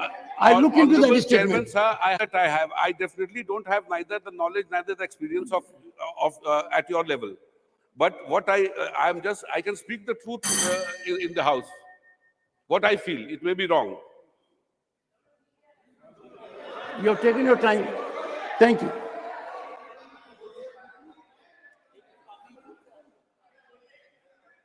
To congratulate all the scientists, and the suggestions I want to make to the honorable chairman, to the administration of this country through the honorable chairman, that हम जो हमारे scientists हैं various organization में, हम उसको 60 साल में क्यों रिटायर करते हैं?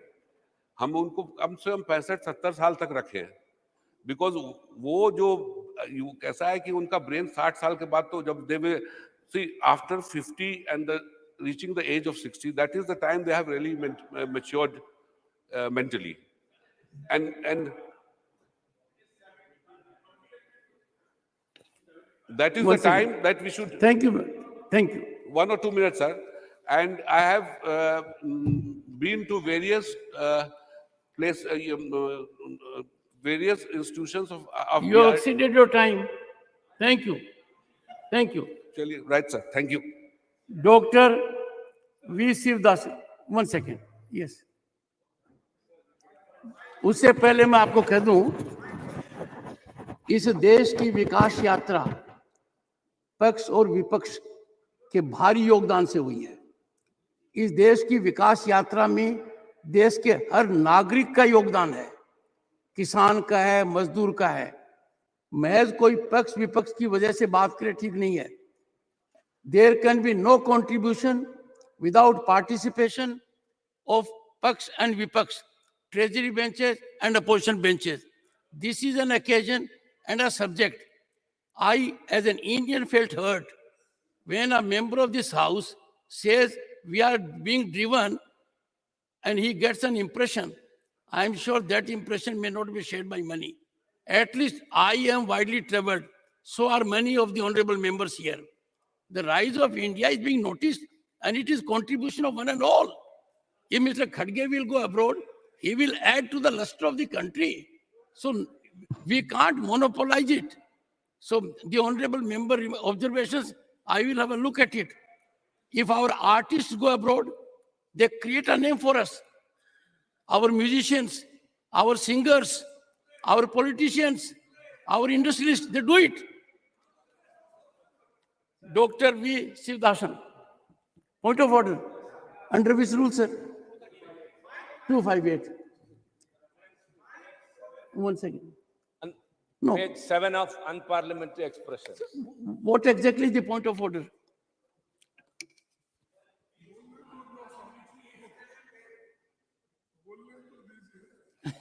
Sir,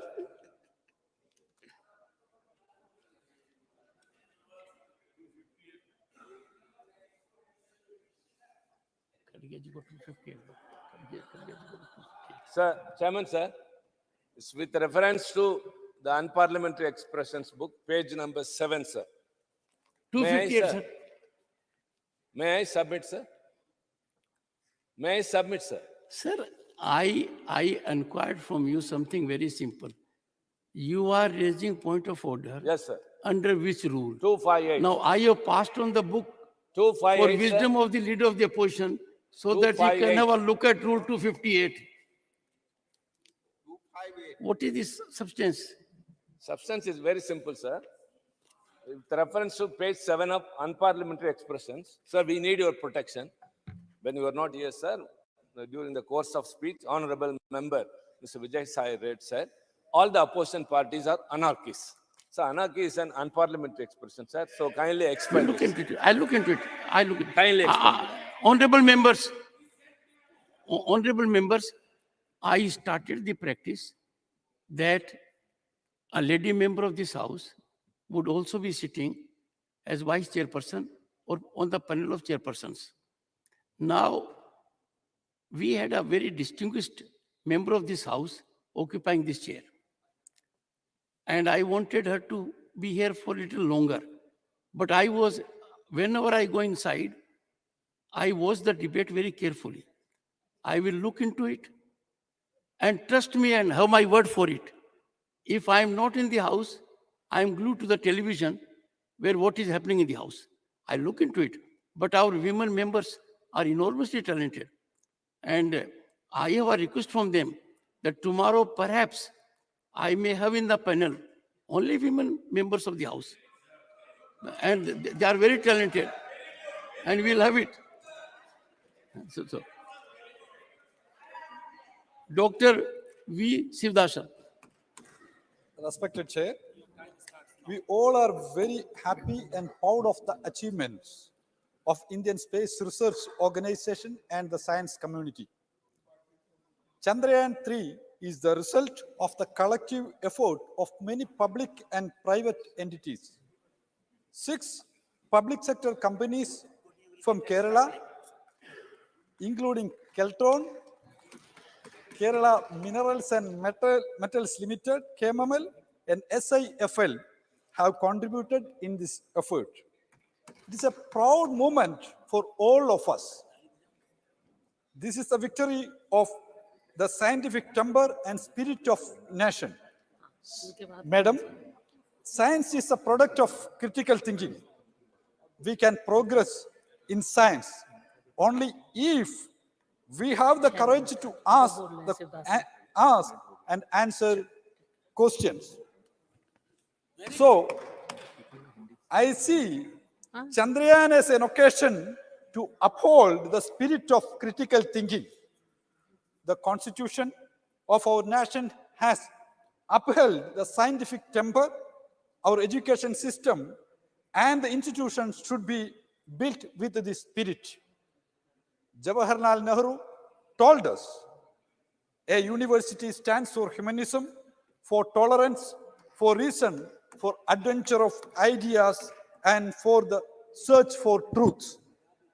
Sir, Madam, in 1963, Vikram Sarabhai, father of Indian space research, established India's first rocket launching station at Tumba near Thiruvananthapuram.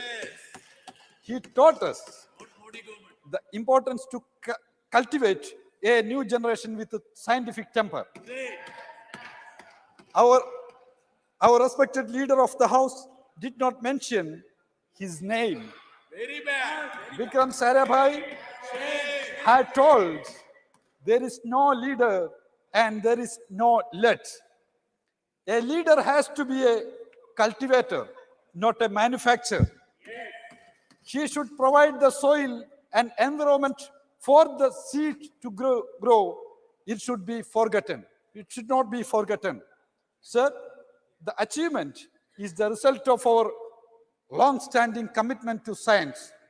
But sorry to say, this government is not ready to promote scientific temper. Science will provide universal view and solidarity to all human beings. Madam, in India, existing situation is very difficult.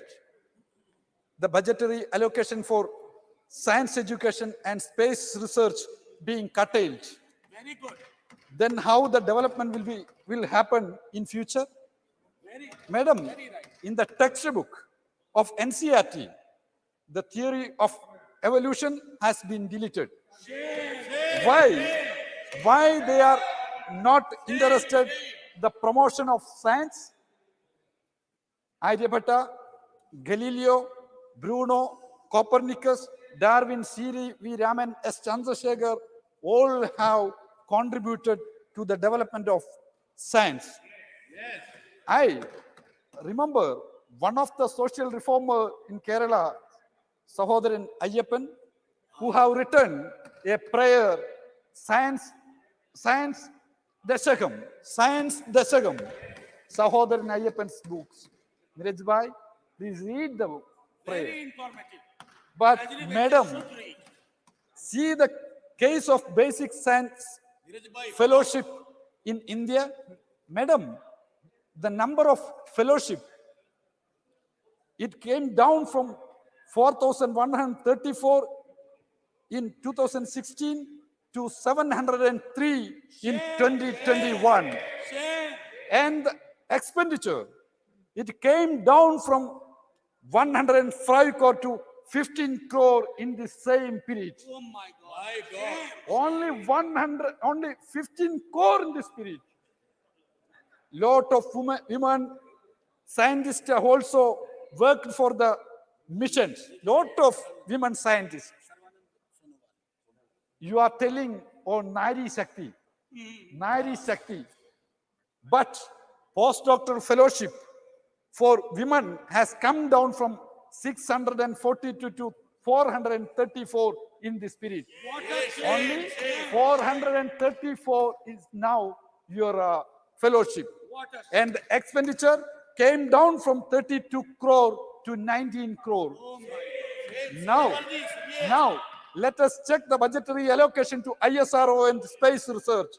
In 2019, it was 13,139 crore for ISRO, but in 2021, it has been reduced to 12,642. Only 12,642 in space research.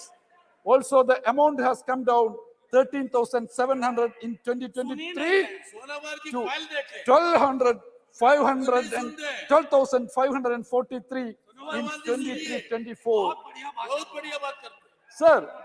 Sir, madam, embracing the scientist is easy. Teaching is very easy, but giving money is difficult for the government. Madam, in 23-24, the government has allocated 60,361 crore rupees for the Union Ministry of Science. Madam, 1 minute. Madam, 1 minute. 1 minute. 1 minute. Everybody get the chance. See, science center, it is only 0.4% of our budget. Madam, respected madam, we are spending a very little portion of our GDP on science research. In Korea, they are spending 4.8% of GDP in science and technology. In US, 3.45% of GDP. China, 2.4% of GDP in science and technology. In India, only 0.7% of GDP in science and technology.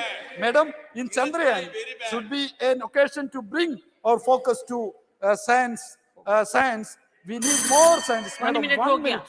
Only 1 minute. Okay, madam. 1 minute. 1 minute. 7 minute दे दिए 1 minute. Madam, I have received an answer. आधा minute में Yes, madam. I have. आधा minute में Yeah, समाप्त yeah. करिए। 1 minute, please. Madam, I have received an answer from this house, madam. There, the total number of missions, regarding the total number of missions, I have been told that 1819, there were 14 space missions launched. All 14 missions were successful. But in 1920, the number came down to 11.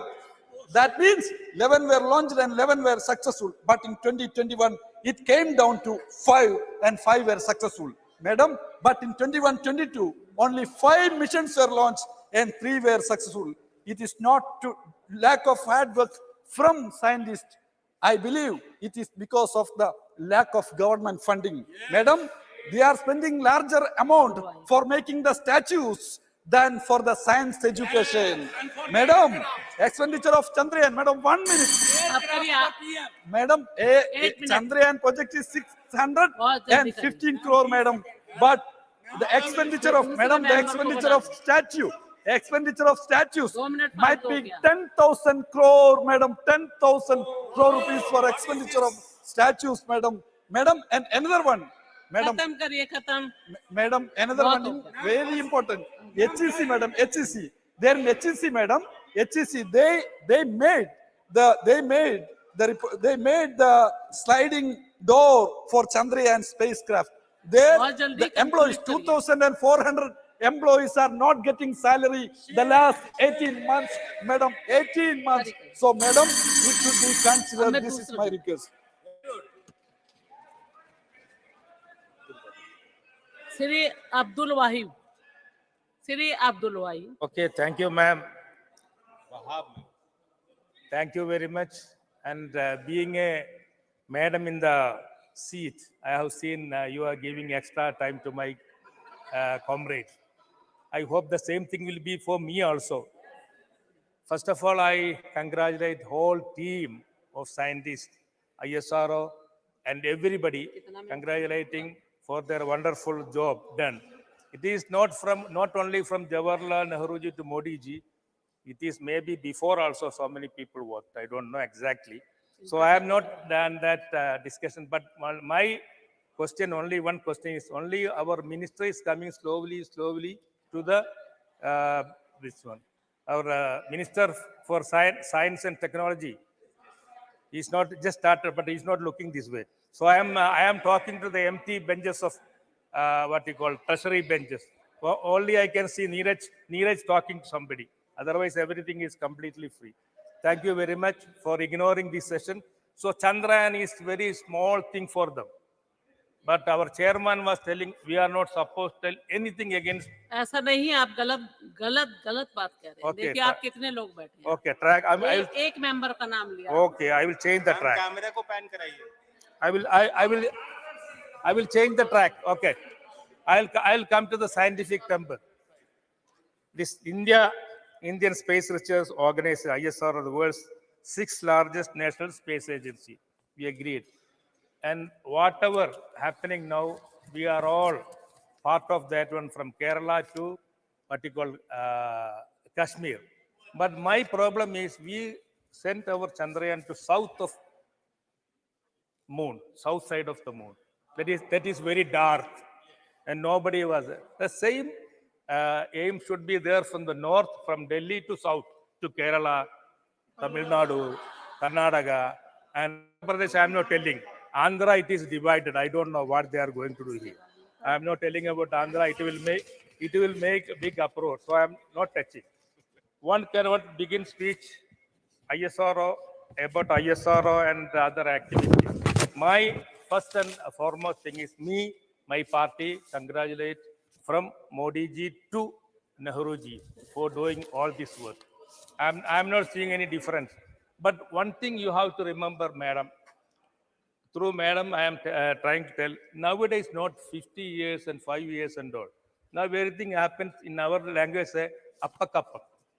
Immediately.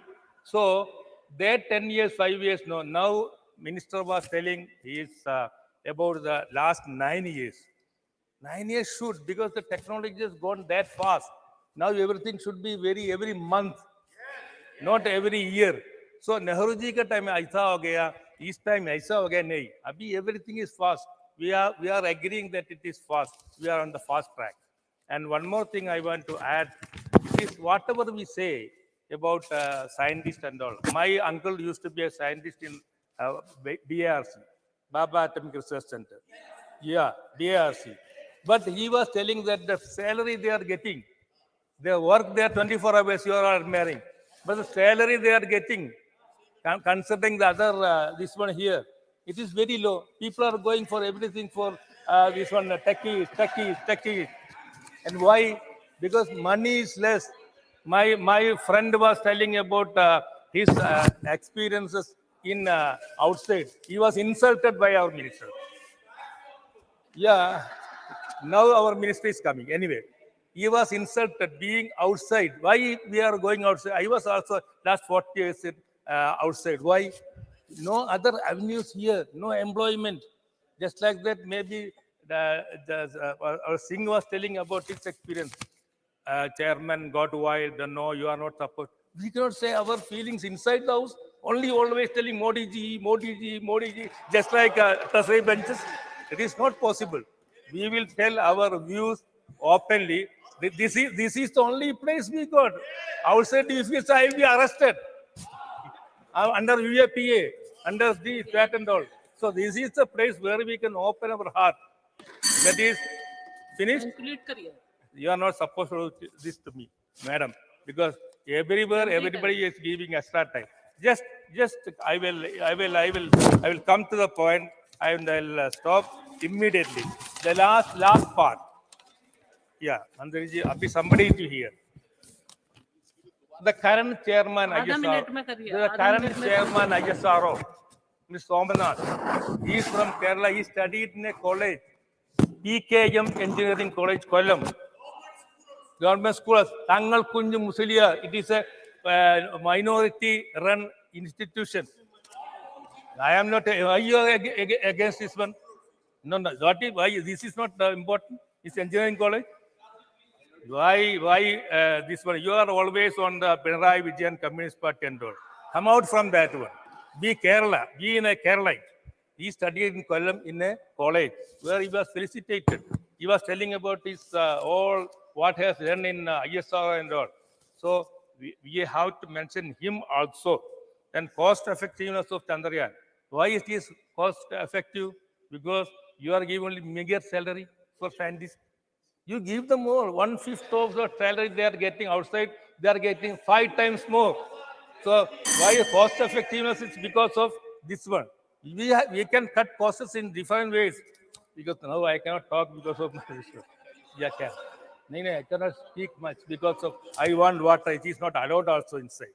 Anyway, the cost effectiveness is not only the reason.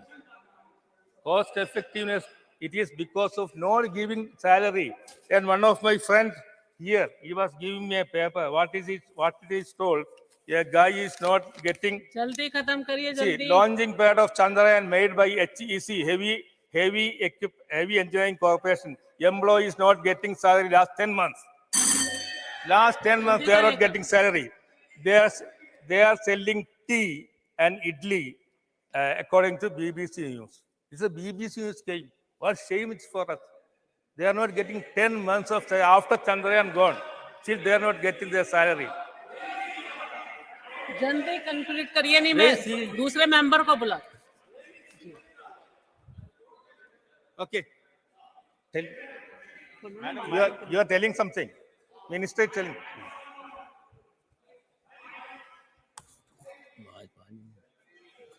It's not, they are not ISRO employees. But they work for Chandrayaan. Just one second.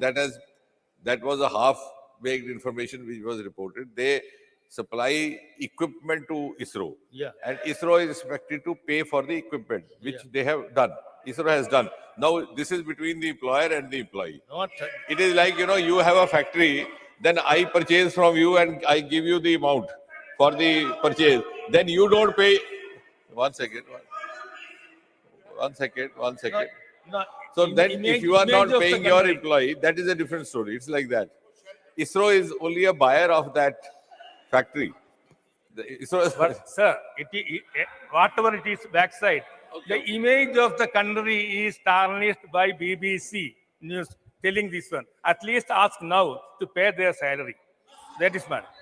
And that is it. Sri Kapil Sibbal ji. So this is the way. Don't cut the cost because just like this. Thank you.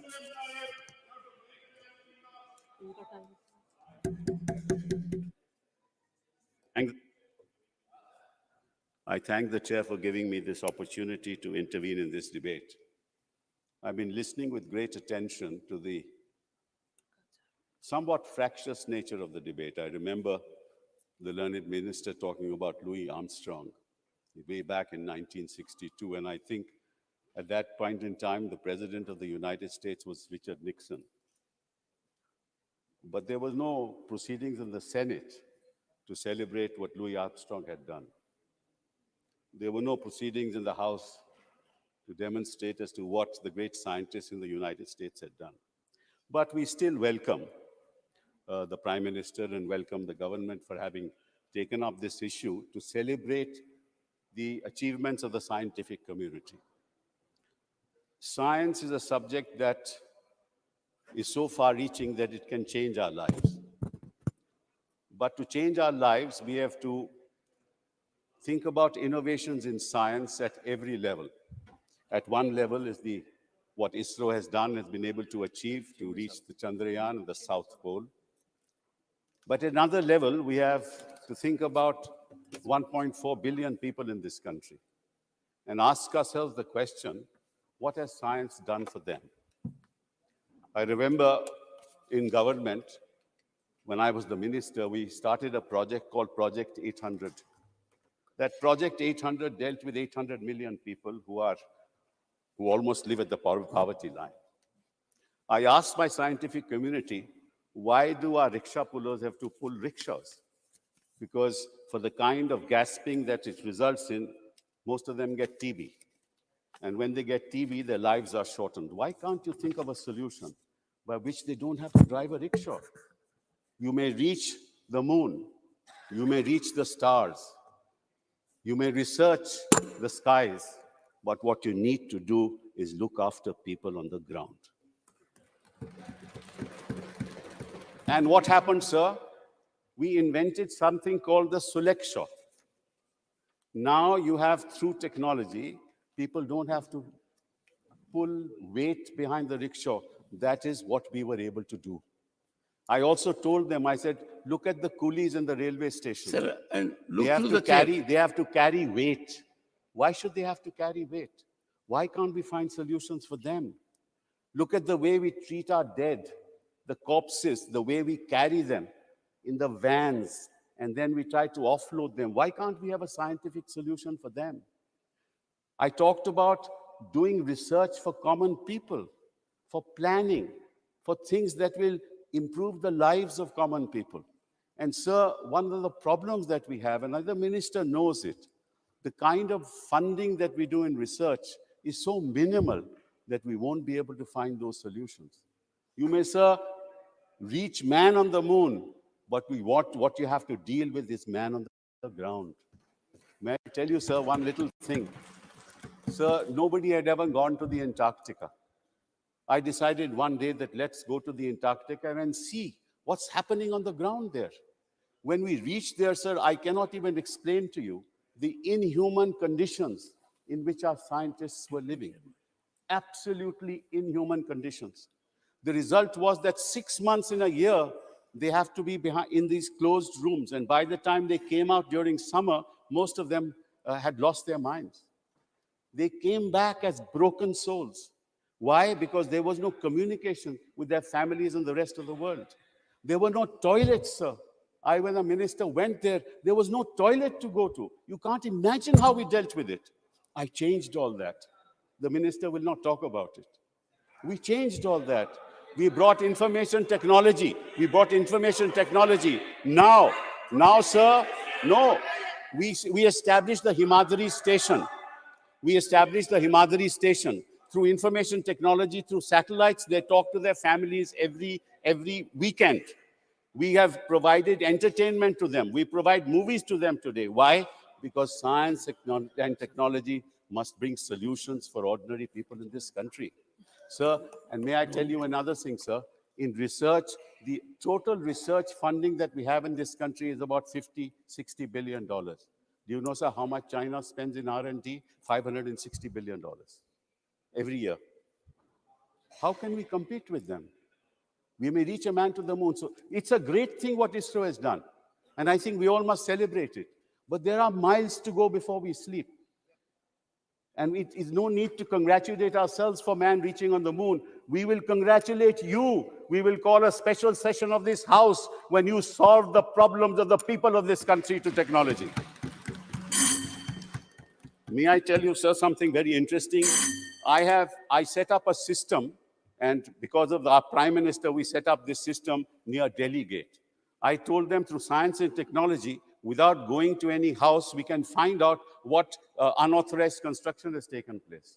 I actually took them to that place and showed them every morning the kind of unauthorized construction that was taking place. That project is still there, but nobody goes there because nobody wants to deal with unauthorized construction.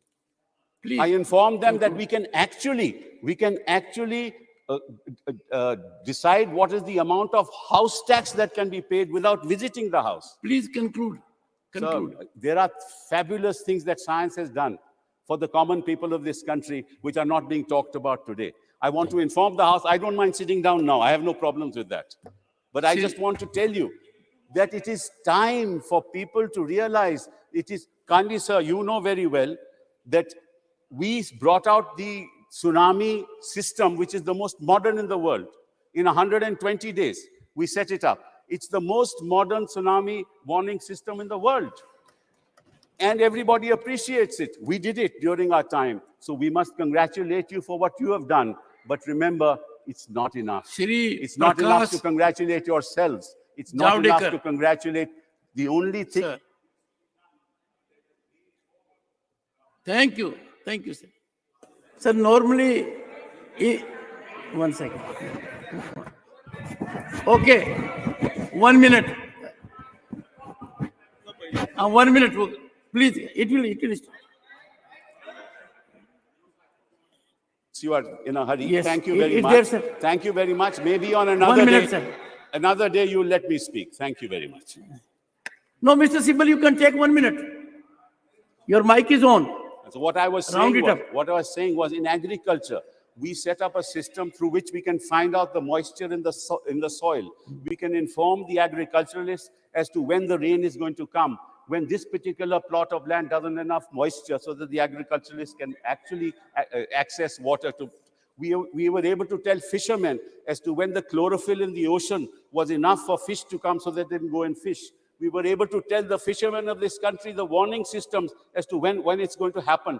We, in fact, the entire climate system was in analog mode. We changed it all to digital mode. So the kind of things that have happened in this country are so great that we must celebrate science on a daily basis. And so the last thing that I want to say, and that is this, sir, not only this, we have actually in the biotechnology sector done so many milestones that we have achieved in this country. But people don't talk about that because people want to use this forum as a forum to pat themselves on the back. Thank you very much. Shri Prakash Javadekar. Sir कितना समय है मेरा?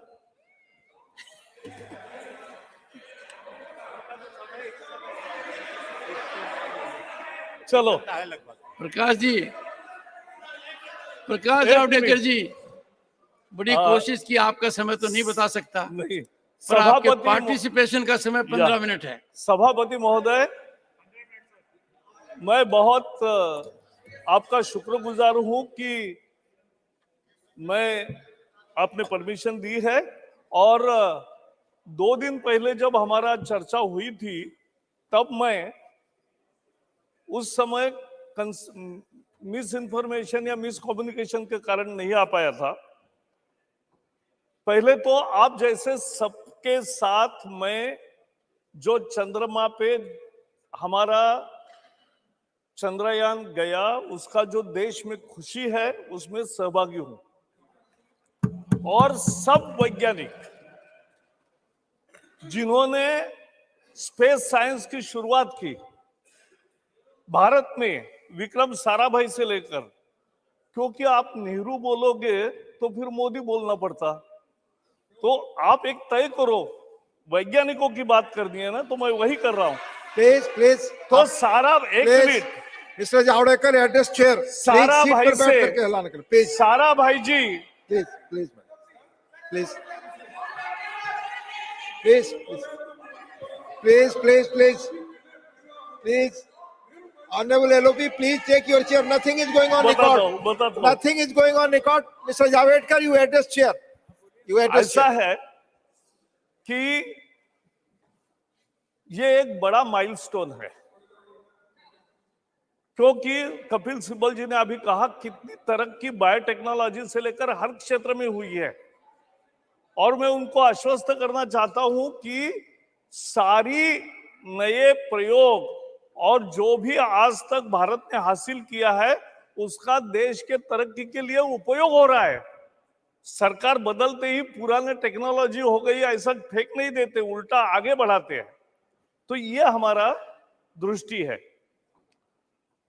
मैं तो सबको कहूंगा कि rocketry cinema है वो देखो, बहुत अच्छी मूवी है, और उसमें भारत में एटम बम कैसे बना और ये कैसे बना, रॉकेट कैसे शुरू हुए, ये सब कहानी है, बहुत अच्छी तरीके से रखी है।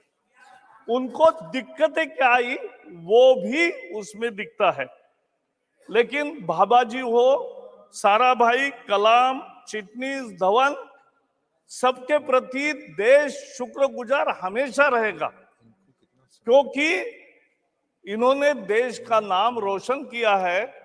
और कोई बोल रहा था कि उनको तनख्वाह कम मिलती है, कम तनख्वाह मिलने के बावजूद भी देश के प्रेम से आर के धवन वापस आए थे, सतीश धवन, यह हमें कभी भूलना नहीं चाहिए, उनका हमें ज्यादा शुक्रगुजार रहना चाहिए। आज हमारे यहां ऐसी ऐसी बीच में राजनीतिक नोकझोंक हुई, दुनिया में क्या रिएक्शन है? आज आपने भी सुबह सबका पढ़ा होगा, सबने, नवाज शरीफ कह रहे हैं कि पाकिस्तान कहीं नहीं और भारत तो चंद्रमा पे भी गया। ये उनका दुख है, ये उनका आज भारत का हासिल है। हमें गौरव होना चाहिए, हमें गौरव होना चाहिए। एक मिनट, एक मिनट, ये उपग्रह छोड़ना यानी उपग्रहों को लॉन्च करना, दूसरे देशों के भी या किसी के भी, लेकिन अपने जो इच्छित स्थल है वहां उसको लॉन्च करना, रखना, ये काम में हमने महारत हासिल की। अगर अमेरिका, ब्रिटेन और फ्रांस ऐसे सारे देश हमारे यहाँ आकर होते हैं तो हमें खुशी होनी चाहिए ना, इसमें दुख की क्या बात है, इसमें विवाद का क्या बात है। मैं आपको एक, खरगे जी आपको अच्छा लगेगा ये,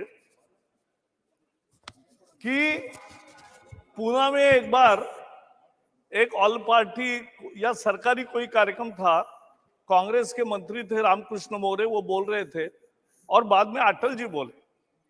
तो अटल जी ने ये कहा कि हम कभी ऐसा नहीं कहते कि कुछ नहीं हुआ आपके जमाने में, आपके जमाने में कुछ नहीं हुआ ऐसा हम नहीं कहते, लेकिन जितना और जैसे होना चाहिए था वैसा नहीं हुआ, यह हम कहते थे। और इसलिए नहीं, मोदी जी एकमात्र प्रधानमंत्री है कि जो बार बार लाल किले के प्राचीर से भी कहते हैं कि हर प्रधानमंत्री ने अच्छा काम किया है, हर प्रधानमंत्री ने काम किया है देश के लिए। ये मोदी जी कहते हैं।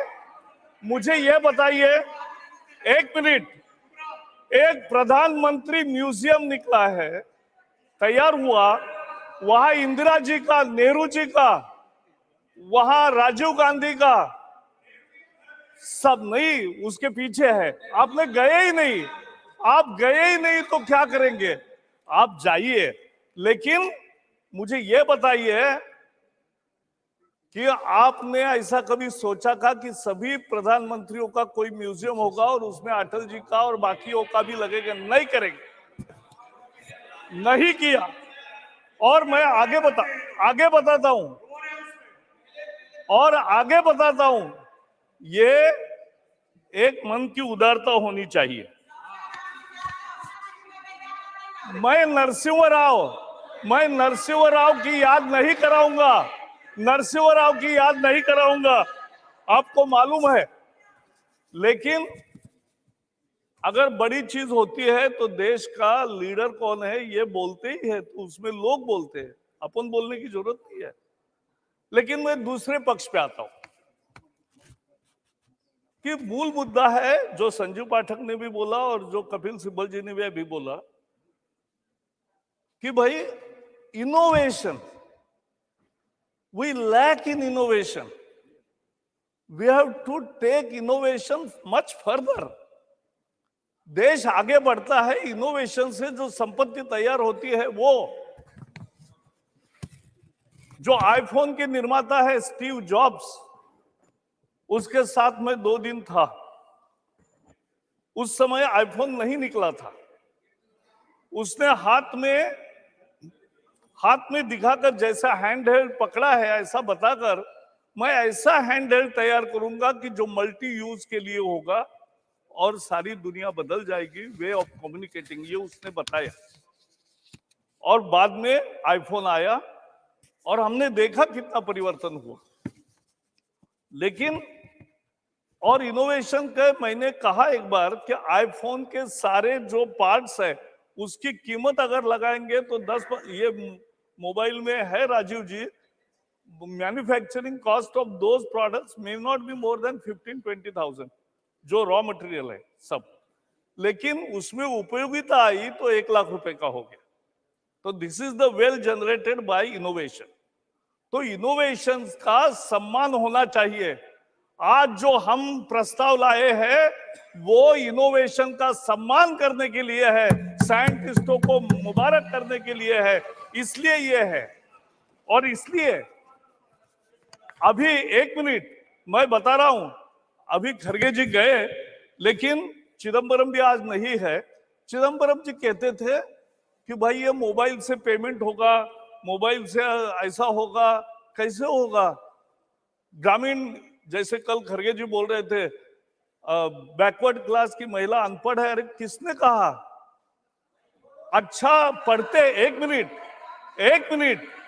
Please speak on the subject, please. उनका अपमान मत करो। प्लीज वो स्कूल में जाते हैं। जावड़ेकर जी प्लीज सब्जेक्ट पे बोलिए आप। तो वो स्कूल में जाते, कॉलेज में जाते, पढ़ना चाहते, आगे बढ़ना चाहते। सवाल है कि ये लोगों को कैसे समझेगा, ऐसा बोलते थे। लेकिन आज अमेरिका से हमारे कोई दोस्त आते हैं तो बाजार में जाने के बाद सबसे अचंभा करते हैं कि कोई कार्ड से पेमेंट ही नहीं कर रहा है, कोई कार्ड लेकर एटीएम में जा ही नहीं रहा है, सभी मोबाइल से ही पेमेंट कर रहे हैं। ये दुनिया में कहीं नहीं जो भारत में हो रहा है। तो ये साइंस है, ये हमारी उपलब्धि है, देश करके है, सबकी है। और सबको बढ़ते हुए भारत को प्रोत्साहन देना चाहिए, समर्थन देना चाहिए, ये मेरा आग्रह है। मैं 2-3 ये कैसे इनोवेशन बढ़ेगा, तो मैं शिक्षा मंत्री था तब मैंने एक कल्पना आई, हैकेथॉन शुरू किया इंजीनियरिंग कॉलेज के लिए कि 6 इंजीनियरिंग के स्टूडेंट इकट्ठा बैठेंगे। हमने जिसका सॉल्यूशन नहीं हुआ है ऐसे 500 सवाल उनके लिए दिए और इसमें से कोई भी सवाल चुनकर उस पर जरा 3-4 महीने एफर्ट करे, शोध करे, आइडियाज लड़ाए और उसके तरह से आपका सॉल्यूशन पेश करे, कोड पेश करे। इस तरह का पहले वर्ष में हमने किया। 40,000 इंजीनियरिंग छात्रों ने भाग लिया और मुझे अच्छा लगा कि अब 8 साल हो गए, 8 साल में यह संख्या 5 लाख से भी अधिक हो गई। इतने छात्र हर साल करते हैं, वो ये सही शिक्षा है, ये शोध की संस्था है, ये शोध का संस्कार है, इससे ही देश आगे बढ़ेगा। इससे आगे जाकर सभी आईआईटीज में और एनआईटीज में हमने इंक्यूबेशन सेंटर शुरू किए। इंक्यूबेशन सेंटर में आज इंडस्ट्री, यूनिवर्सिटी एंड मुझे एजुकेशनल इंस्टीट्यूट्स एंड स्टूडेंट्स सब इकट्ठा आ रहे, और देश के लैब्स जो है, पहले क्या होता था, लैब्स अलग, इंडस्ट्री अलग, यूनिवर्सिटीज अलग, हमने तीनों को जोड़ दिया और उसके कारण एक शोध का माहौल बना। इससे कारण ये इंक्यूबेशन सेंटर में सैकड़ों नए प्रयोग केवल नहीं हो रहे, बहुत अच्छे शोध पेटेंट लग रहे हैं। पहले तो पेटेंट मिलने को भी 4-4 साल लगते थे, अब 4 महीने में पेटेंट मिलता है। ये बदलाव करके दिखाए। ग्रैंड चैलेंज हुआ, और जिस नेशनल एजुकेशन पॉलिसी का मुझे भाग्य रहा कि 2 साल जो तैयारी उसकी हुई और जो तैयार हुई पॉलिसी, उसका आखिरी मुझे कस्तूररंगन जी ने कॉपी सौंपी, फिर दूसरे दिन मेरा पर्यावरण मंत्री में था। तो इसलिए ये नेशनल एजुकेशन पॉलिसी एक बहुत बड़ी उपलब्धि है। नेशनल एजुकेशन पॉलिसी यह हमें है। आज आपको पता नहीं होगा कि इसरो और डीआरडीओ की टेक्नोलॉजी कहां कहां उपयोग आती है। समुद्र में जो मच्छी के व्यवसाय के लिए जो जाते हैं मछुआरे, तो उनको लिए navigation is very important. Now with the satellite they have the phone and they can receive all signals and they get the correct direction. ये हो रहा है, इसरो का शोध है। आज कॉलेजेस के इंस्पेक्शन के लिए हमारे अनेक इंस्पेक्शन की ये बनती थी 4-4, 5-5 प्राध्यापकों की या शिक्षाविदों की, और वो सब जगह जाते थे। सब बंद किया, और अभी 1 मिनट सब बंद हुआ, और ये हुआ कि अब इसरो के और डीआरडीओ के जो अच्छा शोध हुआ उसका उपयोग करके हम आज इंस्पेक्शन यही बैठ के 5 लोग कर सकते हैं, और उसमें कोई हेराफेरी नहीं कर सकता। तो साइंस, 1 मिनट, साइंस का मैं बताता हूं, साइंस का while sitting, do not comment. This is not fair. Science का Please. उपयोग No, please. केवल साइंस का उपयोग एक क्षेत्र में नहीं होता। एक विज्ञान जब तैयार होता है तो अनेक क्षेत्रों में उपयोग होता है, और इसलिए ये समझना पड़ेगा कि हमें भी ये सही बोलना पड़ेगा कि अगर हम एक काल में प्रधानमंत्री का नाम लेंगे और दूसरे में नहीं लेंगे, ऐसा तो नहीं होगा। तो प्रधानमंत्री देश का एक प्रतिनिधि होता है, जनता ने चुना हुआ 140 करोड़ लोगों ने विश्वास दिया हुआ प्रतिनिधि है, उसका नाम नहीं लेंगे, ऐसा कैसा होता? क्योंकि उन्होंने सपोर्ट दिया, जिसका वर्णन जितेंद्र सिंह जी ने बहुत डिटेल में किया है। और इसलिए और वो हमें एक ही बात कहते थे कि नई शिक्षा, ये जो शिक्षा नीति बना रहे, इसमें साइंटिफिक टेम्पर कैसे तैयार होगा वही तैयार करना है, और वही आज हुआ है। देखिए उसके नतीजे, भारत आने वाले 10 साल में बहुत आगे बढ़ेगा और विश्व की तीसरी अर्थव्यवस्था बनेगा। इतना ही मैं विश्वास व्यक्त करता हूं। बहुत बहुत धन्यवाद। धन्यवाद माननीय जावड़ेकर जी। माननीय doctor Shantanu Sen ji, 6 minute.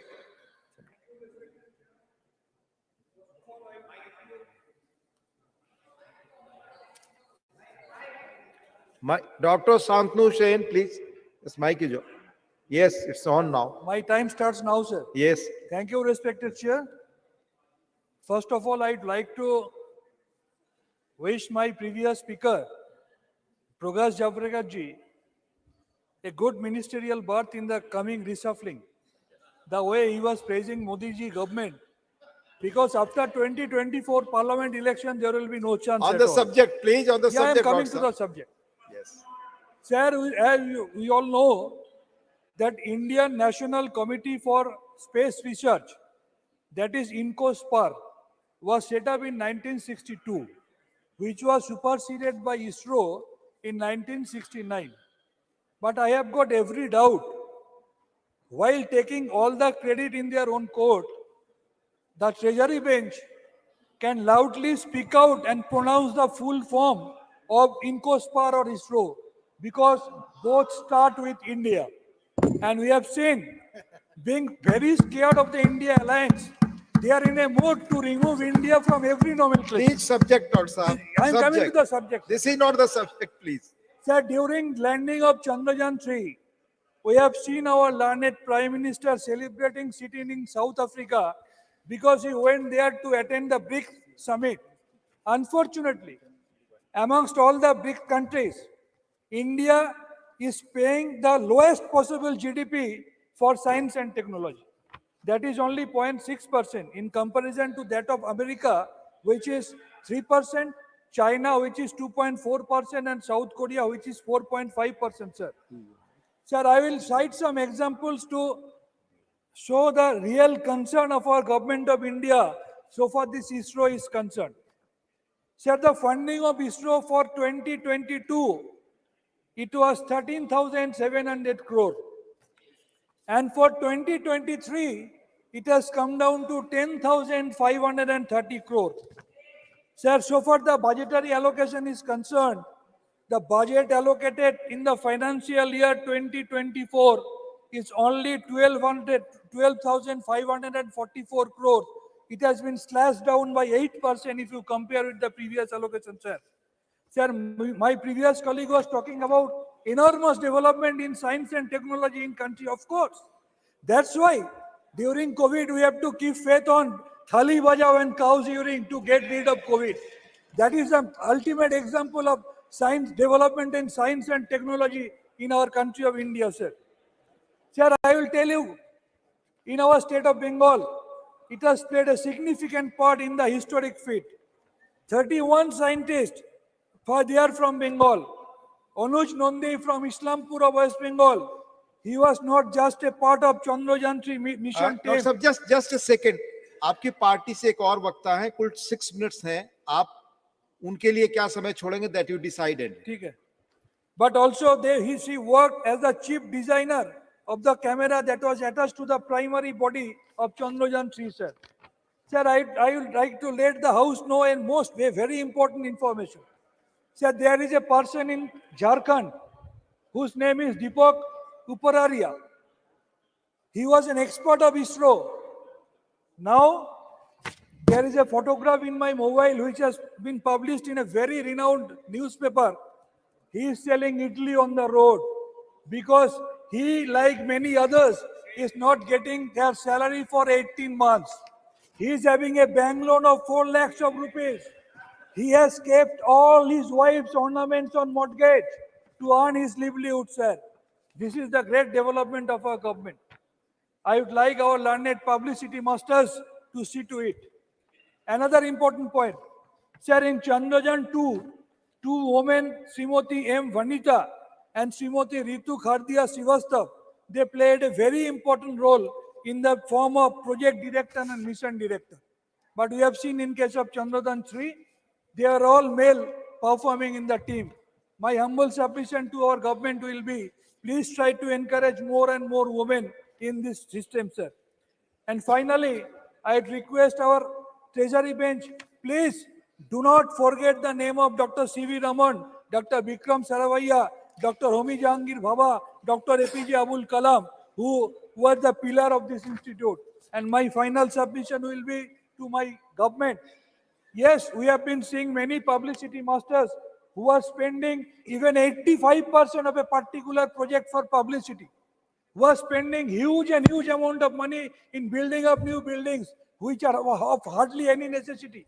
But ISRO, the pride of our nation, they are severely ignored by our government. My humble submission will be, yes, try to take the credit of this Chandrayaan. At the same time, please look into it that another Deepak Upararia doesn't come on the field and sells idli because of your neglect, sir. Thank you very much. Dr. Saab, आपने party का लगभग पूरा समय ले लिया, so next speaker will not get time, just for information. Thank you. This is now Shri Mani M. Muhammad Abdullah, 3 minutes. Mr. M, please, 3 minutes. No. I have no information. Yes. Are you speaking in? No, You will no, not be speaking? just a minute, he will continue. Just a suggestion, he will continue, please. Chairman has given his concern.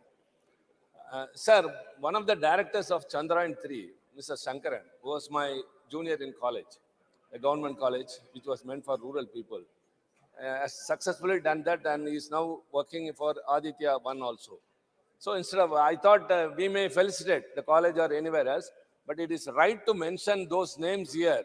That would be a real credit to them. And in general, instead of mentioning each and every name, I would suggest that the House can move a motion and adopt to congratulate all the scientists and engineers who were in the successful mission. I think all the members would agree, and such a motion could be motion, sir. I also conveyed to the minister. Thank you, Tirupati. Now, Mani M. Muhammad Abdullah. Sir. 3 minutes. No, sir. Total allotted time is 15 minutes. 6 minutes he has already spoken. I have 9 minutes, sir. Just check. We'll check it. Yes, sir. Please speak. Honorable Chairman, sir. On this pride moment that India became the first country to reach the South Pole and the fourth to be on the moon, with the remembrance of Dr. APJ Abdul Kalam, a Tamil pride, a national pride, I start my speech with his remembrance, sir. Sir, the country's ability to execute space mission reflects its confidence and shows that this is India's time. The lander model of ISRO's third lunar mission, Chandrayaan 3, made a successful landmark landing on the moon's southern pole on August 23rd as an iconic moment for India. Sir, on this historic occasion, I would like to recall one thing, that Chandrayaan 3's successful soft landing on the moon had given Tamil Nadu an extra reason to cheer. Yes, all the project directors of this country's lunar mission and also the first Indian mission dedicated to observing the sun are from our state of Tamil Nadu, sir.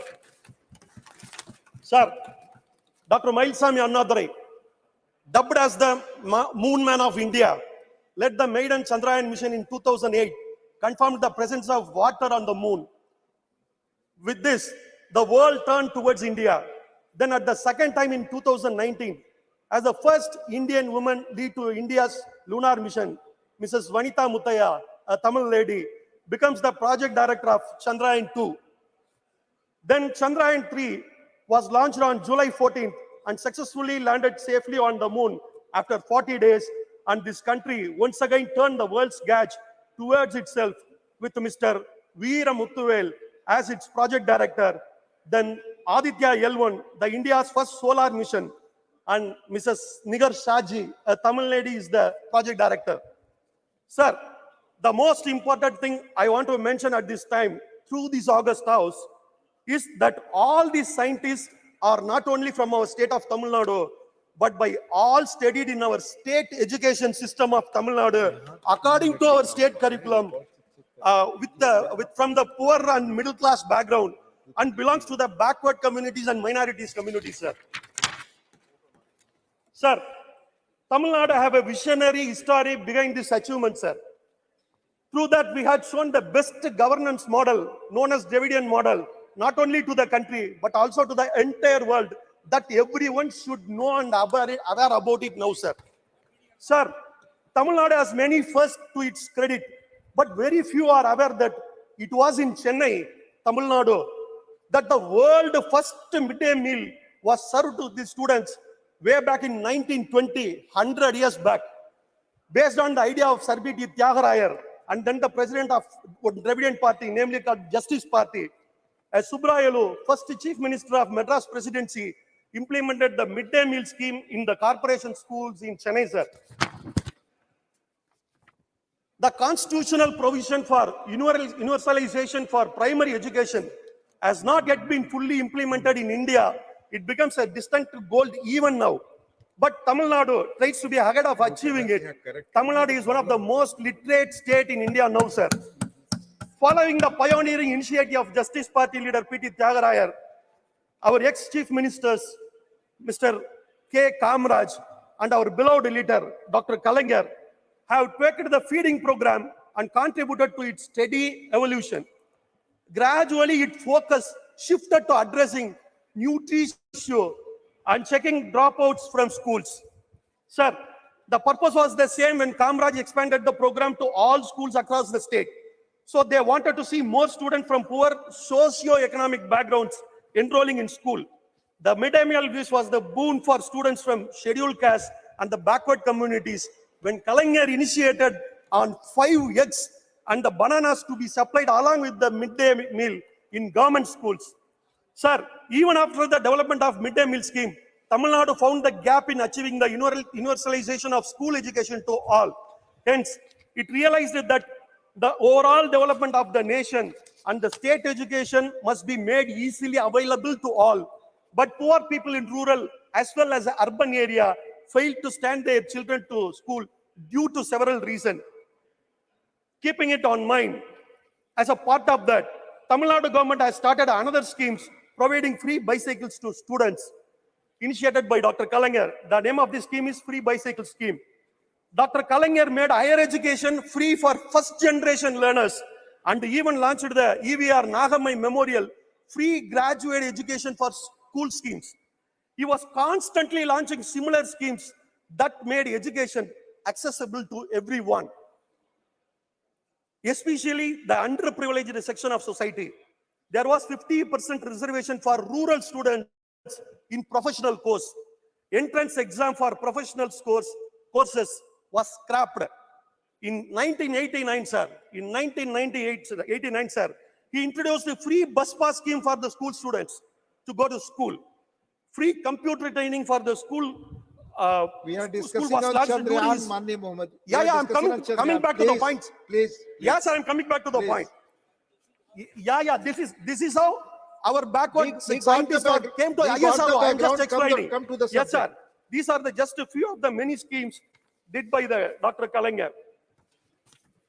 And even now, it is being continued under the leadership of our Honorable Chief Minister, Thalapathy M.K. Stalin, aims to optimize social welfare gains by tweaking a century-old scheme to offer its the first meal of the day that is called as a Tamil Nadu Chief Minister Breakfast Scheme right now, sir. Sir, as Mr. is not here, I think so, Mr. Ramesh Jairam said, it is a journey of 60 years of Indian education. But in Tamil Nadu, it has its own journey of about 100 years through the Dravidian ideology. Through this, we have contributed not only to our state and also to the nation. This is what I want to point out now. And this is how the uniqueness of our federal system contribute to the nation building. The others are criticizing our welfare scheme as a freebie, but we are investing it for the development of the nation in view of social justice.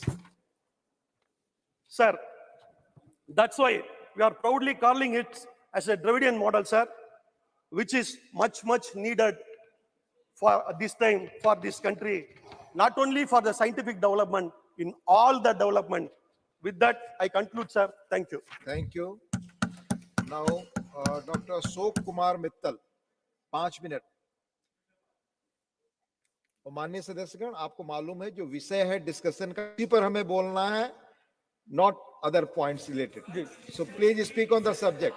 Please. You know the rules. धन्यवाद महोदय। आज मुझे इस नए सदन में चंद्रयान के ऊपर बोलने का मौका दिया जा रहा है। मैं इसका अध्यक्ष महोदय जी का धन्यवाद हूं। और सबसे पहले मैं इसरो के अध्यक्ष श्री सोमनाथ जी और उनकी टीम को और उनकी पूरी संस्था को इस सदन की तरफ से, अपनी तरफ से, देश की तरफ से मुबारकबाद देना चाहूंगा और धन्यवाद करना चाहूंगा कि उन्होंने पूरे विश्व में भारत का परचम फहरा दिया है। सर, 1965 में हमारे तत्कालीन प्रधानमंत्री श्री लाल बहादुर शास्त्री जी ने पाकिस्तान युद्ध के दौरान देश को एक नारा दिया था, जय जवान जय किसान। बाद में माननीय प्रधानमंत्री श्री वाजपेयी जी ने पोखरण के दौरान इस नारे में संशोधन किया और कहा जय जवान जय विज्ञान जय किसान जय विज्ञान। और मुझे वो समय याद है 3 जनवरी 2019 को जब हमारे माननीय प्रधानमंत्री Shri Narendra Modi ji lovely professional university में इंडियन साइंस कांग्रेस की अध्यक्षता करने के लिए आए। उन्होंने इस नारे में और संशोधन किया और उन्होंने कहा जय जवान जय किसान जय विज्ञान, और उन्होंने एक नया शब्द जोड़ा इस नारे में, जय अनुसंधान। और पूरा नारा बना जय जवान जय किसान जय विज्ञान जय अनुसंधान। और मैं खुशकिस्मत हूं कि जब प्रधानमंत्री श्री मोदी जी ने यह नारा दिया, मैं उसका साक्षी हूं। माननीय सर, और मुझे खुशी है, थैंक यू, और मुझे खुशी है कि प्रधानमंत्री श्री मोदी जी के उस नारे की वजह से आज हमारा देश चंद्रयान की सफलता के पूरे विश्व में जोर शोर से मना रहा है। मैं इसके लिए फिर अपने पूरे देश को मुबारकबाद देना चाहूंगा। सर, 23 अगस्त को चंद्रयान 3 ने सफल लैंडिंग की और उसके एक सप्ताह बाद हमारे देश का एक पवित्र त्योहार आता है, रक्षाबंधन। जिस प्रकार हर बहनें अपने भाई को राखी भेजती हैं, तो मुझे ऐसा प्रतीत हो रहा था, पूरे देश को ऐसा प्रतीत हो रहा था कि हमारा देश की 70 करोड़ बहनें चंदा को, चंद्रमा को, जिसको हम चंदा मामा भी कहते हैं, चंद्रयान के रूप में एक हमने राखी भेजी है।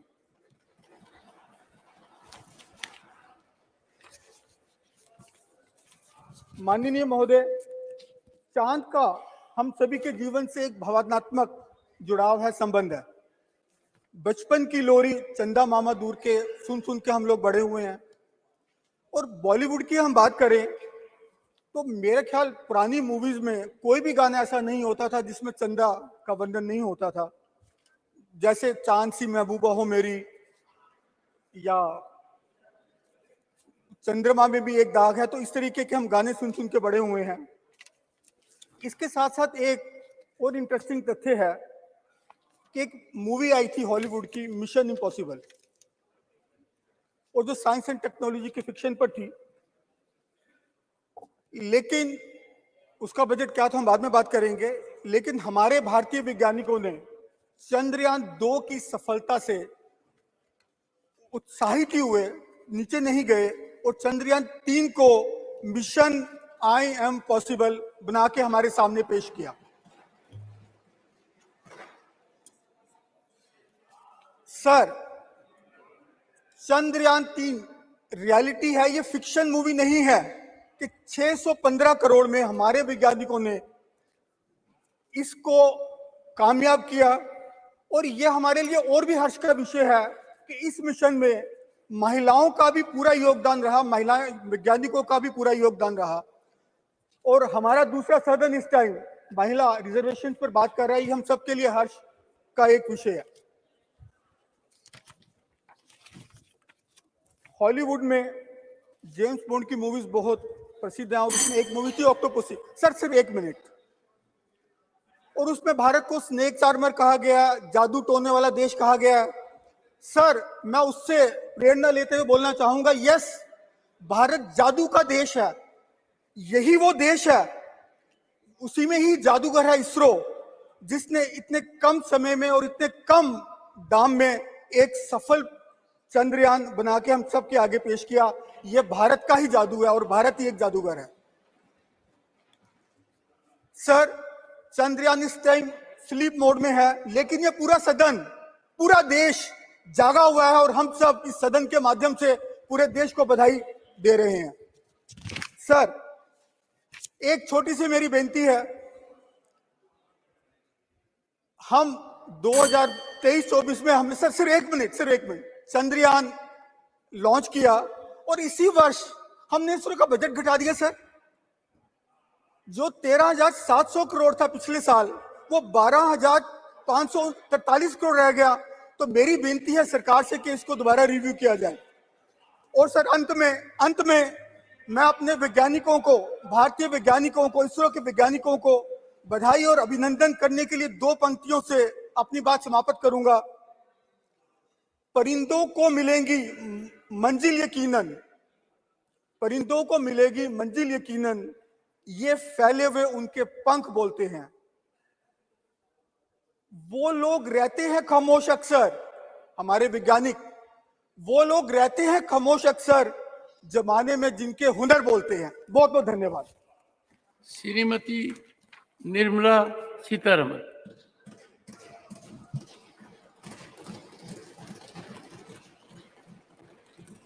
So thank you very much for giving me an opportunity to speak on an issue in which the entire nation feels very proud and also has been one in voicing such a sense of pride in appreciating the ISRO. Sir, the launch of Chandrayaan-3, particularly to the south pole of the moon, India has become the first country to do so, whilst countries have launched and landed in the moon. We are only the fourth in the line. But for reaching the moon's southern pole, we are the first. Now, I just want to briefly recall how in 1975, India, with the help of Soviet Union then, the USSR, launched the Aryabhatta satellite. That was a heavy satellite, but it was launched by the Soviet Union for us. So that was the first ever attempt by India's ISRO to position something in the space, to enter the space itself. But after that, if you look at this spectacular journey that the ISRO has had, this success of Chandrayaan-3 is certainly going to have a very big impact on India's industrial and technological ecosystem. It's going to directly, of course, affect positively the satellite systems area, telecommunications area, and there are very many other related fields, all of which will benefit from it.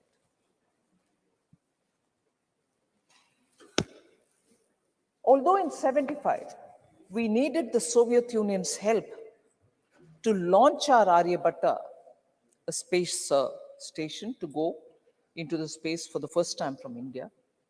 Today, as of July 23, our record is such that we've already launched 431 foreign satellites for other countries. That is, 34 different countries have utilized ISRO's facility and their knowledge systems to launch their satellites. And I'm just recalling in 1975, our Aryabhatta being launched by Soviet Union for us today, but we are in a position to launch 34 different countries' satellites, but totaling to 431. What a spectacular journey this is for ISRO. So Chandrayaan-3, sir, also stood out, in my observation, also stood out for one particular achievement, which has a blend of innovation, has a blend of how technology and innovation working together can work for global achievements and sustainability. I remember also seeing a lot of comments which said, oh, but this is no good. It has taken this many number of days to reach there. Did it require that many number of days? Can it not be done lesser in lesser number of days? Because quoting some other countries, they said they reached the moon in 20 days, whereas you took 45 days and so on. But the secret behind that, the fact behind that, is the innovative way in which ISRO has handled it. In that, they chose a path to reach the moon, which was not otherwise thought of, but thought only because due to the route selection, and I'm using very pedestrian language here, I'm conscious of that. Using such a route selection, ISRO made it possible to do it cost effectively because the gravitational pulls, any magnetic fields which come in the way, I'm sorry, again, a pedestrian language, can exhaust more fuel. But the way in which ISRO decided to take this Chandrayaan 3 was chosen not for a racing expedition. I'll have to reach there faster than somebody else, but I have to reach there in a cost-effective manner using lesser fuel and therefore serve the purpose of sustainability. Space research also has to be sustainable because otherwise it becomes too expensive and cannot be afforded at all. So, innovation intertwined with sustainability, particularly in the realm of space, is what ISRO has achieved by choosing the route with which it reached the south pole of the moon.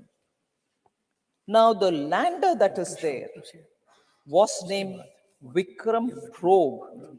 Obviously, the name reminds us of Vikram Sarabhai, who set up the first rocket launching station, which we are now using repeatedly. Nobody ever in India can forget the contribution that Vikram Sarabhai or Homi Bhabha did. Of course, Homi then moved over to the Atomic Energy Commission, which was carved out of the then body ISRO. So Vikram Probe did something spectacular again. Having reached the South Pole, for the first time, the density and the temperature of the moon's ionosphere has been recorded. Several people went to the moon earlier, landed in the moon earlier, but we did the first thing of landing in the South Pole. But for the first time again, the moon's ionosphere and its density and the temperature there has been recorded by our Vikram probe.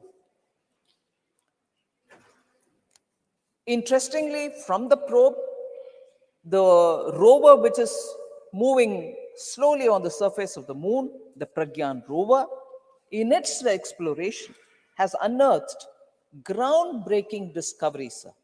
The presence of sulfur, for instance, in the lunar south pole has come as a very big surprise to the scientific community. So I'm happy to say Chandrayaan 3 landing in the South Pole for the first time does not just stop there, it has also created a lot more record on its own.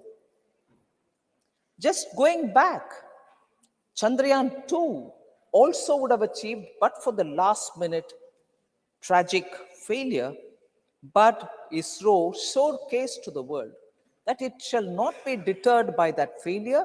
It would learn lessons.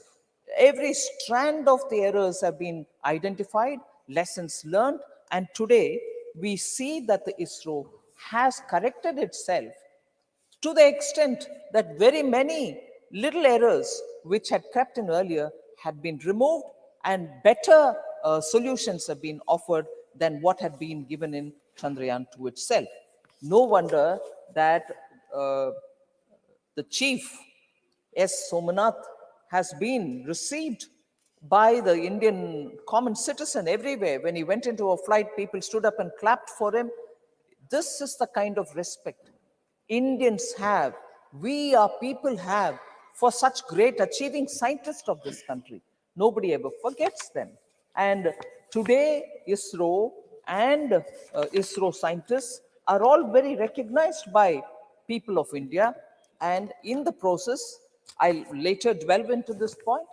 They are people who have studied from tier 2, tier 3 colleges, gone into Indian Institute of Sciences and many such institutions, but they are there sitting and contributing for the future development of India and also sharing their knowledge with the entire space community all over the world. Now, if I spoke about Chandrayaan 2, sir, I'll also take this opportunity to say about Chandrayaan 1, which was launched in 2008. Even that was a wonderful, sir. Honorable members, what a sight. Look at the galleries. Look at the galleries.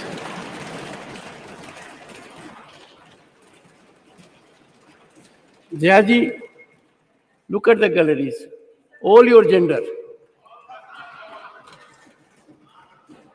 And you are iconic to all of them.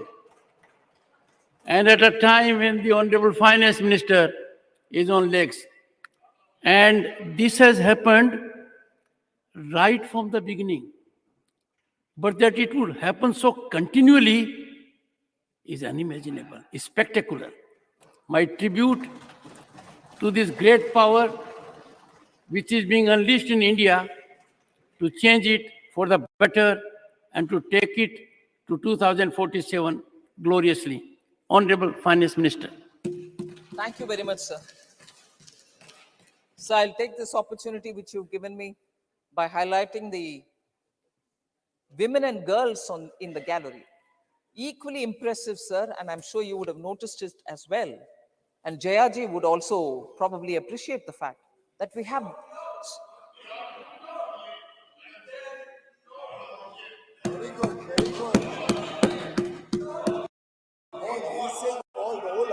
I heard it, sir, but what I wanted to say is, Jayaji, because the school children who are here, I'm so touched by the fact that they are here to observe what we are discussing. And I'm sure, yes, all the members would feel happy about the presence of the future generations of India here. Oh, okay. Honorable Leader of the House reminds me that I'm not wrong in mentioning Honorable Jaya ji's name, because she apparently acted as a school child. Yes. In a student with uniform in a film. I which was became a hit. reflecting, honorable members, on that memorable contribution as a great artist and elevating her to iconic status, which she has sustained all throughout. Honorable Finance. Appreciations, Jayaji. Sir, I did mention about Chandrayaan 2 and wanted to move over to briefly talk about Chandrayaan 1 as well. But before I do talk about Chandrayaan 1, I want to remind myself and also place it before the honorable members in this house that on probably 7th September 2019, midnight, Governor of West Bengal, the then Governor of West Bengal, and now Vice President of India, witnessed that landing, which of course had a problem, but along with hundreds of school children in the science city of Kolkata. And today, you are reminding us about the school children who are here to listen to this debate on the Chandrayaan 3 success. So Chandrayaan 1, sir, if I can just go one step backward, was also a very successful mission. 2008, when it was launched, it discovered the presence of water on the moon's surface, and it also provided a lot of insights into the lunar geology. So obviously, each one time that ISRO had attempted to do, they've come out with extraordinary contributions to the space science. And that is now actually being used by the space community, scientist community from all over the world.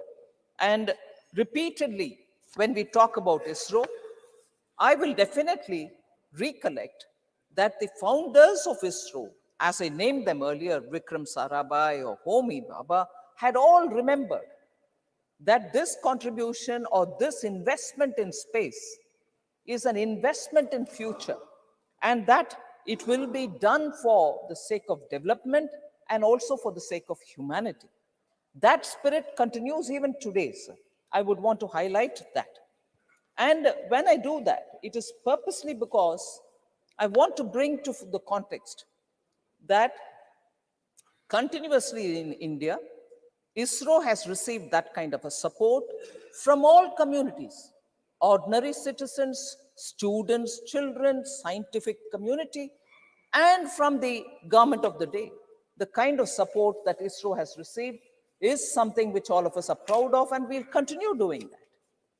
Now, but of course, much before I go into talking many more things, a theme which I want to mention here, and I would probably respond to it repeatedly, is a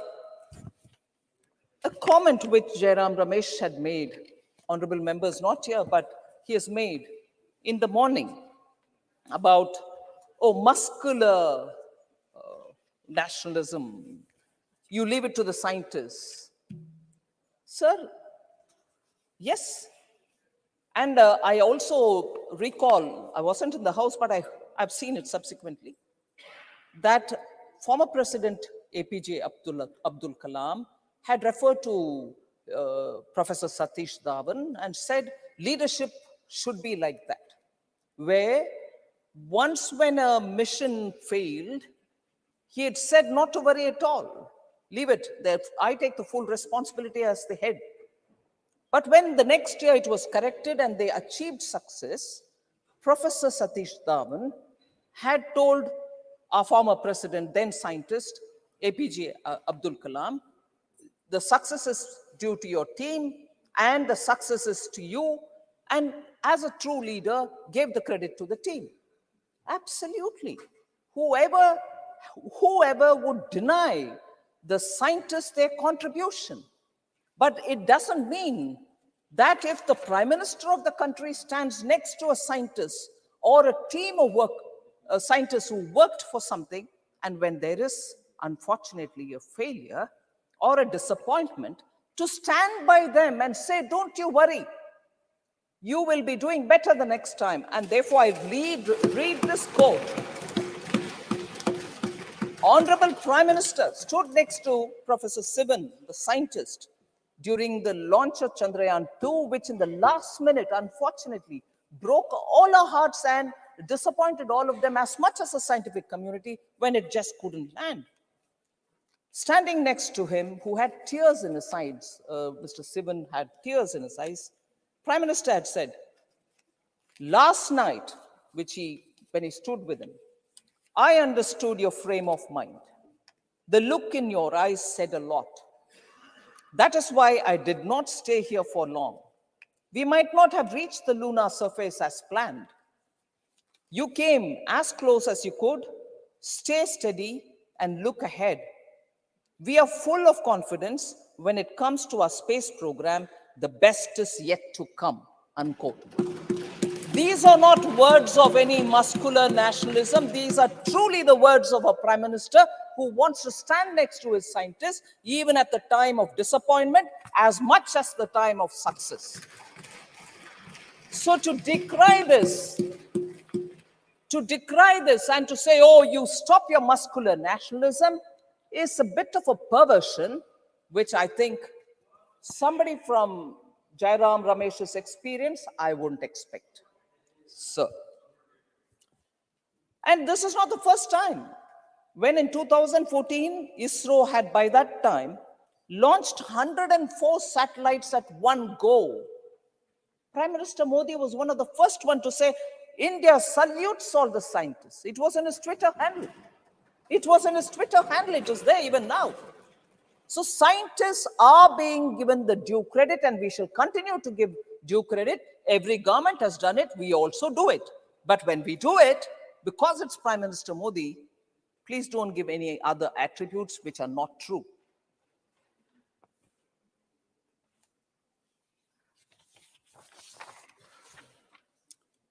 So I'll, for a minute, dwell again on the cost of the mission. And that's one of the interesting facts about Chandrayaan-2, as much as the one earlier also, about the Mangalyaan. One of the most interesting facts is that Chandrayaan-3 mission costed only around 75 million US dollars, approximately 615 crores. These are not final figures because that will have to be finalized through the department, finally tying up every expenditure, approximately 615 crores. Then again, oft repeated comparisons. Our Chandrayaan-3 commanded a lesser budget when compared to some of the movies which are made on space itself. You're making movies on space because we understand better, we want to know better, our future generation should know what it means, and therefore interesting films are made. But those films costed more than actually just Chandrayaan 3. I'll give you a random selection of film names and their cost. Interstellar costed $165 million. Passengers costed $110 million. The Martian, $108 million. Gravity, $100 million. And Chandrayaan, $75 million. As I said earlier, sir, innovative cost-cutting methods are the reason why it took a few days more, but the gravitational pull and also the magnetic fields which drag the satellite and therefore exhaust the fuel, in my pedestrian language that is. I'm sure there are some scientists who will be here who will sneer at my language, but simply put, that's the reason why they chose the track with which they could reach. Even if it takes a few more days, it costed them less, sir. So I'll come to the point that increasingly India's space programs are becoming Atmanirbhar. And the immense potential of homegrown industries and their technologies are now increasingly helping our expeditions to the space. Chandrayaan 3 benefited from this. I would like to highlight where these kind of Atmanirbhar Bharat has come to interplay with the space program. India actually, through the Chandrayaan 3, has displayed and showcased its capability to design, to develop, and to manufacture high-end equipments which are so required, but all domestically. Now, leading companies like Hindustan Aeronautics Limited, HAL, which provided significant mechanical hardware, and BHEL, the Bharat Heavy Electrical Limited, contributed with their titanium tanks, which was so crucial and actually helped in cutting cost as well, but a very innovative way in which we could do it. Sir, numerous private Indian firms have contributed to this, particularly in the realms of mechanical and electronic fabrication. For a minute, I want to quote Vikram Sarabhai again. He says, if we are to play a meaningful role naturally and in the Committee of Nations, with the, we must be second to none in the application of advanced technologies, unquote. Now, these advanced technologies are not just coming from HAL and BHEL. They sure are coming from HAL and BHEL, but private players today are giving these high-end technologies, and they have made it an immense contribution to the efficiencies which are now getting recorded. The kind of equipments which we see in the Chandrayaan 3 are state-of-the-art scientific instruments which are being used, all of them which are developed in India. They include seismometer, Langmuir probe instruments, thermal probe instruments, both X-ray and laser-based spectrometers. All of them have been built in India.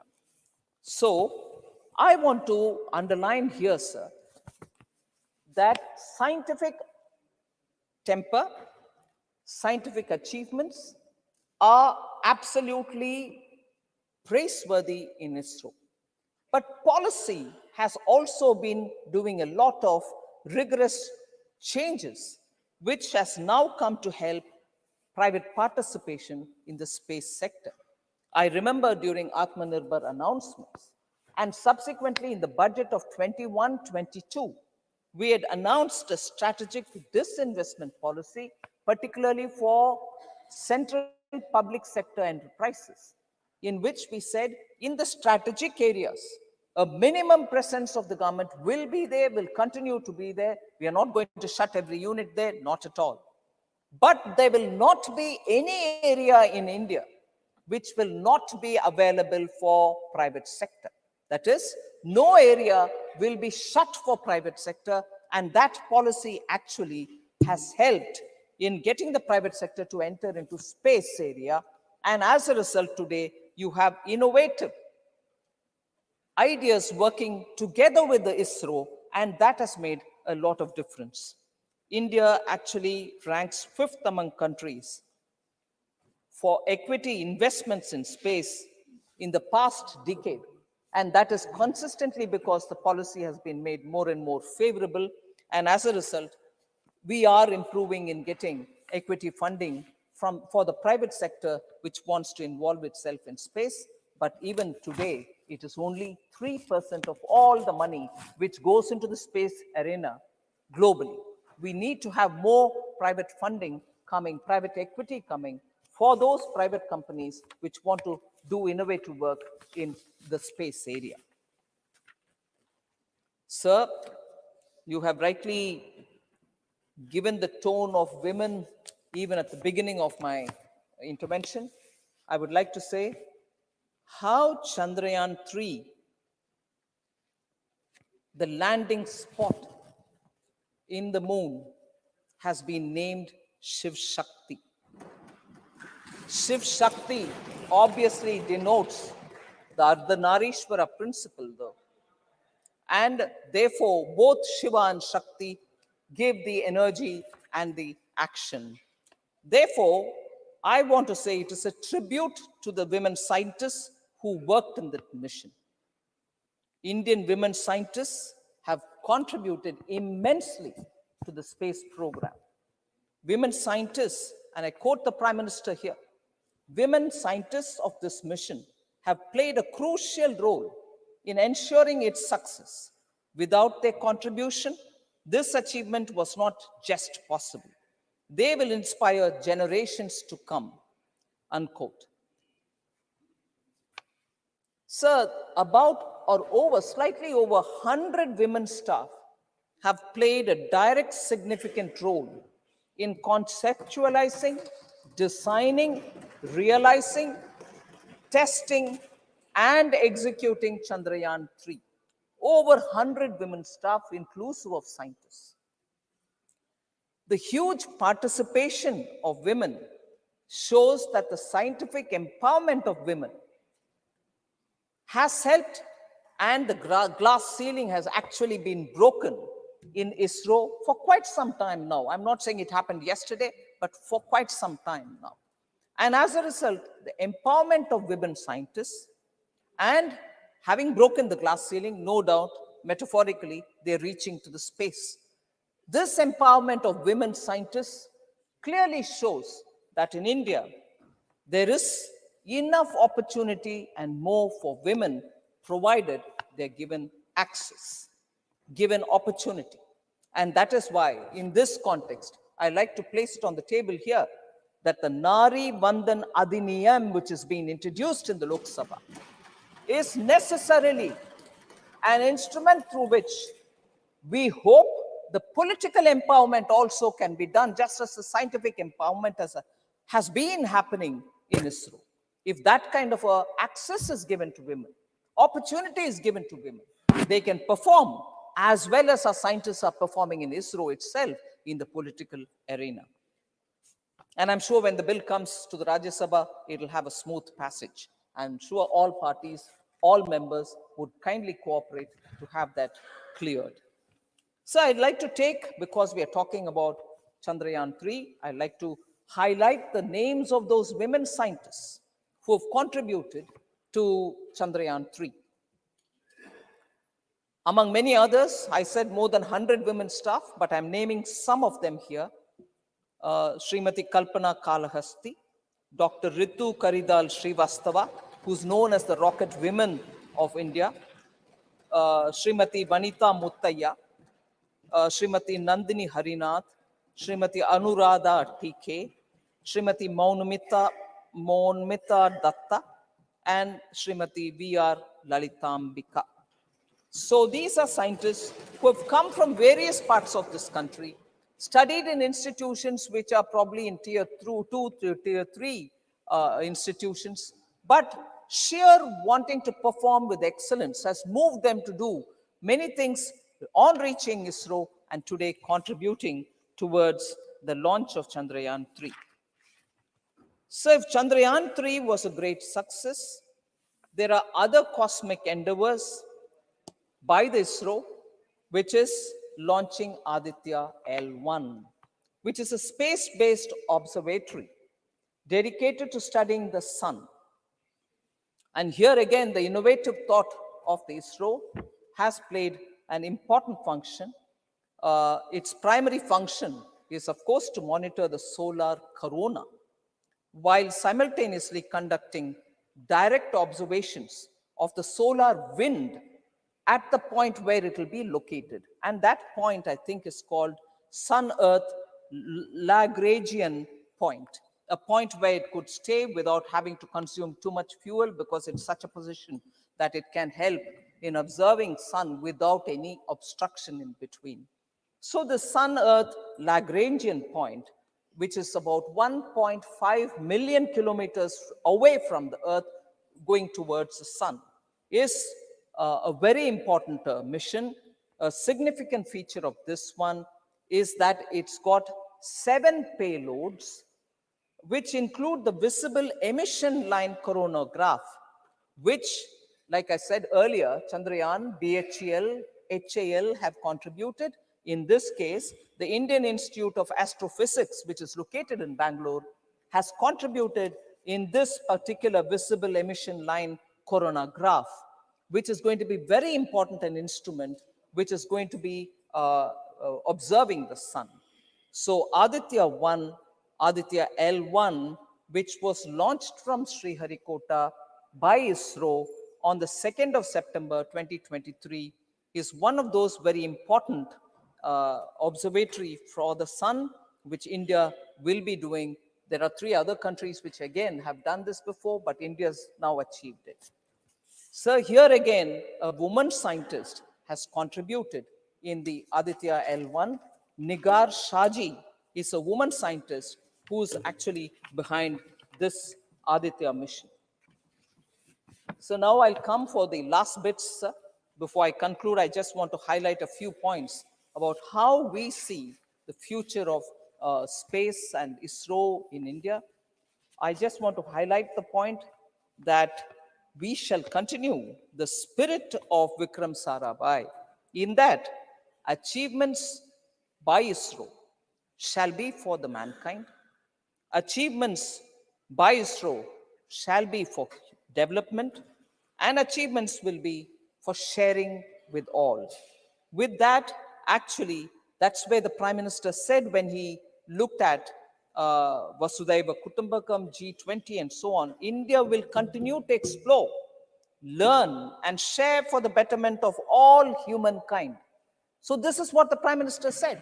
And this is what was the appreciation also given to the scientists. And again, standing by the scientists. Now I have my friend, Honorable Member Jairam Ramesh.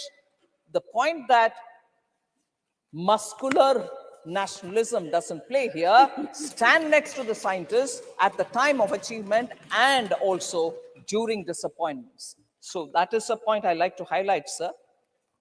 More importantly, sir, it's important in June 2023, when Prime Minister visited the United States of America, we signed an accord, the Artemis Accord. Very important, sir, in that India also will be one of those 27 countries which have signed this accord, and which is a multilateral space initiative led by US, in which one of the objectives is to send humans back to the moon through an international space station. And we shall be happily party to that. And in this context, sir, I would want to pick up on something which a former NASA Associate Administrator observed. His name is Mike Gold. He was a former Associate Administrator in the NASA. He was behind drafting and shepherding Artemis Accord. So it is important to understand what his perspectives were when India joined this accord. I quote him, sir, saying, India will not only fill the void, this is Mike Gold saying, who's been a NASA associate administrator once earlier, who drafted and also shepherded this Artemis Accord. He says, and I quote, India will not only fill the void that Russia is leaving, but will far exceed it.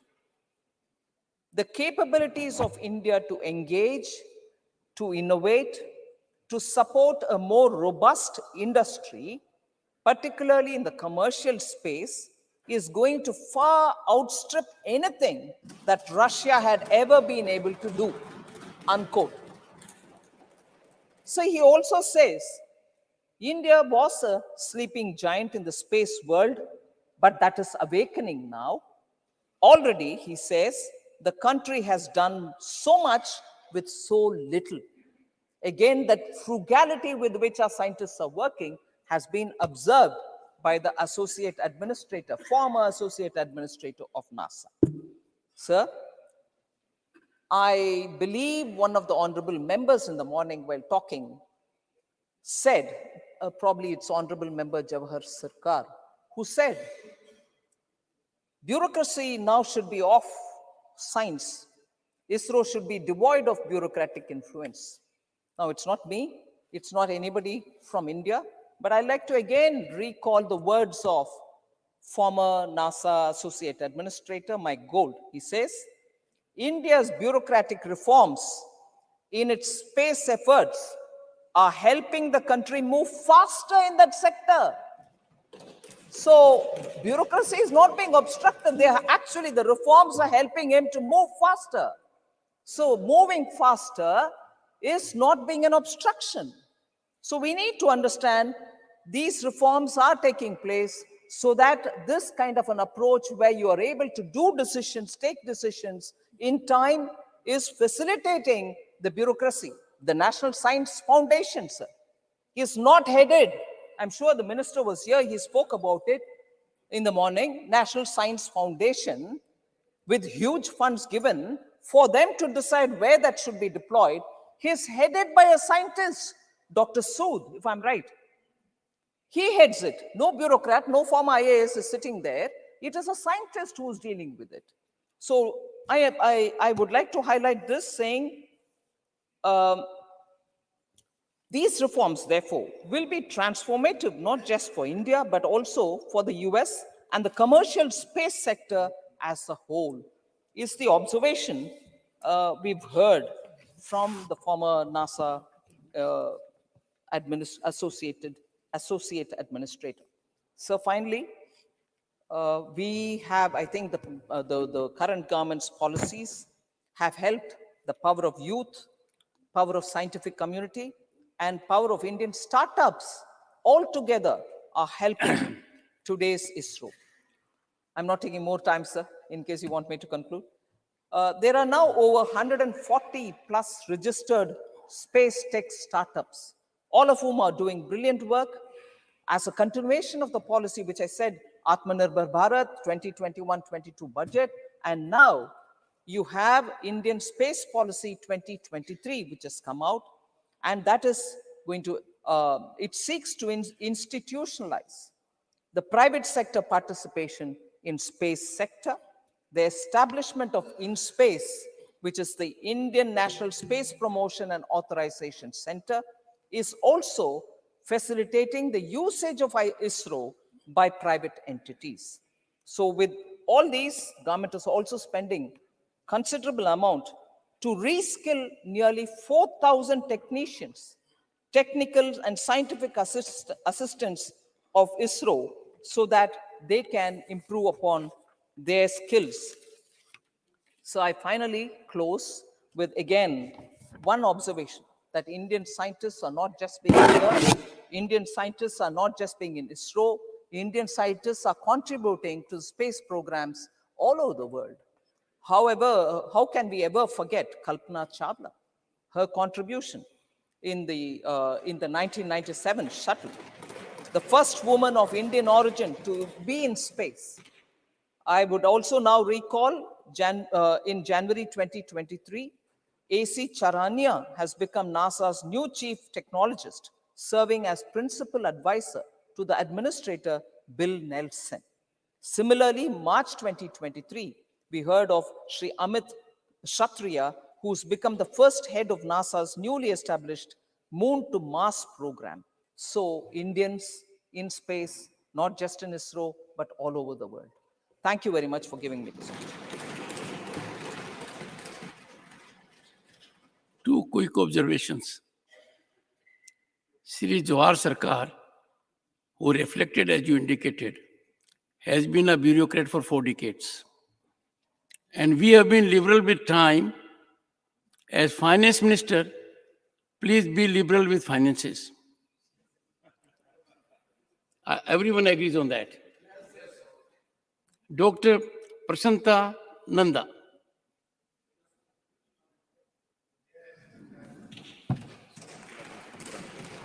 Thank you, Chairman, sir. Chandrayaan 3 rightly deserve this space and time in Parliament of India, and it has got in Lok Sabha and in Rajya Sabha also. Sir,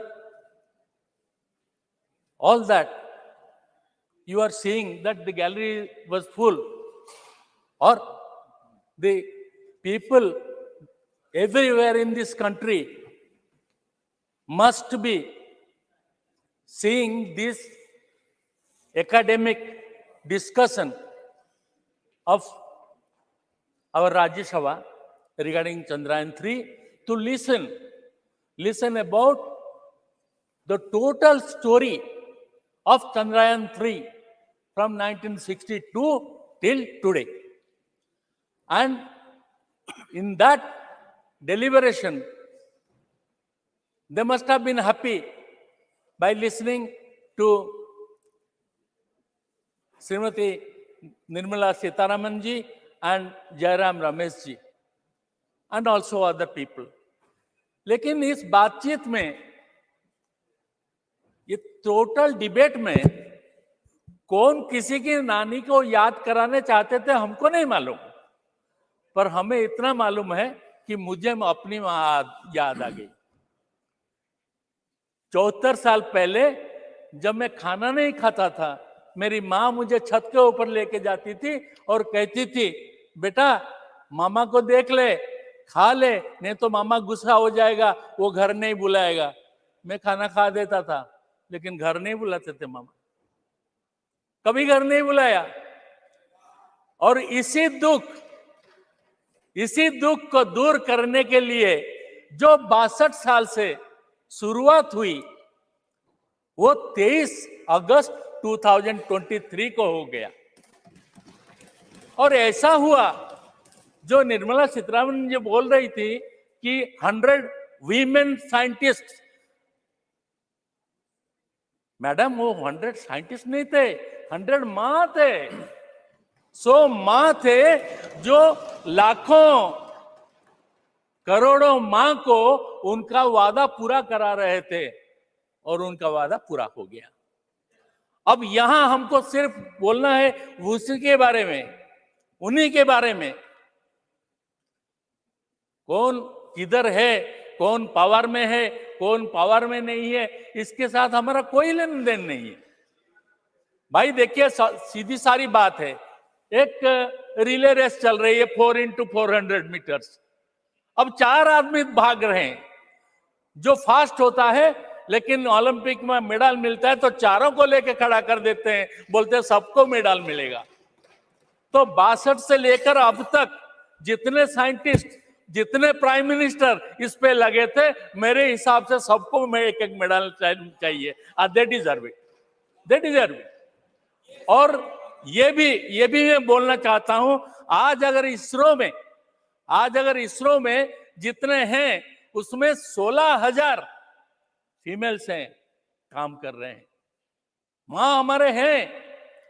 और इसीलिए इसी सोच में आकर हम सोच रहे हैं क्यों ना लोकसभा में और क्यों ना राज्यसभा में वो भी उतनी संख्यक हमारे लेडीज आ जाएं। हमको चाहिए। अब अगर डबल इंजन की बात करते हो तो डबल इंजन यही होगा कि एक इंजन पुरुष है, दूसरा इंजन स्त्री है। ये दो इंजन काम करेंगे तो ये और बहुत बढ़िया होगा। सर, मेरा तो ज्यादा टाइम नहीं है, बोलने को बहुत दिल करता था और सुनने को भी ज्यादा दिल करता था, इसीलिए बैठा हूं मैं।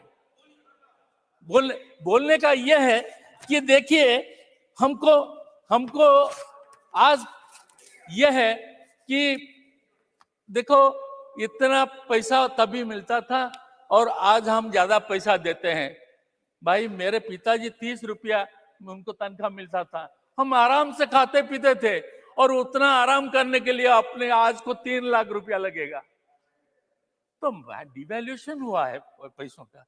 तो पैसों का बात ना करें, दिल का बात करें और अक्ल का बात करें। अक्ल का बात करें तो 60 नहीं, 6000 साल पहले जो इंडियन वनवास करते थे, जो साधु थे, जो संत थे, वो भी साइंटिस्ट थे और आज भी जो है वो भी साइंटिस्ट है। सब साइंटिस्ट है। कोई किसी को कोई पैसों की जरूरत नहीं है, उनको एकाग्रता की जरूरत है और जितनी एकाग्रता देश उनको चाहता है तो उनसे उन्होंने हर काल दिया है। हमको वेद दिया है उन्होंने, उपनिषद दिया है, गीता दिया है और आज चंद्रयान भी दे दिया। वही साइंटिस्ट लोग हैं, उनका नाम बदल गया लेकिन उन्होंने दिया है। और इसमें मेरा इतना कहना है कि हम आए हैं ओडिशा से। सबको लगता होगा ये छोटा एक है छोटा, इतना बड़ा नहीं है, पर है। हमारा भी इसमें कोई हम साझेदारी है और हमारा भी सुन लीजिए कहानी कि हम भी इस यात्रा में कैसे जा रहे हैं। सर, दिस ओडिशा के बारे में जब बोल रहा हूं, 1984 में Odisha space application centre ORSAC, the apex body of the state of Odisha for space technology applications, was established 1984, sir. Along with space tech, ORSAC is involved in IT projects like remote sensing, GIS and GPS-based projects, geographic information system and global positioning system. The organization also runs GramSat and EduSat. Then I am telling you, in 2017, Odisha government formally named the outer Wheeler Island in Bhadrak district of Odisha आज APJ Abdul Kalam island, उसका नाम दिया है APJ Abdul Kalam island, as a tribute to the former president on his second death anniversary. Former Chief Minister Biju Patnaik, sir, एक minute, former Chief Minister Biju Patnaik had allotted the historic Wheeler Island to the Ministry of Defense on the request of Kalam in 1993. Kalam had once described the Wheeler Island as his theater of action. He said, it is my theater of action. Kalam also played a key role in ensuring that the island, a nesting ground for the endangered olive ridley tortoise, remained safe by changing the illumination structure.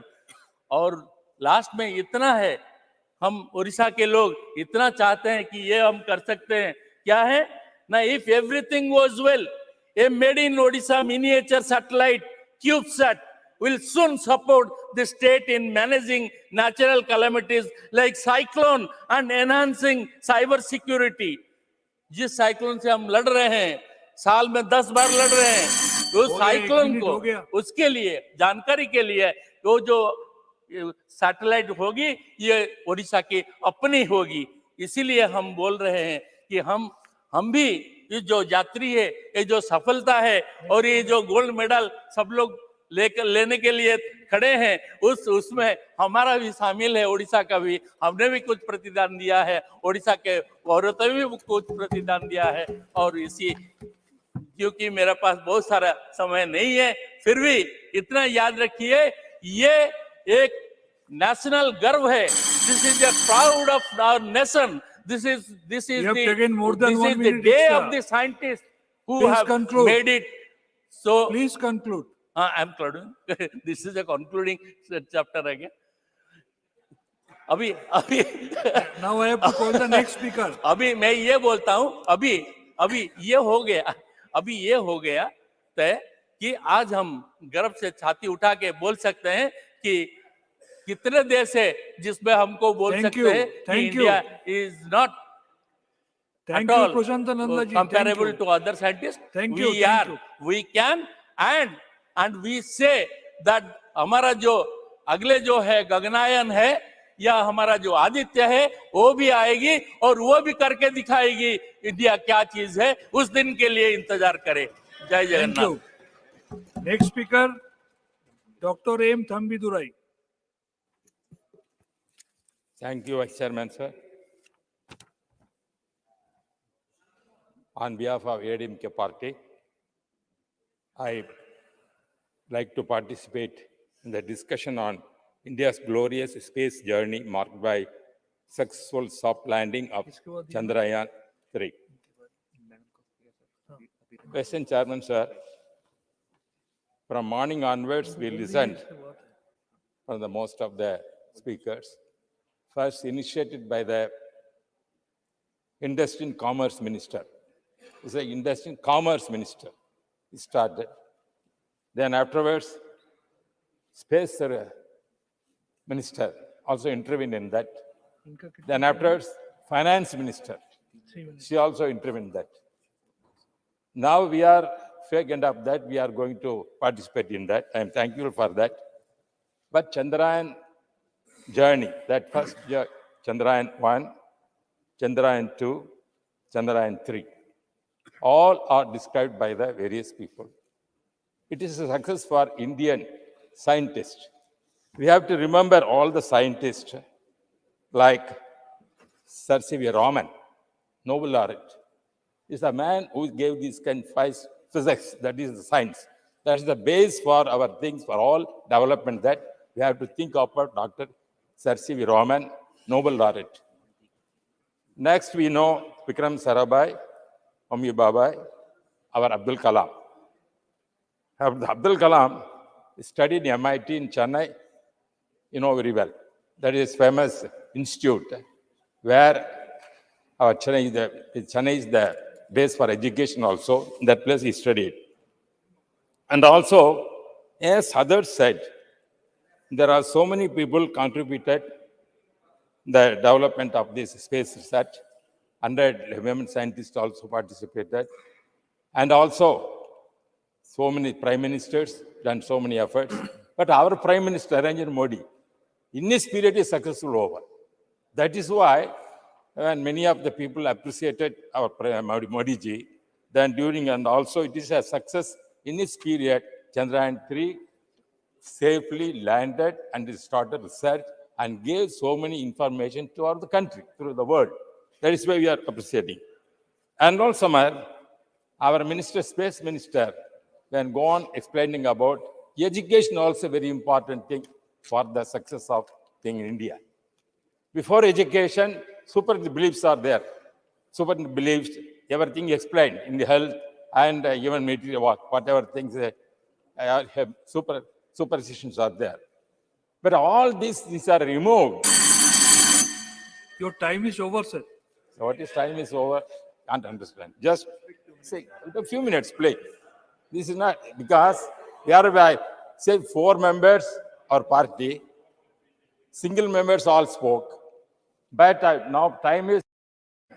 Sir, and also, no, I'm telling you, come to the point. This is embarrassing to us. I was senior presiding officer of Lok Sabha, 5 times Lok Sabha member. When I'm speaking that, I know the sense of the house.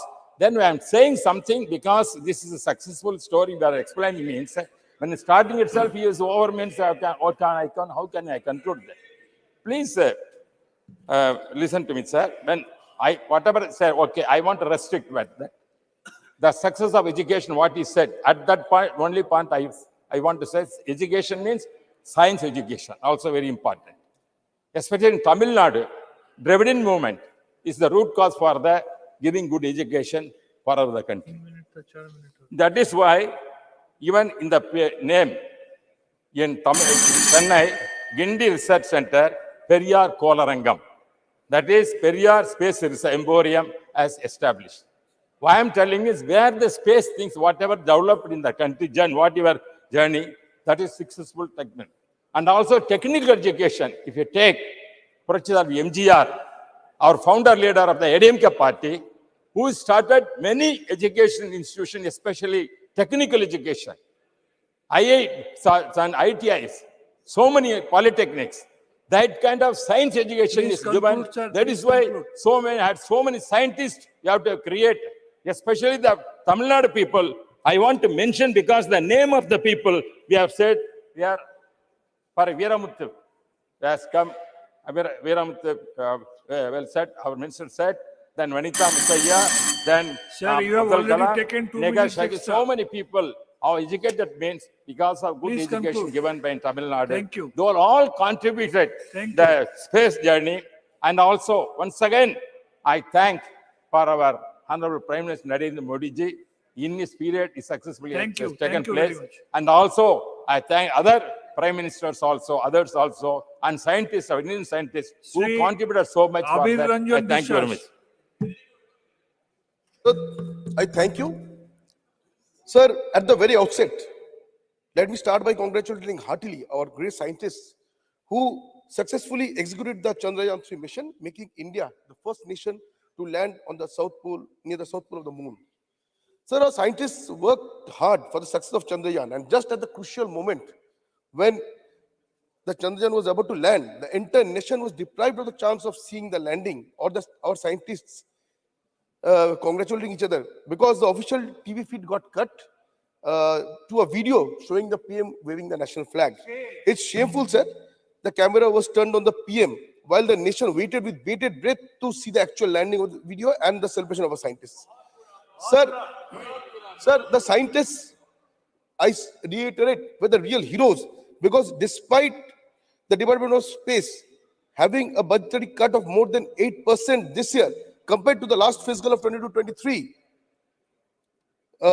which in turn had an expenditure cut of 32% for the space science part, notwithstanding the fact that Chandrayaan-3 and Aditya L1, these missions were included in this. Sir, I would also, that's why I say that this is the very reason why I laud our heroes, our Honorable scientists. Minister, And Bengal one has second, played a part in it. As you know, 31. One second. No, no, I didn't want to interrupt him because he's speaking in a good flow. Sir, I'm not I using- just One wanted second, to one put second. the record straight. When the PM was shown on the screen, the other part of the screen was the landing. So it is not. No, no, no. No, no, no. The whole nation is a witness to. The whole nation is witness to that. The whole nation is witness to that. You can get it replayed. Yes, the Sir, video, the video is there. Why? It is for all to Just see. because, What is the just truth? because, What is the truth? just Let the because nation PM, decide. just Sir, because sir, the PM's video face is, was there does not mean that the landing was not shown. Honorable Minister, the video is there. Let the nation decide. Yes. Let it The for whole nation nation decide, has sir. been The video witnessed. is there. It is in public No, domain. no, The no. video You is are there. stating half truth. Anyway, PM's face Chairman, was sir, there, Vice but the Chairman, sir, landing my was also time is being being shown. eaten into. Please. It Sir, was he's interrupting my time. simultaneously being shown. It was being simultaneously shown. Sir, I'm Please not. understand that. Sir, I'm Even not yielding. I seek your you're protection, not sir. understanding. Sir, how is it? Sir, Chairman, Vice Chairman, sir, I seek your protection. I'm not yielding. I am Please saying let me have even my chance to speak. even before PM's face came, our faces were also there.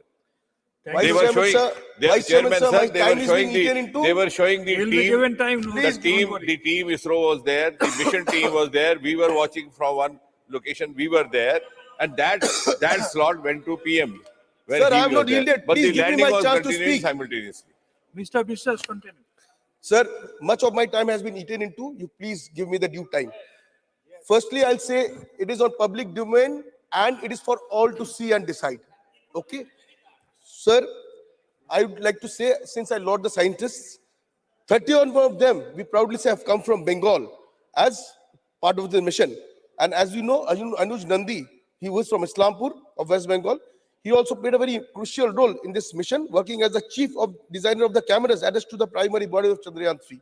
Sir, also, I would like to say that after meeting the ISRO scientists in Bangalore, the Honorable Prime Minister landed in Delhi and made a bizarre statement. He said, use of space technology for delivery of services.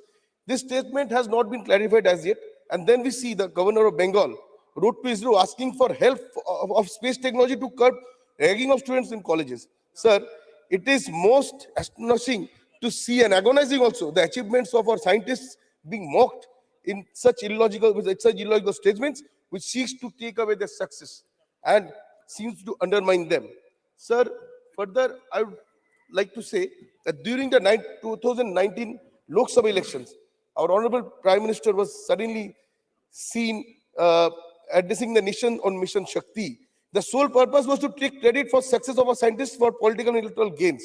Again, sir, for a speech, again from speech of the leader of the House today, it seems that the government doesn't want to focus of today's discussion to be celebrated as one of our scientists and our space program, but of a personal credit festival for the PM and only the PM. Let us move past the self-congratulatory and chest-thumping postures and stand up as a nation to the real heroes, our scientists. Sir, all I have to say while I conclude is that while we have our eyes on space, let our feet touch the ground reality, discussing nation-related harsh realities of price hikes, unemployment, MSP for farmers, Manipur, recent CAG reports, etc., which seriously concern the people at large. Let there be a celebration, but also along with introspection, if as a nation we want to move forward with much more such achievements and phenomenal successes. Thank you, sir. Sri Sanjay Rautji. Thank you very much, sir. Sir, we are discussing on India's glorious space journey. ये जो journey है बहुत ही गौरवशाली है। सरकारें आती है, सरकारें चली जाती है, प्रधानमंत्री भी आए और चले गए, लेकिन इंडिया की ये स्पेस जर्नी निरंतर चल रही है और चलती रहेगी। ये पंडित नेहरू वर्सेस नरेंद्र मोदी ऐसा झगड़ा नहीं होना चाहिए। आप वहां से मोदी मोदी करेंगे, हम नेहरू नेहरू करेंगे। ये टीम वर्क है, ये टीम वर्क है। 2014 से पहले भी इस देश में बहुत बड़ा काम हुआ है और उसके बदौलत आज चंद्रयान ऊपर गया है। प्रधानमंत्री की अपनी अपनी सोच होती है, प्रधानमंत्री की अपनी अपनी सोच होती है। कोई विज्ञानवादी होता है, कोई अंधश्रद्धावादी होता है, कोई अंधभक्त होते हैं, कोई भक्त होते हैं। पंडित नेहरू जी के जमाने में भी बहुत से नाली और गटार थे, लेकिन पंडित नेहरू ने यह नहीं कहा कि गटार से गैस निकालकर चाय बना। लेकिन ये भी विज्ञान है, मैं नहीं मानता ये विज्ञान नहीं है, ये भी साइंस है। गटार से भी हम गैस निकाल सकते हैं, ये भी साइंस है। लेकिन पंडित नेहरू की सोच ऊपर थी। पंडित नेहरू ने इसरो बनाया। पंडित नेहरू ने जिस तरह से ज्ञान, विज्ञान और तंत्रज्ञान की नींव रखी और आज हम 70 साल में यहां तक पहुंच गए हैं। मिशन चंद्रयान 3 की कामयाबी अद्भुत है सर। और ये जो यात्रा है, ये यात्रा चंद्रयान 1 से शुरू हुई थी, चंद्रयान 2 में भी जारी रही और चंद्रयान 3 ने इतिहास रचा है। ये हमारे 60-70 साल के टीम वर्क का नतीजा है। ये जो हमारा ऐतिहासिक पुराना संसद भवन है, उसमें जो आखिरी संयुक्त बैठक हुई उसमें प्रधानमंत्री ने संबोधित किया और सांसदों के साथ पैदल चलकर यहां तक आ गए, नए संसद भवन में आ गए। 1947 से हमारी सफर, इस देश की सफर इसी तरह से हो रही है। पंडित नेहरू जो पहले प्रधानमंत्री थे, उस वक्त इस देश में एक सुई तक नहीं बनती थी, कुछ नहीं बनता था, और आज हम हमारा चंद्रयान ऊपर भेज रहे हैं। सर, आर्यभट्ट भारत का पहला उपग्रह था, जिसे 19 अप्रैल 1975 को कॉस्मोस 3M लॉन्च व्हीकल से लॉन्च किया गया था। सर, मैंने कहा कि यह गौरवशाली यात्रा है। आज इसरो भारत का गौरव है और उसकी स्थापना 1962 में हुई थी। विक्रम साराभाई जी के बारे में जयराम रमेश जी ने कहा, पूरी कहानी सुनाई। विक्रम साराभाई इसरो के उस वक्त टीम लीडर थे और उनके टीम भी बहुत छोटी थी। बहुत गिने चुने वैज्ञानिक उनके पास थे, पैसों की तंगी थी, लेकिन साल भर में भारत ने पहला रॉकेट लॉन्च किया और उसके पार्ट्स को साइकिल पर लादकर लॉन्च सेंटर तक पहुंचाया गया था। वो ऐतिहासिक तस्वीर आज भी हमारे शरीर पर रोंगटे खड़े कर देती है। और आज 6 दशक के बाद हम चांद पर, मंगल पर और क्या गगनयान, ये सब जो देन है सर, ये हमारी देश के 60-70 साल में हमारे पंडित नेहरू से लेकर आज तक के प्रधानमंत्री मोदी जी। सर प्लीज मैं सबका नाम लेना चाहता हूं। सर, प्रधानमंत्री जी ने कल कहा, मजबूत भारत बनाना है। बड़े सोच से ही भव्य मजबूत भारत का निर्माण होगा। सोच बड़ी होगी तो बड़े काम हो जाते हैं, और साइंस और टेक्नोलॉजी के सिवा ये देश आगे नहीं बढ़ेगा। लेकिन हमने कोरोना काल में क्या देखा? पापड़ बेचो, थालियां बजाओ, तालियां बजाओ। This is not science and technology. ये साइंस टेक्नोलॉजी नहीं है, ये अंधश्रद्धा है। ये साइंस टेक्नोलॉजी नहीं है। हमारे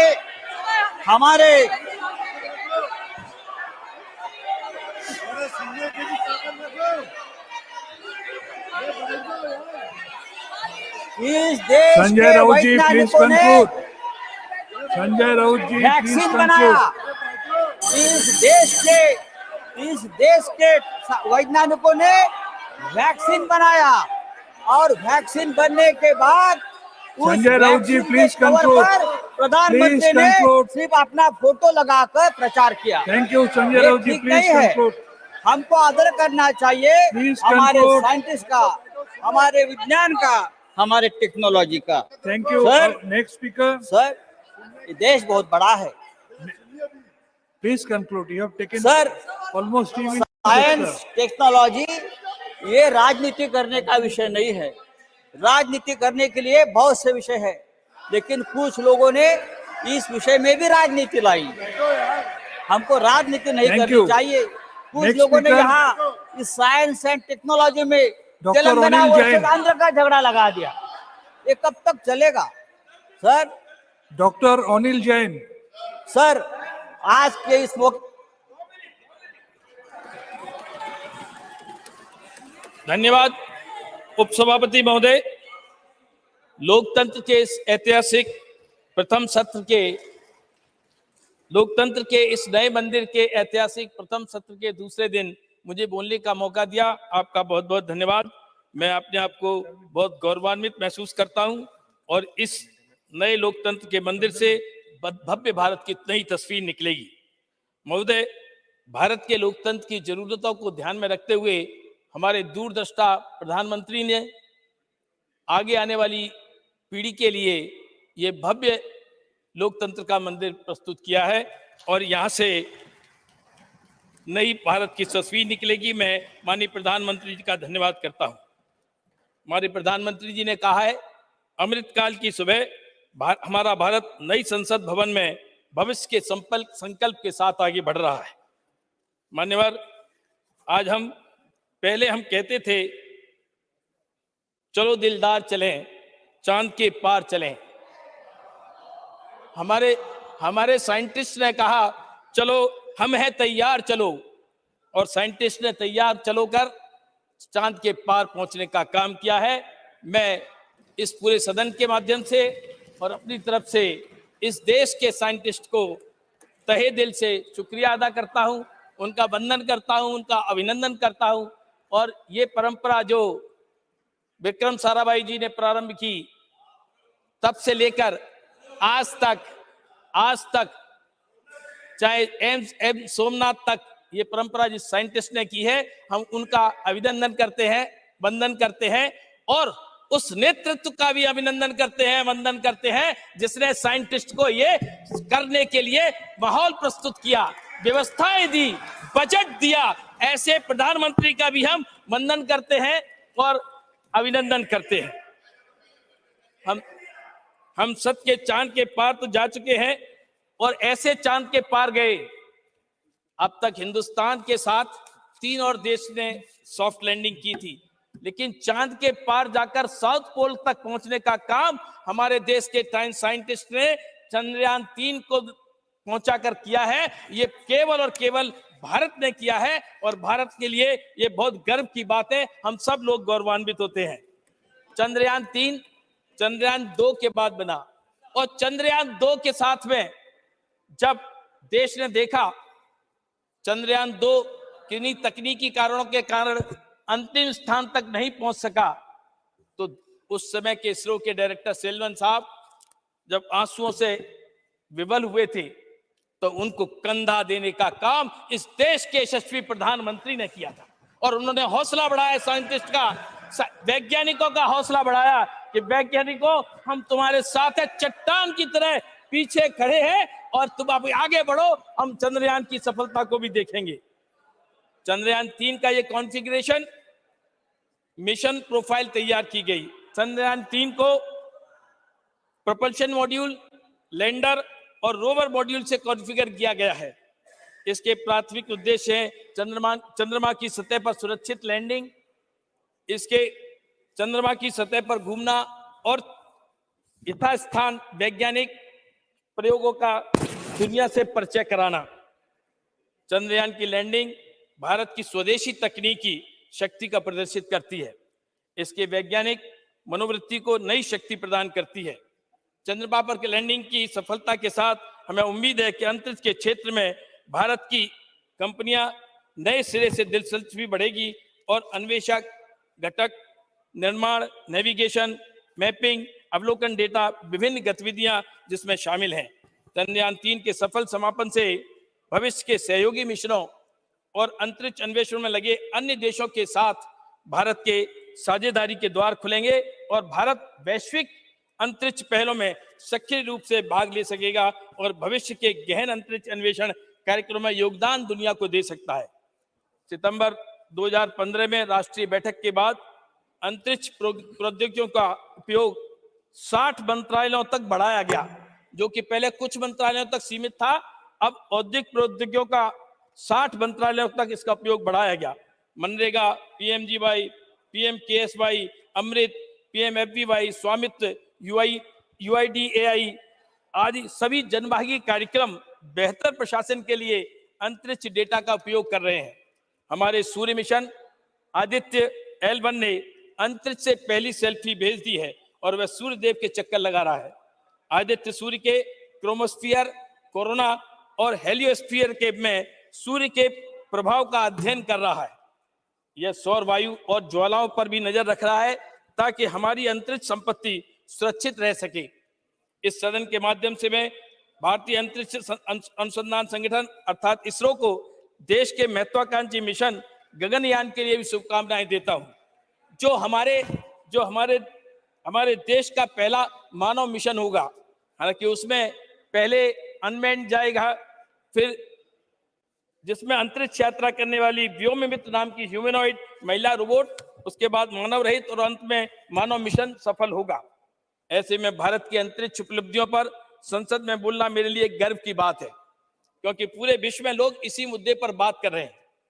आज पूरा विश्व जानने को बेताब है, आखिर ऐसी कौन सी जादू की छड़ी हुई कि भारत में जिसका उपयोग पिछले 9 वर्षों में अंतरिक्ष की ओर इतनी लंबी छलांग लगाई। भारत के अंतरिक्ष में लगाई गई इस छलांग का विश्लेषण करें तो हम देखते हैं कि इसरो की काबिलियत और माननीय प्रधानमंत्री जी के नेतृत्व में मोदी सरकार की राजनीतिक इच्छा शक्ति ने बड़ा काम किया है। आज वर्तमान केंद्र के सरकार के कार्यकाल में पूरा भारत अपने सामर्थ्य के साथ आगे बढ़ रहा है, इसलिए सरकार ने उसे अपने सामर्थ्य को सदुपयोग करने के लिए उचित माहौल उपलब्ध कराया है। हमारे यहाँ चंद्रयान 3 से पहले की ये बात है, रखकर चांद के उस पार कदम, रखकर चांद के उस पार कदम, आज हम इतिहास बना देंगे। और जिनको शक था हमारी काबिलियत पर, आज उन सबको गवाह बना देंगे और सारा विश्व भारत का गवाह बना हुआ है चंद्रयान की सफलता के लिए। महोदय, वर्तमान केंद्र सरकार ने 2014 के बाद से स्पेस सेक्टर में बजट में 150% की वृद्धि की। महोदय, वर्तमान केंद्र सरकार के कार्यकाल में भारत के स्पेस सेक्टर में सफलता की कहानी चंद्रमा पर पहुंचने जितनी ही दिलचस्प है और उल्लेखनीय भी है। भारत ने चंद्रमा के दक्षिणी ध्रुव पर उतरने वाला पहला देश बनकर जो इतिहास बनाया है, वह मोदी सरकार द्वारा किए गए कुछ ऐतिहासिक सुधारों और इसरो को केंद्र से मिलने वाले समर्थन के कारण भी इसमें योगदान है। इसके लिए हमारे प्रधानमंत्री और हमारे महान वैज्ञानिकों को जितना धन्यवाद दिया जाए उतना कम है। महोदय, इसरो ने कभी पहले हम कभी पहले तुम, ये तो चलता ही करेगा। महोदय, इसरो ने 2014 से पहले केवल 35 विदेशी उपग्रह लॉन्च किए थे। ध्यान रखें, 2014 से पहले केवल 35 विदेशी उपग्रह लॉन्च किए थे और 2014 के बाद इन 9 सालों में 389, एक कम 389 उपग्रह लॉन्च किए हैं।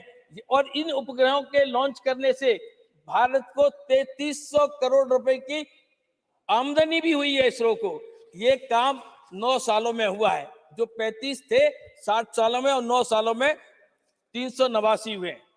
सरकार ने अंतरिक्ष विभाग के लिए बजटीय आवंटन 2013 में 5615 करोड़ रुपए था, उसको बढ़ाकर 2023-24 में 12543 करोड़ किया है, 3 गुना किया है। मान्यवर महोदय, अंतरिक्ष में भारत की सफलता की कहानी को समझने के लिए केंद्र के उन 6 मार्गदर्शक सिद्धांतों को समझना होगा।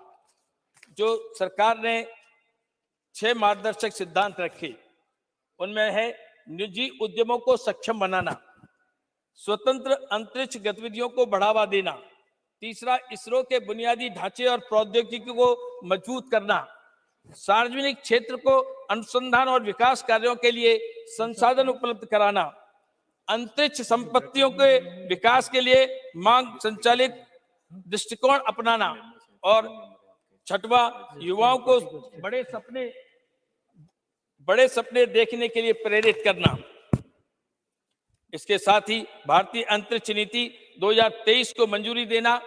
2022 में भारतीय अंतरिक्ष नीति बनी थी, 2023 में इसको मंजूरी हुई। भारतीय अंतरिक्ष संघ के साथ इन स्पेस ई का गठन करना, ये कुछ ऐसे कदम हैं जिन्होंने केंद्र सरकार ने 2019 में न्यू स्पेस इंडिया लिमिटेड का गठन किया और इसका काम भारतीय अंतरिक्ष कार्यक्रमों के प्रचार वाणिज्यिक दोहन का है। न्यू स्पेस इंडिया लिमिटेड का गठन भी एक मील का पत्थर साबित हुआ है। वर्ष 2017 में PSLV C-37 ने एक साथ 104 उपग्रह छोड़कर पूरी दुनिया में भारत ने रिकॉर्ड बनाया। 104 उपग्रह 2017 में PSLV C-37 ने छोड़े और ये विश्व रिकॉर्ड बना, जो भारत के लिए, भारत के नाम दर्ज है। और इस प्रकार भारत की स्पेस यात्रा में इन 9 सालों में ये काम हुए, बड़े काम हुए। महोदय, सरकार के इन प्रयास से 2023 तक स्टार्टअप की संख्या 140 हो गई है, जो कि पहले 4 थी। स्टार्टअप अंतरिक्ष के क्षेत्र में कुल 4 थे और इन 9 सालों में 140 स्टार्टअप्स हुए हैं।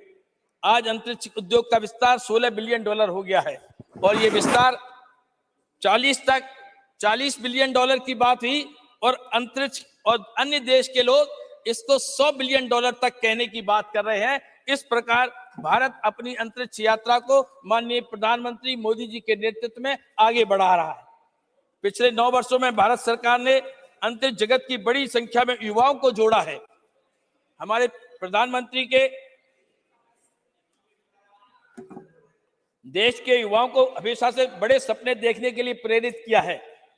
जब देश के युवाओं ने अंतरिक्ष के सपने देखने शुरू किए तो उन्हें उचित संसाधन उपलब्ध कराए। सरकार ने उनके सपनों को पंख दिए। आप सबको जानकर आश्चर्य होगा कि SSLV D3 से 3 उपग्रह लॉन्च हुए और इन तीनों की लॉन्चिंग में 750 छात्राएं इन्होंने योगदान दिया और ये प्रधानमंत्री के युवाओं को प्रोत्साहित करने का कारण हुआ। महोदय, पिछले वर्षों में अंतरिक्ष विज्ञान से जुड़े देश के अलग अलग संस्थानों में 603 छात्रों ने एडमिशन लिया और इन छात्रों को 100% प्लेसमेंट की गारंटी दी गई और ये संस्थान त्रिवेंद्रम में, जम्मू में, अगरतला में है। यह केंद्र का भावी अंतरिक्ष वैज्ञानिकों की नई पौध तैयार हो इस दिशा में एक बड़ा कदम है। यह है दूरदृष्टि। वर्तमान में भारत वैश्विक अंतरिक्ष अर्थव्यवस्था में 2 से 3% का योगदान देता है और आगे आने वाले 5-6 साल में भारत की अंतरिक्ष अर्थव्यवस्था में भारत एक महाशक्ति बन जाएगा। भारत अब नासा के नेतृत्व वाले समूह से जुड़ गया है और अब नासा और भारत मिलकर एक साथ कई अंतरिक्ष खोजों पर काम कर रहे हैं। इससे एरोस्पेस डिफेंस सेक्टर को भी बड़ा लाभ होगा। चंद्रयान 3 की सफलता से ही अंतरिक्ष अनुसंधान, इंजीनियरिंग और विज्ञान के क्षेत्र को लाभ मिलने जा रहा है। Messrs Skyroot aerospace private limited Hyderabad द्वारा एक sub orbital launch vehicle Vikram S Prarambh mission का प्रक्षेपण 18 नवंबर 2022 को सफलतापूर्वक संपन्न हुआ। विक्रम एस का प्रक्षेपण भारत और दक्षिण एशिया में लॉन्च किया गया पहला निजी तौर पर निर्मित रॉकेट बनकर भारतीय अंतरिक्ष क्षेत्र के लिए इतिहास में एक महत्वपूर्ण अध्याय है। ये प्राइवेट क्षेत्र से है, भारत ने इनको प्रमोट किया है। महोदय, अंतरिक्ष में भारत की सफलता का लाभ पूरी मानवता को मिलेगा, ऐसा वादा हमारे माननीय प्रधानमंत्री जी ने किया। हमारे प्रधानमंत्री जी ने कहा है भारत समस्त मानव जाति की भलाई के लिए खोज, सीखना और जानकारी को साझा करना जारी रखेगा। माननीय प्रधानमंत्री जी के मार्गदर्शन में 2015 में राष्ट्रीय बैठक के बाद अंतरिक्ष प्रौद्योगिकियों का उपयोग 60 मंत्रालयों तक बढ़ाया गया, जबकि ये पहले केवल 20 मंत्रालयों तक ही सीमित था। जैसा कि स्वयं प्रधानमंत्री जी का मत है कि प्रेरित कार्यबल, स्वदेशी क्षमताएं, उत्साहजनक माहौल में भारत के अंतरिक्ष क्षेत्र के लिए अवसर असीमित हैं। इसलिए इसमें न केवल घरेलू बल्कि विश्वव्यापी बाजार में भी तेजी से प्रवेश करने की क्षमता है। अंत में मैं सदन को बड़े ही गर्व के साथ कहता हूं कि हम दुनिया की तीसरी सबसे बड़ी अर्थव्यवस्था बनने जा रहे हैं और साथ ही हम दुनिया की सबसे बड़ी अंतरिक्ष अर्थव्यवस्थाओं में भी के समूह में भी शामिल होने की दिशा में तेजी से आगे बढ़ रहे हैं। इसलिए मैं सदन के माध्यम से और स्वयं अपनी तरफ से इस देश के वैज्ञानिकों का चंद्रयान 3 की सफल सॉफ्ट लैंडिंग और वैज्ञानिक अनुसंधान के लिए बहुत बहुत बधाई देता हूं और देश के प्रधानमंत्री का धन्यवाद करता हूं कि उन्होंने ऐसा वातावरण इस देश में बनाया। बहुत बहुत धन्यवाद। श्री कनकमिटल Ravindra Kumar. I am very thankful to you for giving me this opportunity, sir, to participate in the discussion on India's glorious space journey marked by successful soft landing of Chandrayaan 3. Sir, August 23rd of this year is a remarkable and historic day for India. The scientists of ISRO were successful in making Chandrayaan 3 lander to land in Moon's southern polar region. After the rover started its journey, undertake research at the designated place. The successful launch of Chandrayaan 3 made India the fourth country after Russia, USA, and China to make successful soft landing in Moon. Landing and lander and sending rover to study the southern region of the planet is a unique achievement that the India have achieved. This achievement came to, and the first two missions, Chandrayaan 1 and 2, did not bore desired results. Chandrayaan 2 mission was almost going to be successful. Unfortunately, we lost the communication from the satellite. The visionary scientist Vikram Sarabhai made all-round efforts to make ISRO as a force to rocket. Sir, Chandrayaan 3 was launched with the launch vehicle mark. Whenever there is a mention about the launch vehicle 1, we cannot forget the contribution made by late Sri Abdul Kalam, who had been rocket scientist in ISRO and later became Honorable President of India. It was due to the tireless and sustained efforts of India has its own launch vehicles of varying types. He is considered to be a pioneer of satellite launch vehicles. In order to give befitting recognition to him, he was elected as the President of India. It is also an important point to be noted that our party leader, Sri Chandrababu Naidu, played a pivotal role in suggesting candidature of Abdul Kalam and ensuring his winning in the election. From its humble beginning to the present status, launching of Sriharikota in my native state, Andhra Pradesh, ISRO made great leaps. In the recent past, India has become more desired destination of launch satellites. Almost all the countries throughout the world are seeing India desired destination of ISRO, their trusted partners. Sir, I take this opportunity to congratulate the scientists, project head of Chandrayaan 3 and other for their grand success. Sir, in this occasion, I have to discharge my duty. My friend Mr. Vijay Reddy has raised irrelevant and irresponsible comments on my leader TDP president, and my friend has, and my friend and his chief minister Jagan Mohan Reddy are accused in 21 corruption CBI and ED cases. They were behind bars for 16 months in corruption cases. My friend and CM involved in some other cases also. The efforts in view of the CBI and ED cases, and they were in jail for about 16 months, and they have foisted a false case against Chandrababu Naidu, alleging that a skill development in the 317 crores was misused. As the Chief Minister of Andhra Pradesh, the then Chief Minister of Andhra Pradesh, he sanctioned a skill development project and 371 crores was incurred.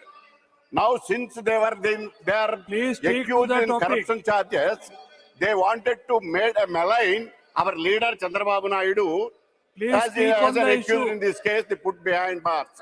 The another important issue, sir, the Chandrababu Naidu has been investigating cases. They have no relevance. CBI and ED investigated against them, and they have an accused. Honorable Vice Chairman, sir, in this occasion, I wanted to say that the Honorable Chief Minister Jagan Mohan Reddy and my friend Vijay Reddy were floated so many companies, imaged wealth of 43,000 crores by taking advantage of his father as a Chief Minister. Now he is involved in huge crores of scams. In order to divert the attention of the public, they foisted a case against Chandrababu Naidu. Again. Namaste. Upasabhapati ji, the whole nation is elated about the success of Chandrayaan 3, and I rise to congratulate the scientists for the success of Chandrayaan 3. I would also like to congratulate Honorable Prime Minister Narendra Modi ji for providing leadership to the success of our space agenda, and also for the encouragement to the scientists. I think one statistic that will surprise everyone is the budget with which we have achieved the success of Chandrayaan 3.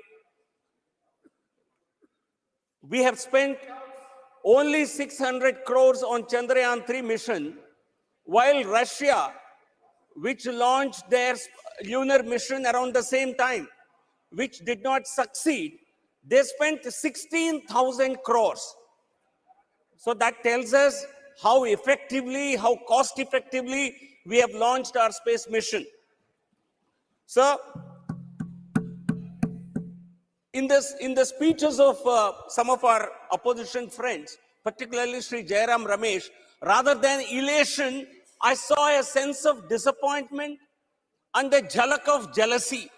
I think they seem to somehow not join the whole country in this celebratory mode. They said the space journey has not begun in 2014. We have never made that claim. This government has never made the claim that the space journey began only in 2014. But for the Congress party, the journey begins with one family and ends with one family. You see, I was a little disappointed that Mr. Jairam Ramesh, One second, Srimati who Jaya Bachchan. served- One second. Yes, sir. Srimati Jaya Bachchan. Sir, I just I'm want not to make a yielding. comment, please. Chairman, Vice Chairman, sir, I'm not yielding. Let me. One second. Srimati Jaya Bachchan. Sir, मैं जयराम रमेश जी को बधाई देती हूँ कि जितनी बार इन्होंने प्रधानमंत्री का नाम लिया इन पार्टी ने, उतनी बार इनका भी नाम ले लिया. Narasimha Rao ji, please continue. Sir, I'm disappointed that Mr. Jairam Ramesh forgot to take the name of Dr. Manmohan Singh, in whose government he was a minister. I think, how can anyone be so ungrateful? He did not take the name of even P.V. Narasimha Rao ji, who was Prime Minister, and he made his political debut. Mr. Ramesh made his political debut when Mr. Narasimha Rao was Prime Minister. I think for the Congress party, they have a different G20 slogan. Our G20 slogan is one earth, one family, one future. For the Congress party, their slogan is, please listen, I think you will be happy to listen to this. The Congress party's slogan is one family, Please one stick to the past, point. one future. Please stick to the issue. The Please Congress stick to the slogan issue. is one family, one past, one future. It ends with one family. So Prime Minister Narendra Modi ji, how he gave a strong impetus to the space program in this country. Mr. Narasimha Rao, please How stick he to the gave issue. us a huge impetus to the program. He had made it clear. Look at the transition of this country. In 2014, the Congress party claims it's all a continuum. It's not just a continuum. In 2014, we were one of the 5 weakest economies in the world. Fragile 5. We were called one of the 5 fragile economies of the world, and today we are the 5th largest economy of the world. So, certainly, what the Congress claims, their claims are completely absurd and not based on reality. This country has begun the real journey, the real development of this country. The speed, the scale has started only after 2014.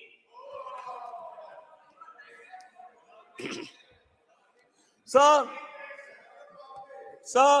we all know the dictum. Success has many fathers, failure has none. So, the Congress party, I think today, in today's context, it's even more relevant. Even before the women's reservation bill was introduced, we had the Congress party claiming, "Ye hamara baby hai, hamara baby hai." If it was your baby, why did you not nurture the baby between 2010 and 2014? So, the Congress party has only fraudulent claims to make, and it does not have the real. So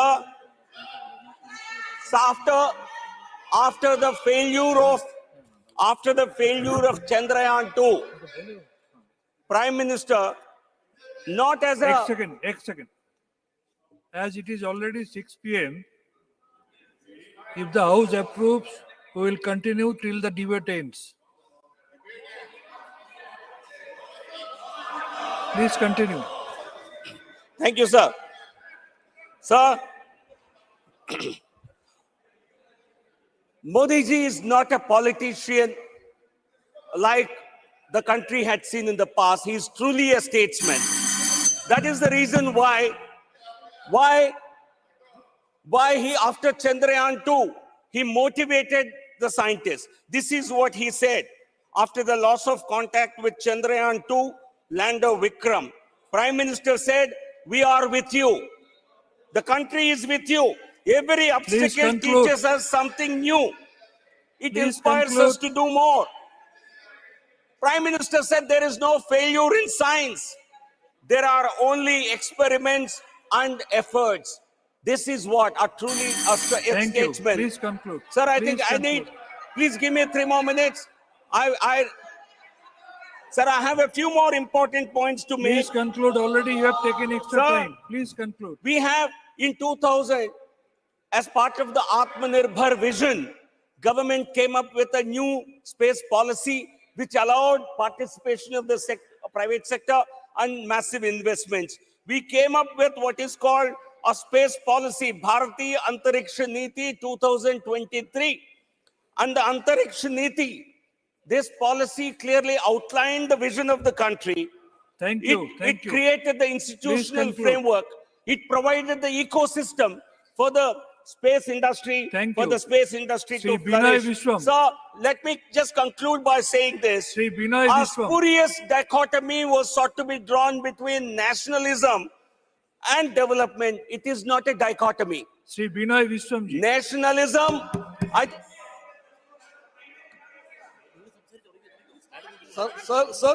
Sir, my time begins now. Sir, in the name of Communist Party of India, I salute the scientists, the employees, and the workers who shed their dreams, their blood, their sweat, everything for the success of Chandrayaan 3. Sir, Chandrayaan 3, of course, is a great, great, victorious moment for this country and for the whole world, I say. Before I come to the Chandrayaan part, let me make on record one point. That's regarding the incident that happened in this house, the old building, the last day of the old building.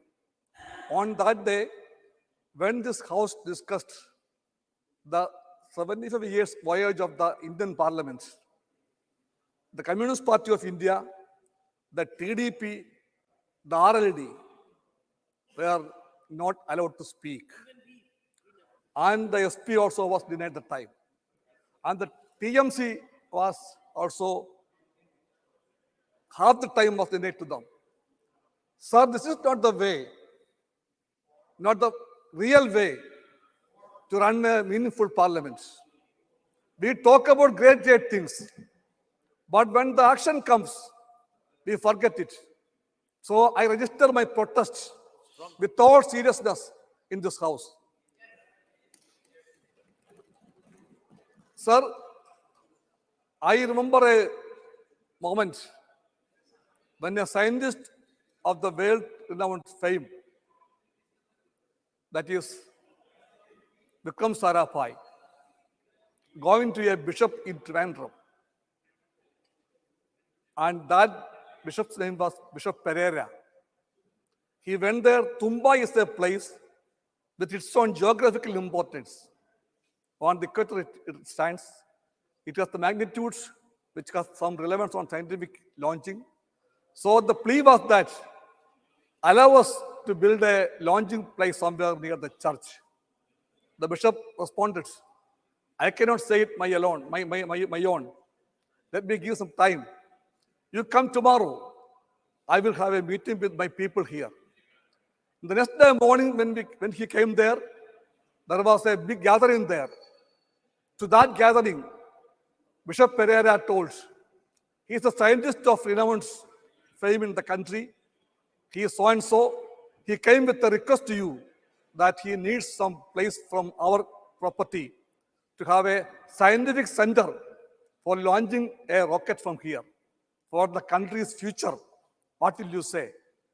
The common people, the fishermen, after 1 minute silence, all of them said in one voice, Amen.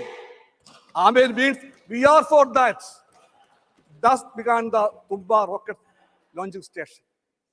Sir, I had the privilege or honor to be that center many a times. And all of them, right from Somanathan, and I don't name the whole names list because I know many of them very closely. All of them are my friends. A very good team of people. Dedicated they are. They are committed for science and for the country is invaluable. And they made this record. So that record is the record of a human endeavor, collective and dedication. It's a very sorry thing to hear that all those achievements of those great people and of science to be minimized to the name of a single man. I know the Prime Minister is great, but always singing glories for the Prime Minister. The name of Chandrayaan, I don't think it's a scientific way of doing things. So I registered that part also here. Sir, science is for what? Science is for progress, for social progress, for man's progress. ISRO has proved that it has the ability to help the country in so many ways. I remember years back, when I was the Forest Minister of Kerala, we discussed with them the questions of forest fires. A team of them came to the forest headquarters. We sat with them for 2-3 hours, and they made this. So last time also, our party was in at the time to speak, and now just I began. Yeah, please carry on, carry on. So, and Sir, you have already taken your 5 minutes. I had Please the conclude. experience. I had the experience that the ISRO team helped the Forest Department of Kerala to find a possible solution to prevent the forest fires. In such a way, in all sorts of the human life, science has to help us. ISRO is doing that help. Sir, but the funds for ISRO, that has to be considered very seriously. Sir, that part is being neglected by the government.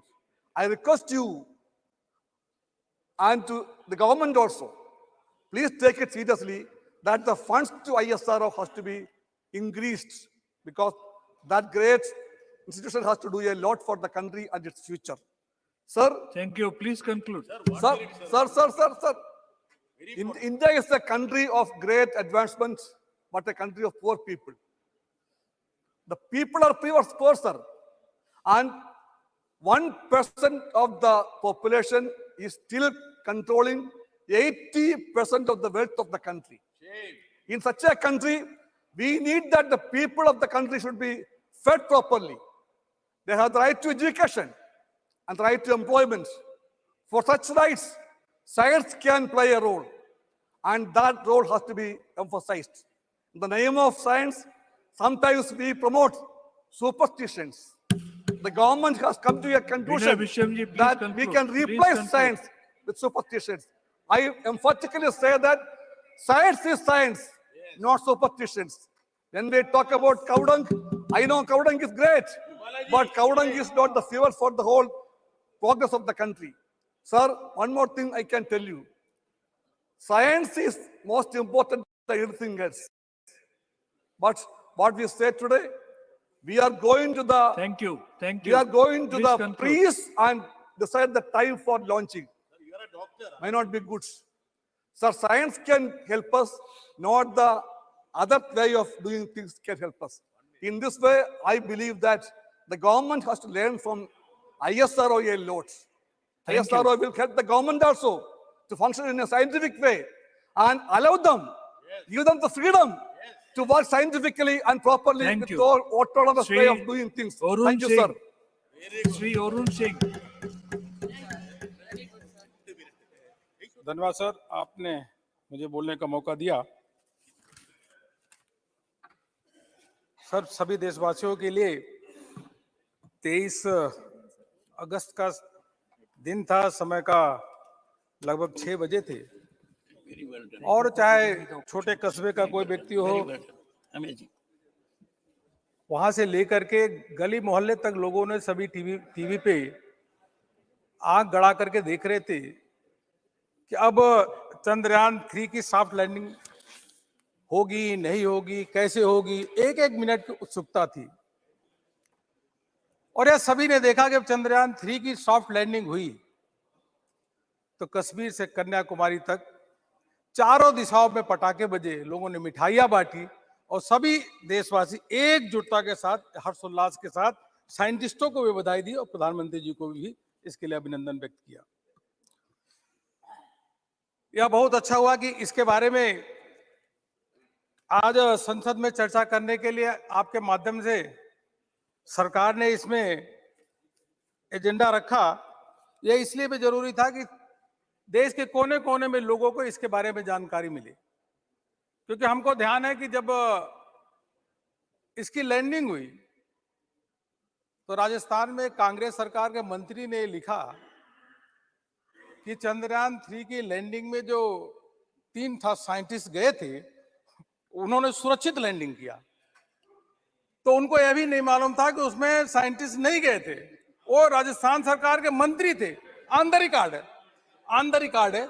इसलिए अगर इस पे चर्चा हुई है तो देशवासियों को इसके बारे में संसद के माध्यम से अधिक जानकारी मिली और इसके लिए सरकार का अभिनंदन हम करते हैं।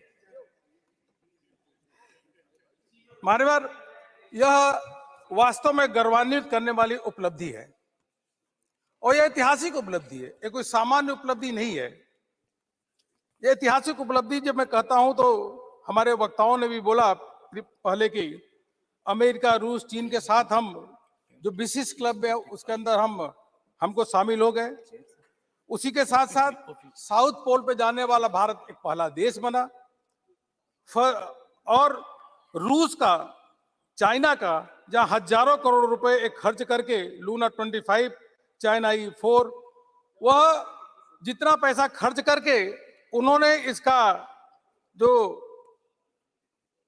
चंद्रयान का जो उन्होंने बनाने का काम किया, हमारे देश में तो चंद्रयान थी। यह भी ऐतिहासिक ही होगा कि 960 करोड़ रुपए का बजट और 613 करोड़ रुपए में ही वो पूरा हो गया। इसके लिए साइंटिस्टों को मैं ढेर सारा बधाई, अभिनंदन करता हूं। यह इसलिए भी ऐतिहासिक उपलब्धि है कि जब हम कहते हैं कि 2047 में भारत विकसित भारत होगा, हमारे प्रधानमंत्री जी ने जो आह्वान किया कि 2047 में भारत विकसित भारत होगा, उसके लिए भी यह बहुत बड़ी उपलब्धि है, क्योंकि रिसर्च और डेवलपमेंट के बिना कोई भी देश आगे नहीं बढ़ सकता। अमेरिका हो, यूके हो, यूरोपियन कंट्रीज है, उनकी अगर आर्थिक प्रगति हुई है तो वह रिसर्च एंड डेवलपमेंट के आधार पर ही आगे बढ़ रहे हैं। हमारे देश में कांग्रेस के शासनकाल में इसके बारे में ध्यान ही नहीं दिया गया। यह प्रधानमंत्री मोदी जी हैं जिनकी नीतियां के कारण, दूरदर्शिता के कारण, जो पहले भारत 2014 में 10वीं अर्थव्यवस्था थी, आज 5वीं अर्थव्यवस्था है और 2027 तक भारत तीसरी अर्थव्यवस्था बन जाएगा और 2047 तक पूर्ण रूप से भारत विकसित भारत हो जाएगा। यह उसके संकल्प को सिद्धि में बदलने का भी यह काम करेगा।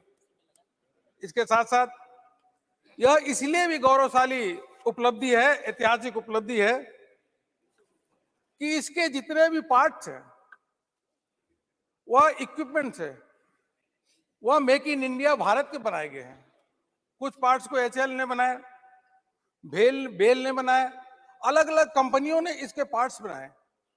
तो मेक इन इंडिया के माध्यम से पूर्ण रूप से यह स्वदेशी है, नट बोल्ट से लेकर सब कुछ इसमें स्वदेशी है। इसलिए भारत के लिए यह बहुत ऐतिहासिक उपलब्धि है। इससे लाभ क्या होगा? मानव, इसके माध्यम से बहुत बड़ा लाभ होगा। सबसे पहले तो जो हमारे 15 मिनट 5 5 मिनट 5 minutes. इसके माध्यम से स्पेस रेवेन्यू को लाभ मिलेगा, डिफेंस सेक्टर के हमारे काफी इसमें एक्सपोर्ट भी बढ़ेंगे, आयात भी कम होगा, R&D के क्षेत्र में भी बहुत बड़ी हमको इससे बेनिफिट होने वाली है। स्टार्टअप के माध्यम से स्टार्टअप में भी इसमें काफी हमको इससे प्रोत्साहन मिलेगा, टेक्नोलॉजी में भी और मेक इन इंडिया में। अंत में इतने में कहना चाहूंगा कि ये तभी संभव होता है जब ऐसा नेतृत्व हो जो भरोसेमंद भी हो और ऐसा नेतृत्व हो जिसपे लोगों को विश्वास भी हो, जो लोकप्रिय भी हो और जो निर्णय लेने वाला नेतृत्व हो, और ऐसा नेतृत्व हो जो त्यागी और तपस्वी भी हो। ऐसा नेतृत्व केवल नरेंद्र मोदी जी में है, इसलिए यह सब संभव हो रहा है और इसलिए दिन प्रतिदिन इतिहास के पन्नों में छोटे मच्छरों से एक एक नई नई उपलब्धि लिखी जा रही है। बहुत बहुत धन्यवाद। Shrimati Vandana Chauhan. Thank you, sir. Ma'am, 3 minutes. Yes, sir. I'll try my Thank best, you. sir. Thank At the outset, sir, I would like to thank you for having taken up this discussion that marks the successful landing of Chandrayaan on the moon. As congratulatory messages were coming from far and wide, from different heads of the states and various space organizations. Sir, it was in fitness of things that we discuss this issue here and express a heartfelt kudos to the scientists, experts, and all others involved directly and indirectly who are responsible for this stellar achievement. On behalf of the NCP, sir, to the entire team, in inverted commas and capital letters, I would like to say, you have made us immensely proud, and we express best wishes for more such successes. Sir, we are all set to pass the Women's Reservation Bill tomorrow. On the eve of this historical day, sir, it would be noteworthy to observe, and Nirmala ji has already mentioned, observe, acknowledge, and also celebrate the significant involvement of women scientists and experts in this mission. It is extremely encouraging, sir, that not only does the women force in ISRO constitute 20 to 25% of the entire force of 16,000 employees, but as we learn, 54 women, sir, played a very important role in this mission. And just to be on the record with Nirmala ji has already said, but I had also noted, so I would like to take name of just 4 scientists, and I'm sure there are many more. Kalpana K, who is Associate Project Director, Nandini Harinath, Scientist and Operational Specialist, Anuradha TK, Scientist and Project Director, Ritu Srivastava, Senior Scientist. Tiruchi Shivaji has also made an appeal, sir, that we make a register and all of us sign it. I second that, sir. And show, sir, therefore, this is a moment of great pride for us. These sisters, sir, have not only contributed richly in the success of the mission, but have instilled a sense of motivation, purpose, and hope of fulfillment of aspirations for the young girls of India. So as we celebrate the success of Chandrayaan and India's glorious space journey into the celestial space, I will be failing in my duty if I do not pay my heartfelt tributes to India's 2 greatest scientists, Dr. Vikram Sarabhai and Dr. Homi Bhabha, who in a way laid the foundation of India's science and technology revolution with their vision and foresight. I will also be failing in my duty if I do not mention the rich contribution of our first Prime Minister of India, Shri Jawaharlal Nehru, who, in spite of the glaring challenges in our country, like poverty, unemployment, disease, disaster, enthusiastically supported scientific temper in our country, and over the years laid the foundation for establishment of several technical and scientific institutes, so also addressing subjects ranging from atomic energy to space science, earth sciences to astrophysics, genomics to nanotechnology, and the list can go on. So my last point, sir, which many members have already voiced. Sir, I make only one ask, as many members have also said. And sir, you have also seconded or rather voiced that opinion that the budgetary allocation for R&D has to be increased. And I'm sure that will happen. Today, sir, India has the lowest allocation in the world. US is 2.9, Sweden is 3.2, Switzerland 3.4. Amongst the BRIC countries, we are the least. And therefore, sir, it is very necessary that we address this for 3 reasons. One is more innovation will happen. Second, there will be less brain drain. And thirdly, the make in India will be converted into Thank made you. in India. So my last one line. So there are many songs on Chand. One which is very relevant, a quartet which is very relevant here, I would like to say and finish my speech. ना चंदा रूस का, ना ये Japan का, ना ये American प्यारे, ये तो है हिंदुस्तान का. Thank you very much. Sri G.K. Vasan.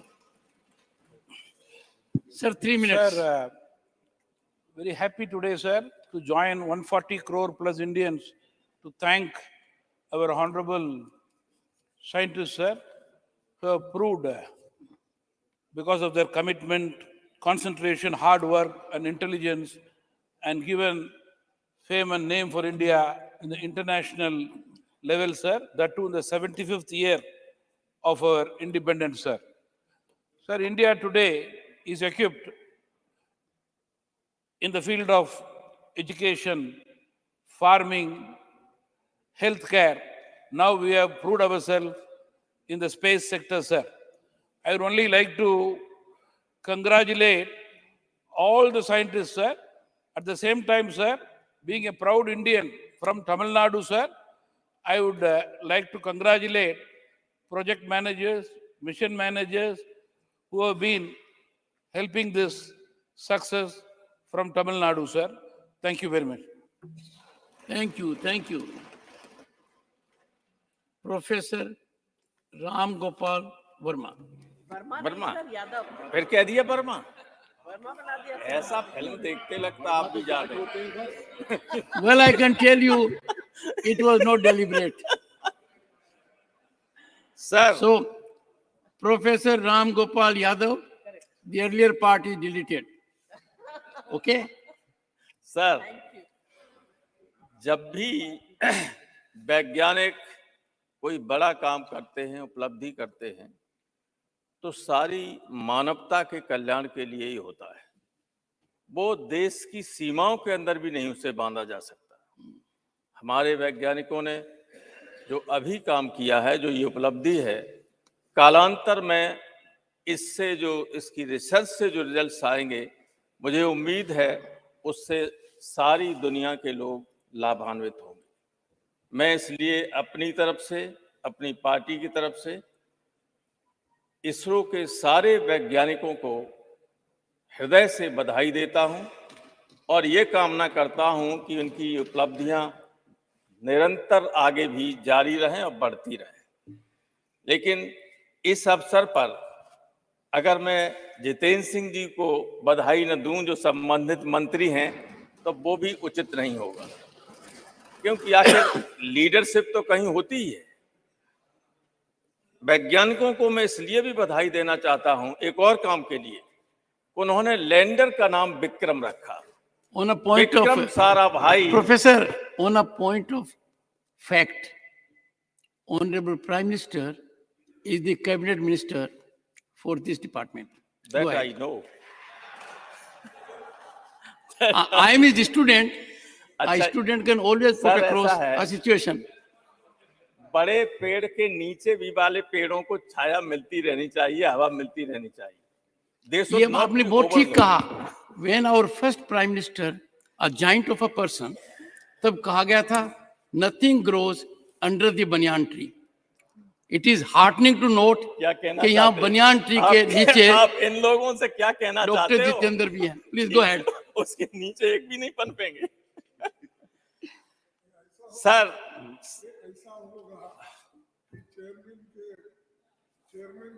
हमारा जीरो पे करो, टाइम जीरो. ये घड़ी वाले जीरो पे करो. तो ये मुश्किल हो जाएगा. सर, कल से नए सदन में जो बहस या चर्चा शुरू हुई है, कार्रवाई शुरू हुई, लंबे अरसे के बाद बहुत अच्छी तरीके से कार्रवाई शुरू हुई. और आज जब इस पर बहस शुरू हुई, तो जितना बढ़िया तरीके से जयराम रमेश ने इसको रखा और जितना ज्ञान हमें हमारे मंत्री जी की तरफ मिला पूरे सदन को, it was a remarkable beginning of the discussion. हालांकि बाद में ये डिरेल हो गया इसमें बहुत ज्यादा राजनीति घोषणे की जरूरत नहीं थी। वैज्ञानिकों के लिए बात कर रहे हो और कहां से कहां चले जा रहे हैं। आप तो थे नहीं यहाँ। अब आप राजनीति में जा रहे हो प्रोफेसर साहब, अब आप राजनीति में जा रहे हो। अब आप हमें बीच में डिस्टर्ब मत करो। और मैं आज बोलूंगा 5-6 मिनट, बीच में घंटी मत बजाइए। ओके। तो ये बहस जो थी वो जितनी बढ़िया शुरू हुई उसका अंत उतना ठीक नहीं था। कुछ लोगों को ये नहीं मालूम है कि हमारे प्रधानमंत्री कितने इंटेलिजेंट हैं। वे सब जानते हैं कि आप बोल रहे हैं, क्यों बोल रहे हैं, क्या बोल रहे हैं। मैं एक उदाहरण देना चाहता हूं। एक बार राज्यसभा में शपथ हो रही थी, नहीं लोग, हमारे बगल में लालू जी बैठे थे। उनका एक कैंडिडेट आया शपथ लेने। मैंने कहा लालू जी, कल ये पूरा प्लास्टर बांधे हुए था, कह रहा था झारखंड में गए थे लालू जी की जमानत के वक्त, तो लाठीचार्ज में मेरा पैर टूट गया। आज ये सही चल रहा है।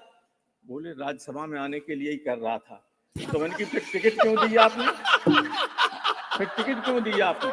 बोले इसकी जाति का कोई बड़ा आदमी नहीं था, देना था, मजबूरी में लाना पड़ा। मैं जानता हूँ बहुत फ्रॉड था। तो सब जानते हैं मोदी जी कौन क्या है। कई बार ऐसी बातें मत किया करो आप लोग, तो स्वयं आपके नेता को लगे कि ये ज्यादा शर्मिंदा कर रहा है। कई बार कुछ लोग ऐसी बातें करते हैं, कौन नहीं जानता है। और जितना उनके लिए कहना चाहिए उतना कह भी नहीं पाते आप लोग। इसलिए मैं कहता हूं कि बहस को बहस तक ही रखिएगा। कई बार कुछ लोग अपने नेता का अनावश्यक नाम लेके उसको विवाद में ला जाते हैं। उसका आलोचना का उसकी कहीं आलोचना नहीं होनी चाहिए, लेकिन आप ऐसी बात कहेंगे कि लोग अनावश्यक उसके फिर जवाब देने लगेंगे। तो जो समझदार लोग हैं अपने नेता पर कभी आंच नहीं आने देते हैं। लेकिन आपके साथ में बीजेपी की लीडरशिप से कहना चाहता हूं, आपके यहाँ बहुत अच्छे अच्छे वक्ता बैठे हुए, ठीक लोगों को बोलने के लिए मौका दिया कीजिए हमेशा। मैं राय देना चाहता हूं, उम्र में भी बड़ा हूं, अनुभव में भी आप लोगों से बहुत बड़ा हूं। मैं कभी राजनीति नहीं लाना चाहता हूं जब मैं बोलता हूं। इसलिए कहता हूं कि लीडर के अगर पक्ष में हो तो कभी अपने बातों से, अपने कर्म से उसके ऊपर लांछन मत लगने देना। और यहाँ लोग इसी तरह की बात करने लगते हैं। बहस का स्टैंडर्ड इतना बढ़िया शुरू में था, वो सब खराब हो गया। तो मैं तो केवल वैज्ञानिकों को धन्यवाद देने के लिए और ये गवर्नमेंट से चाहूंगा कि जो आप कहते हैं कितने पैसे खर्च हुए, इस अभियान के लिए जितने खर्च हुए से 10 गुना ज्यादा भी खर्च हो जाते तब भी कम थे।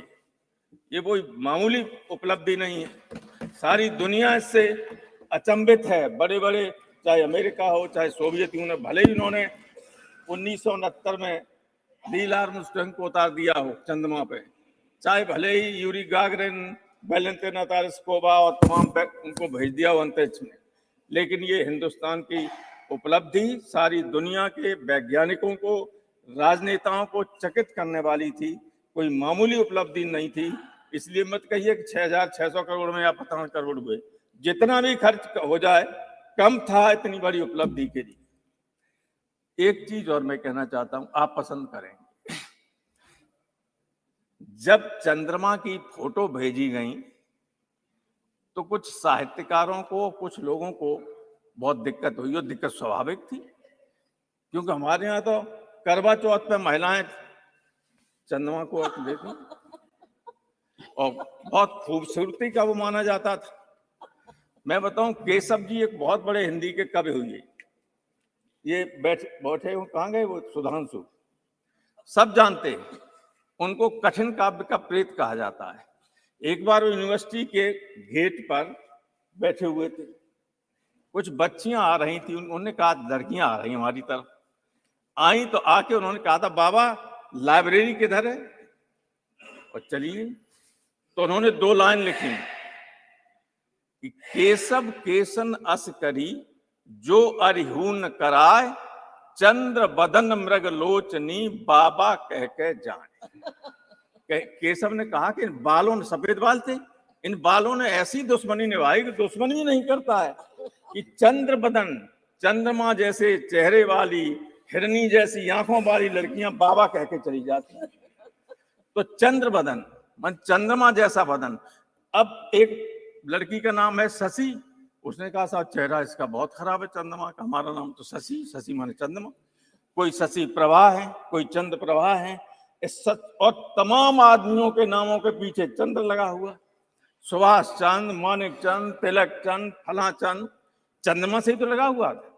अब ये है कि जाने अनंत काल से हम लोग चंद्रमा को बहुत खूबसूरत मानते रहे, इसलिए हम तो अपने वैज्ञानिकों से कहेंगे कि उनकी बदसूरत फोटो मत भेजिए, रिसर्च करते रहिए। लोगों के मन में ये आपने काफी समय दिया मुझे, आपको बहुत बहुत धन्यवाद। और मैं पूरे सदन के सदस्यों को बधाई देना चाहता हूं, वैज्ञानिकों के साथ साथ का आज एक बहुत अच्छे काम में हम लोग यहाँ जुटे। Thank you. श्रीमती महुआ माझी। Thank you honourable chairman sir. 3 minutes. आपने मुझे इंडिया के ग्लोरियस स्पेस जर्नी चंद्रयान 3 के सॉफ्ट लैंडिंग पर बोलने का अवसर दिया। मैं इसरो को और देश का गौरव बढ़ाने वाले तमाम साइंटिस्ट्स को दिल से धन्यवाद देना चाहूँगी। पूरी दुनिया उनकी इस उपलब्धि के लिए उनका आभारी हो गया है। उन्होंने हम सबको गौरवान्वित किया है। मुझे इस बात का भी गर्व है कि मेरा जन्म एक ऐसे शहर में हुआ जहाँ पर HEC हेवी इंजीनियरिंग कॉरपोरेशन है, जो कि इंडिया के स्पेस प्रोग्राम को हमेशा बहुत आगे बढ़ाया। और आप सभी जानते होंगे कि चंद्रयान 1, 2 और 3 तीनों में जो लॉन्चिंग पैड है और बहुत सारे उपकरण HEC में बने हुए हैं। ये 1952 में बना था, जबकि हमारे पंडित नेहरू जी ने इसे बनाया था। और एशिया का सबसे बड़ी इंडस्ट्री है, ये मदर इंडस्ट्री माना जाता है। लेकिन मुझे ये कहते हुए बहुत दुख हो रहा है कि लगातार मैं कई वर्षों से देख रही हूँ, 2014 के पहले तक उसकी स्थिति लगभग ठीक थी, 2014 के बाद से लगातार डिटोरिएट कर रही है। और अभी 18 महीने से वहाँ के कर्मचारी, स्टाफ, अफसर को अभी तक सैलरी नहीं मिला है। वो लोग चाय बेचते हैं सुबह में, फिर ऑफिस जाते हैं। और आपको बता दूं, उनके पास कोई परमानेंट अभी CMD भी नहीं है। वो भेल के CMD को वहां पर 3 साल से रखा है उन्होंने, और 3 साल के अंदर वो 5 से 6 बार ही वहां पर आए हैं। डायरेक्टर भी नहीं थे, अभी भी उसी तरह से टेम्पररी डायरेक्टर रखा गया है। मैं आपको बता दूं कि वहाँ के जो कर्मचारी और जनप्रतिनिधि है, वो आंदोलन के समय में उनका ये कहना होता है कि ये नीति आयोग ने जिन 48 पब्लिक सेक्टर का लिस्ट बनाया, उसमें प्राइवेट के हाथों बेचने के लिए उनमें हेवी इंजीनियरिंग कॉर्पोरेशन का नाम भी है। Honorable member, you have raised a very important issue. Yes, yes. And you should be grateful that the मैंने honorable minister wants please to मुझे react. बोलने दिया जाए। One second. जी, मैं आपको बोलने दूंगी। मैं मुझे बोलने दिया, मेरा समय बहुत कम है। मैं एक बार अभी लगातार आंदोलन हो रहा है, मैं बोलूंगी। Please. आपका सुनूंगी, लेकिन पहले मुझे बोलने। Honorable member, at my request, since you have raised a very good issue, a human issue, लेकिन इसे पूरा तो करने दीजिए। and your success lies that the honorable minister नहीं, मैं ये बोलना चाहूंगी। 1 second, he is ready to respond. Allow him to respond. You will resume after I tell you. ठीक है। चेयरमैन सर, मैं समझता हूँ बहुत सार्थक चर्चा रही है। इस चर्चा में सभी ने एक बहुत अच्छी तरीके से हमारे साइंटिस्ट के अचीवमेंट्स के बारे में चर्चा की। बहुत पूरे 50-60 वर्षों के परिश्रम की चर्चा की। अगर कोई इस प्रकार का आरोप तथ्यों के साथ टेबल करे तो मैं समझ सकता हूँ, लेकिन मुझे लगता है माननीय जितेंद्र सिंह जी मंत्री जी ने इसके ऊपर पूरा विस्तार से जब जानकारियां दी हैं, उसके बाद फिर एक बात, शायद आपने सुना नहीं होगा जितेंद्र सिंह जी के भाषण को, आप जिन विषयों के बारे में बात कर रहे हैं उसको आपको सब्सटैंशिएट करना चाहिए। ऐसे हम आरोप लगाएं, खासतौर पे इतने अहम संस्था के ऊपर, इसरो जैसी इंपॉर्टेंट संस्था। जयराम जी ने ठीक बताया कि 60 वर्षों का इसका इतिहास इस देश को मेहरबानी करके विषय को डाइवर्ट करने के बदले आज उनकी उपलब्धियों के ऊपर ही। No, I can tell you, no one can divert the issue. Anyone who makes a statement is under obligation to prove it. We'll take steps. Please go ahead. Please conclude. मैं ये बोलना चाह रही हूँ कि HEC के पास बहुत बड़ा लैंड था जहाँ पर स्मार्ट सिटी बनाया गया, और उसमें उन्हीं की लैंड को लेकर अभी उनकी स्थिति इतनी खराब है कि वर्क ऑर्डर है उनके पास, लेकिन उसके लिए उनके पास पूंजी नहीं है, बिल्कुल नहीं है। और आपको मैं बता दूं कि वहां पर उनके जो बच्चे हैं स्कूल से उनके नाम कट रहे हैं क्योंकि वो फीस नहीं दे पा रहे बच्चों के, उनके बच्चे अखबार बेच रहे हैं। और जहां पहले एचईसी में जो वहां से टैलेंटेड बच्चे निकलते थे, आज पूरी दुनिया में वो साइंटिस्ट हैं, वो डॉक्टर हैं, इंजीनियर हैं, बड़े बड़े पदों पर हैं, लेकिन वहां की स्थिति इतनी खराब है कि हम लोगों से देखा नहीं जाता और करीब 2500 कर्मचारी इसके लिए अफेक्टेड हैं। मैं रिक्वेस्ट करना चाहती हूँ कि एचईसी के लिए कुछ किया जाए। कल ये लोग आ रहे हैं जंतर मंतर पर धरना देने के लिए, अगर मैं फेक कह रही हूँ तो आप लोग वहां से पता कर लीजिए, वो लोग धरना देने आ रहे हैं वहां के कर्मचारी, और लगातार इस तरह से वो परेशान हैं। और अभी से नहीं, मैंने राज्यसभा में भी ये मुद्दा पहले उठाया था, लेकिन अभी तक उस पर कुछ भी नहीं किया गया है। जिस तरह से भारतीय रेल, इंडियन एयरलाइंस, एयरपोर्ट, बंदरगाहों को जैसे सरकारी उपक्रमों को लगातार बेचे जा रहे हैं, उन्हें ऐसा लगता है कि शायद उनको भी बेचने के लिए सिख इंडस्ट्री घोषित करने की कोशिश हो रही है ताकि उसको प्राइवेट के हाथों बेचा जा सके। तो मेरा अनुरोध है केंद्र सरकार से कि कृपया इस पर ध्यान दिया जाए और इसे पूर्णकालिक सीएमडी मिले और यहाँ वेतन मिले। 18 साल से उन्हें वेतन नहीं मिला। You have gifted 100%. Ji. One second, thank you now. I would request the honorable member. I would request the honorable member that she has made, I am sure very thoughtfully after verification, certain factual assertions. The honorable minister has a different opinion on that. I would urge you to put the relevant record on table of the house during course of the day. Shri Santosh Kumar P. Yes, ma'am.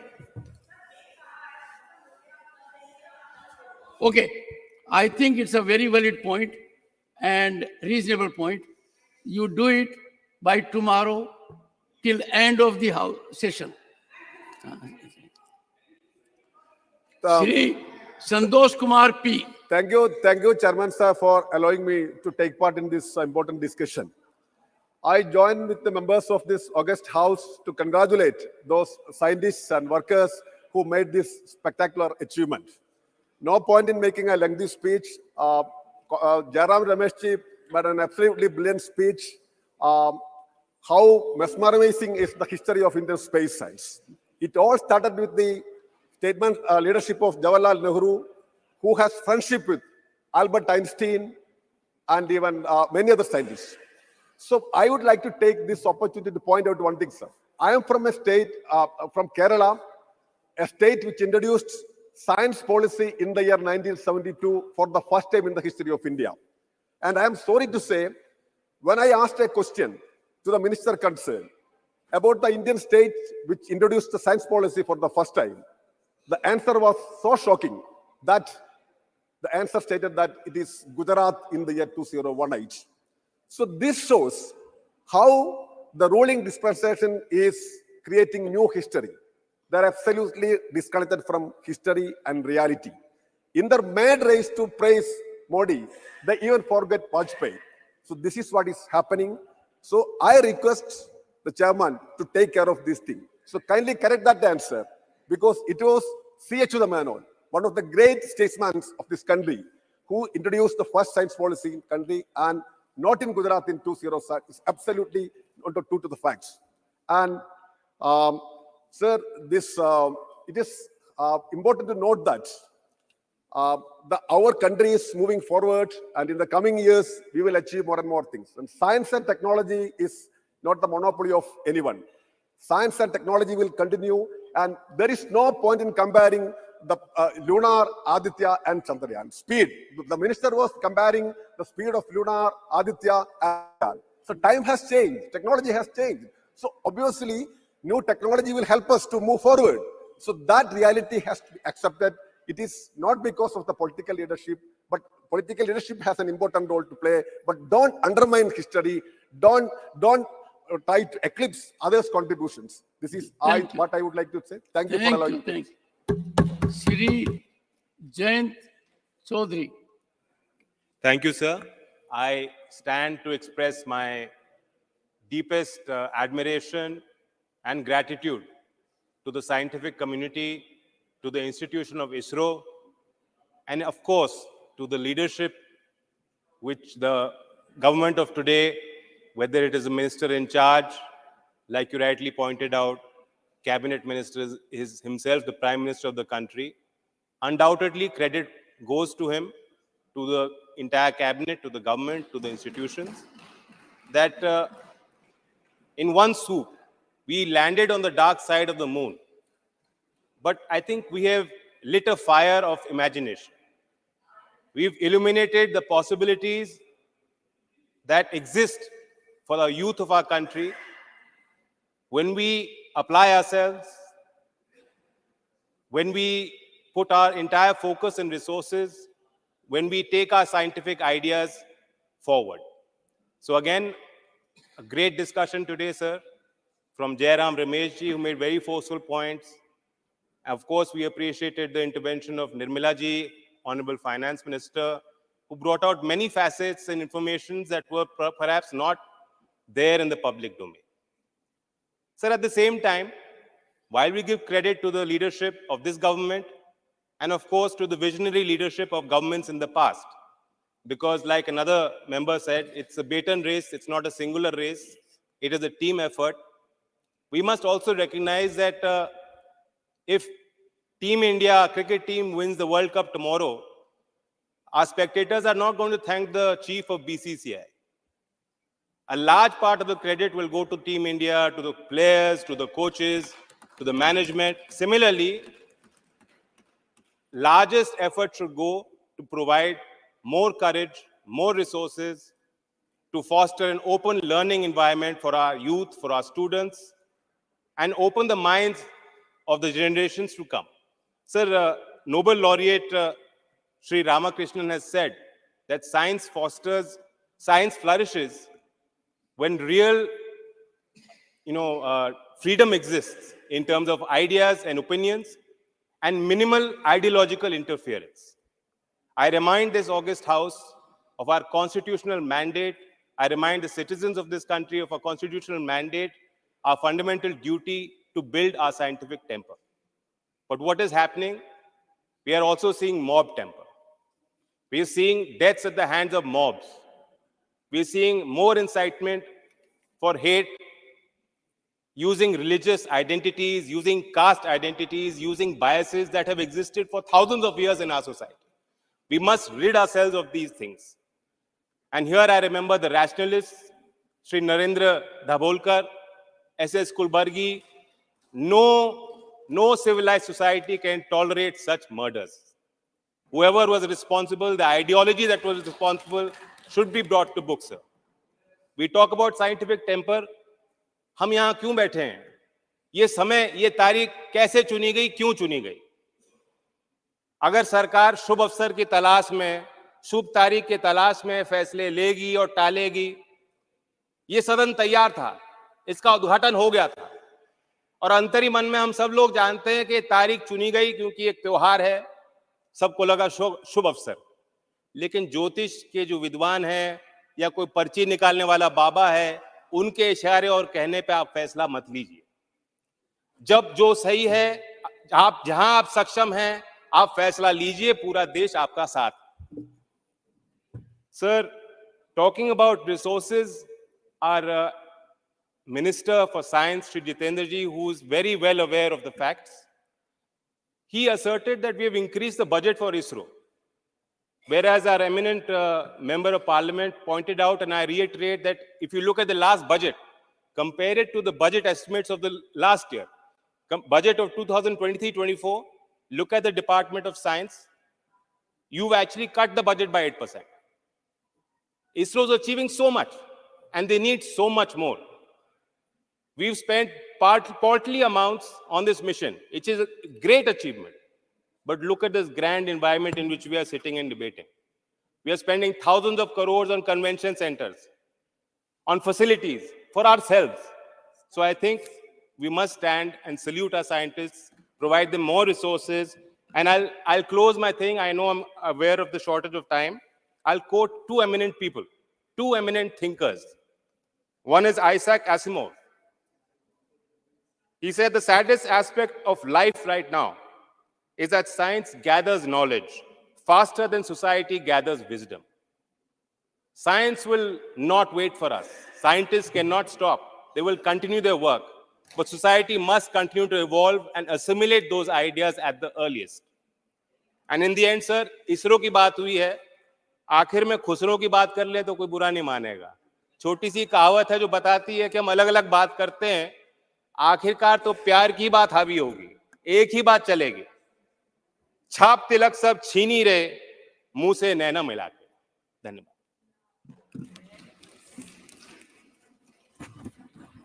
Honorable members, we have had real great participation, and every member has had the occasion to contribute effectively.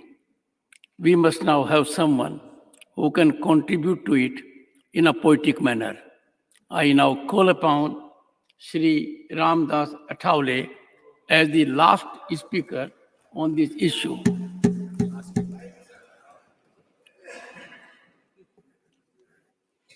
सभापति महोदय, बहुत important विषय पर अपनी चर्चा हो रही है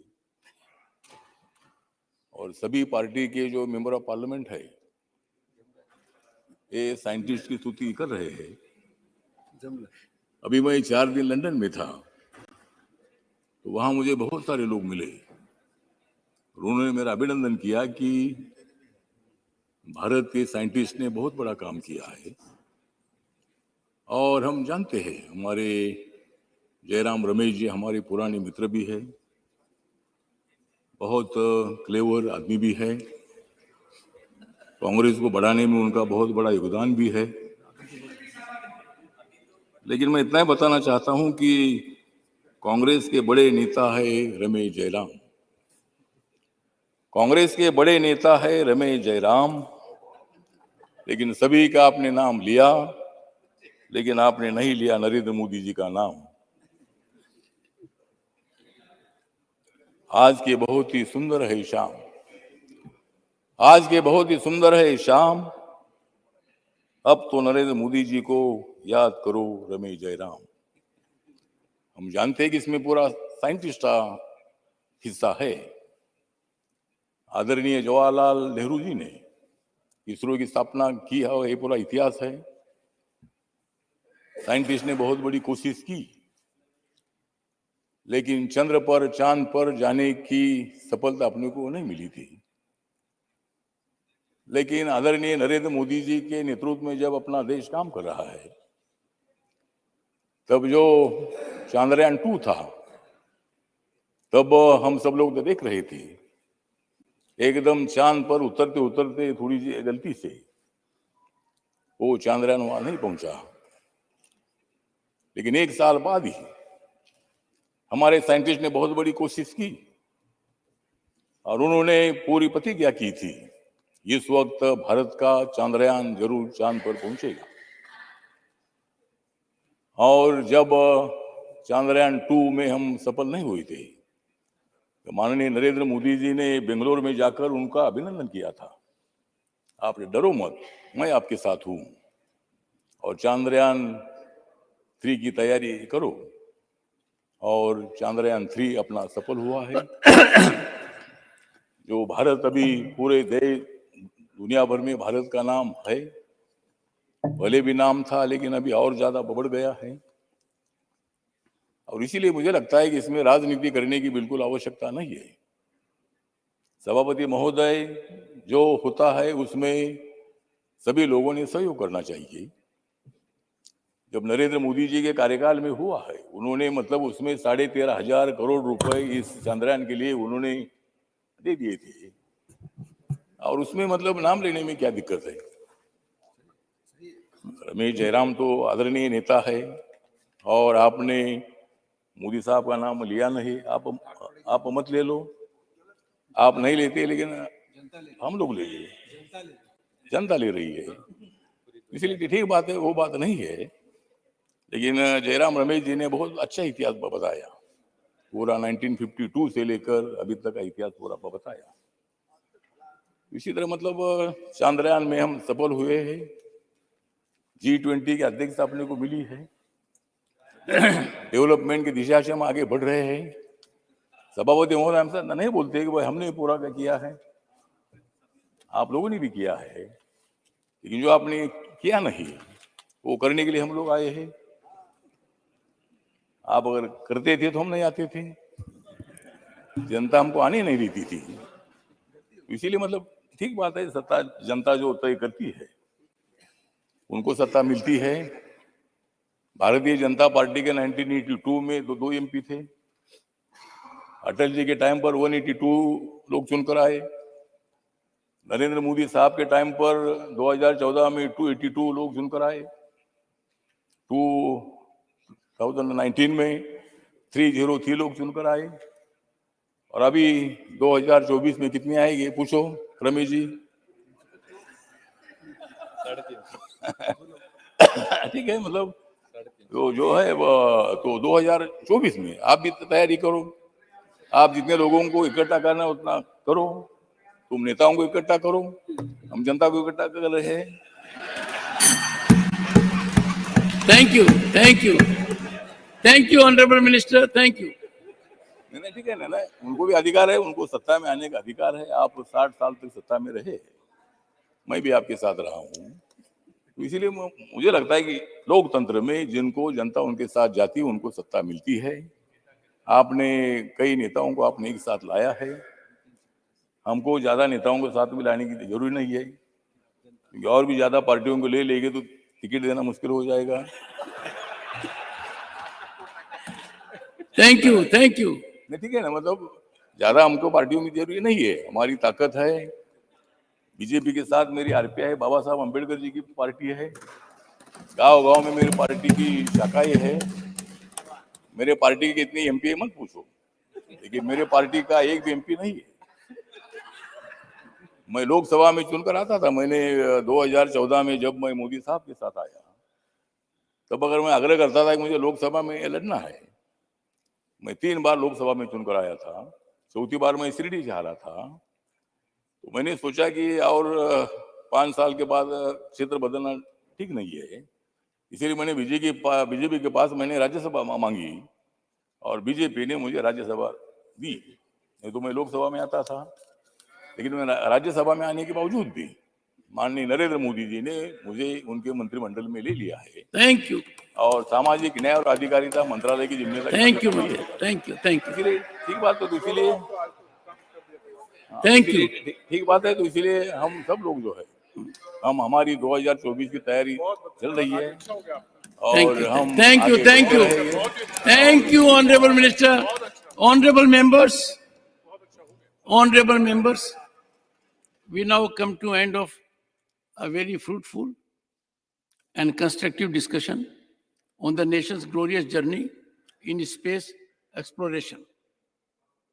I heard the honorable members' views in the House and outside, observations and assessment with rapt attention.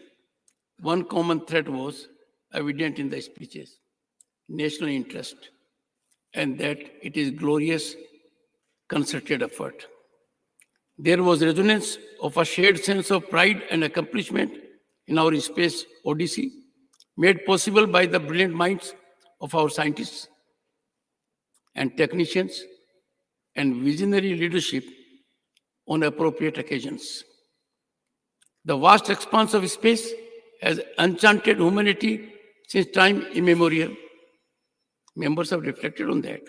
In terms of poem also, Bharat, one of the oldest civilizations in the world, has nurtured a strong tradition of space science and astronomy. The rich contributions of our earliest scholars like Aryabhat, Varamihira, Brahmagupta, Bhaskar, among others, are recognized not just by Bharat, but by the world at large.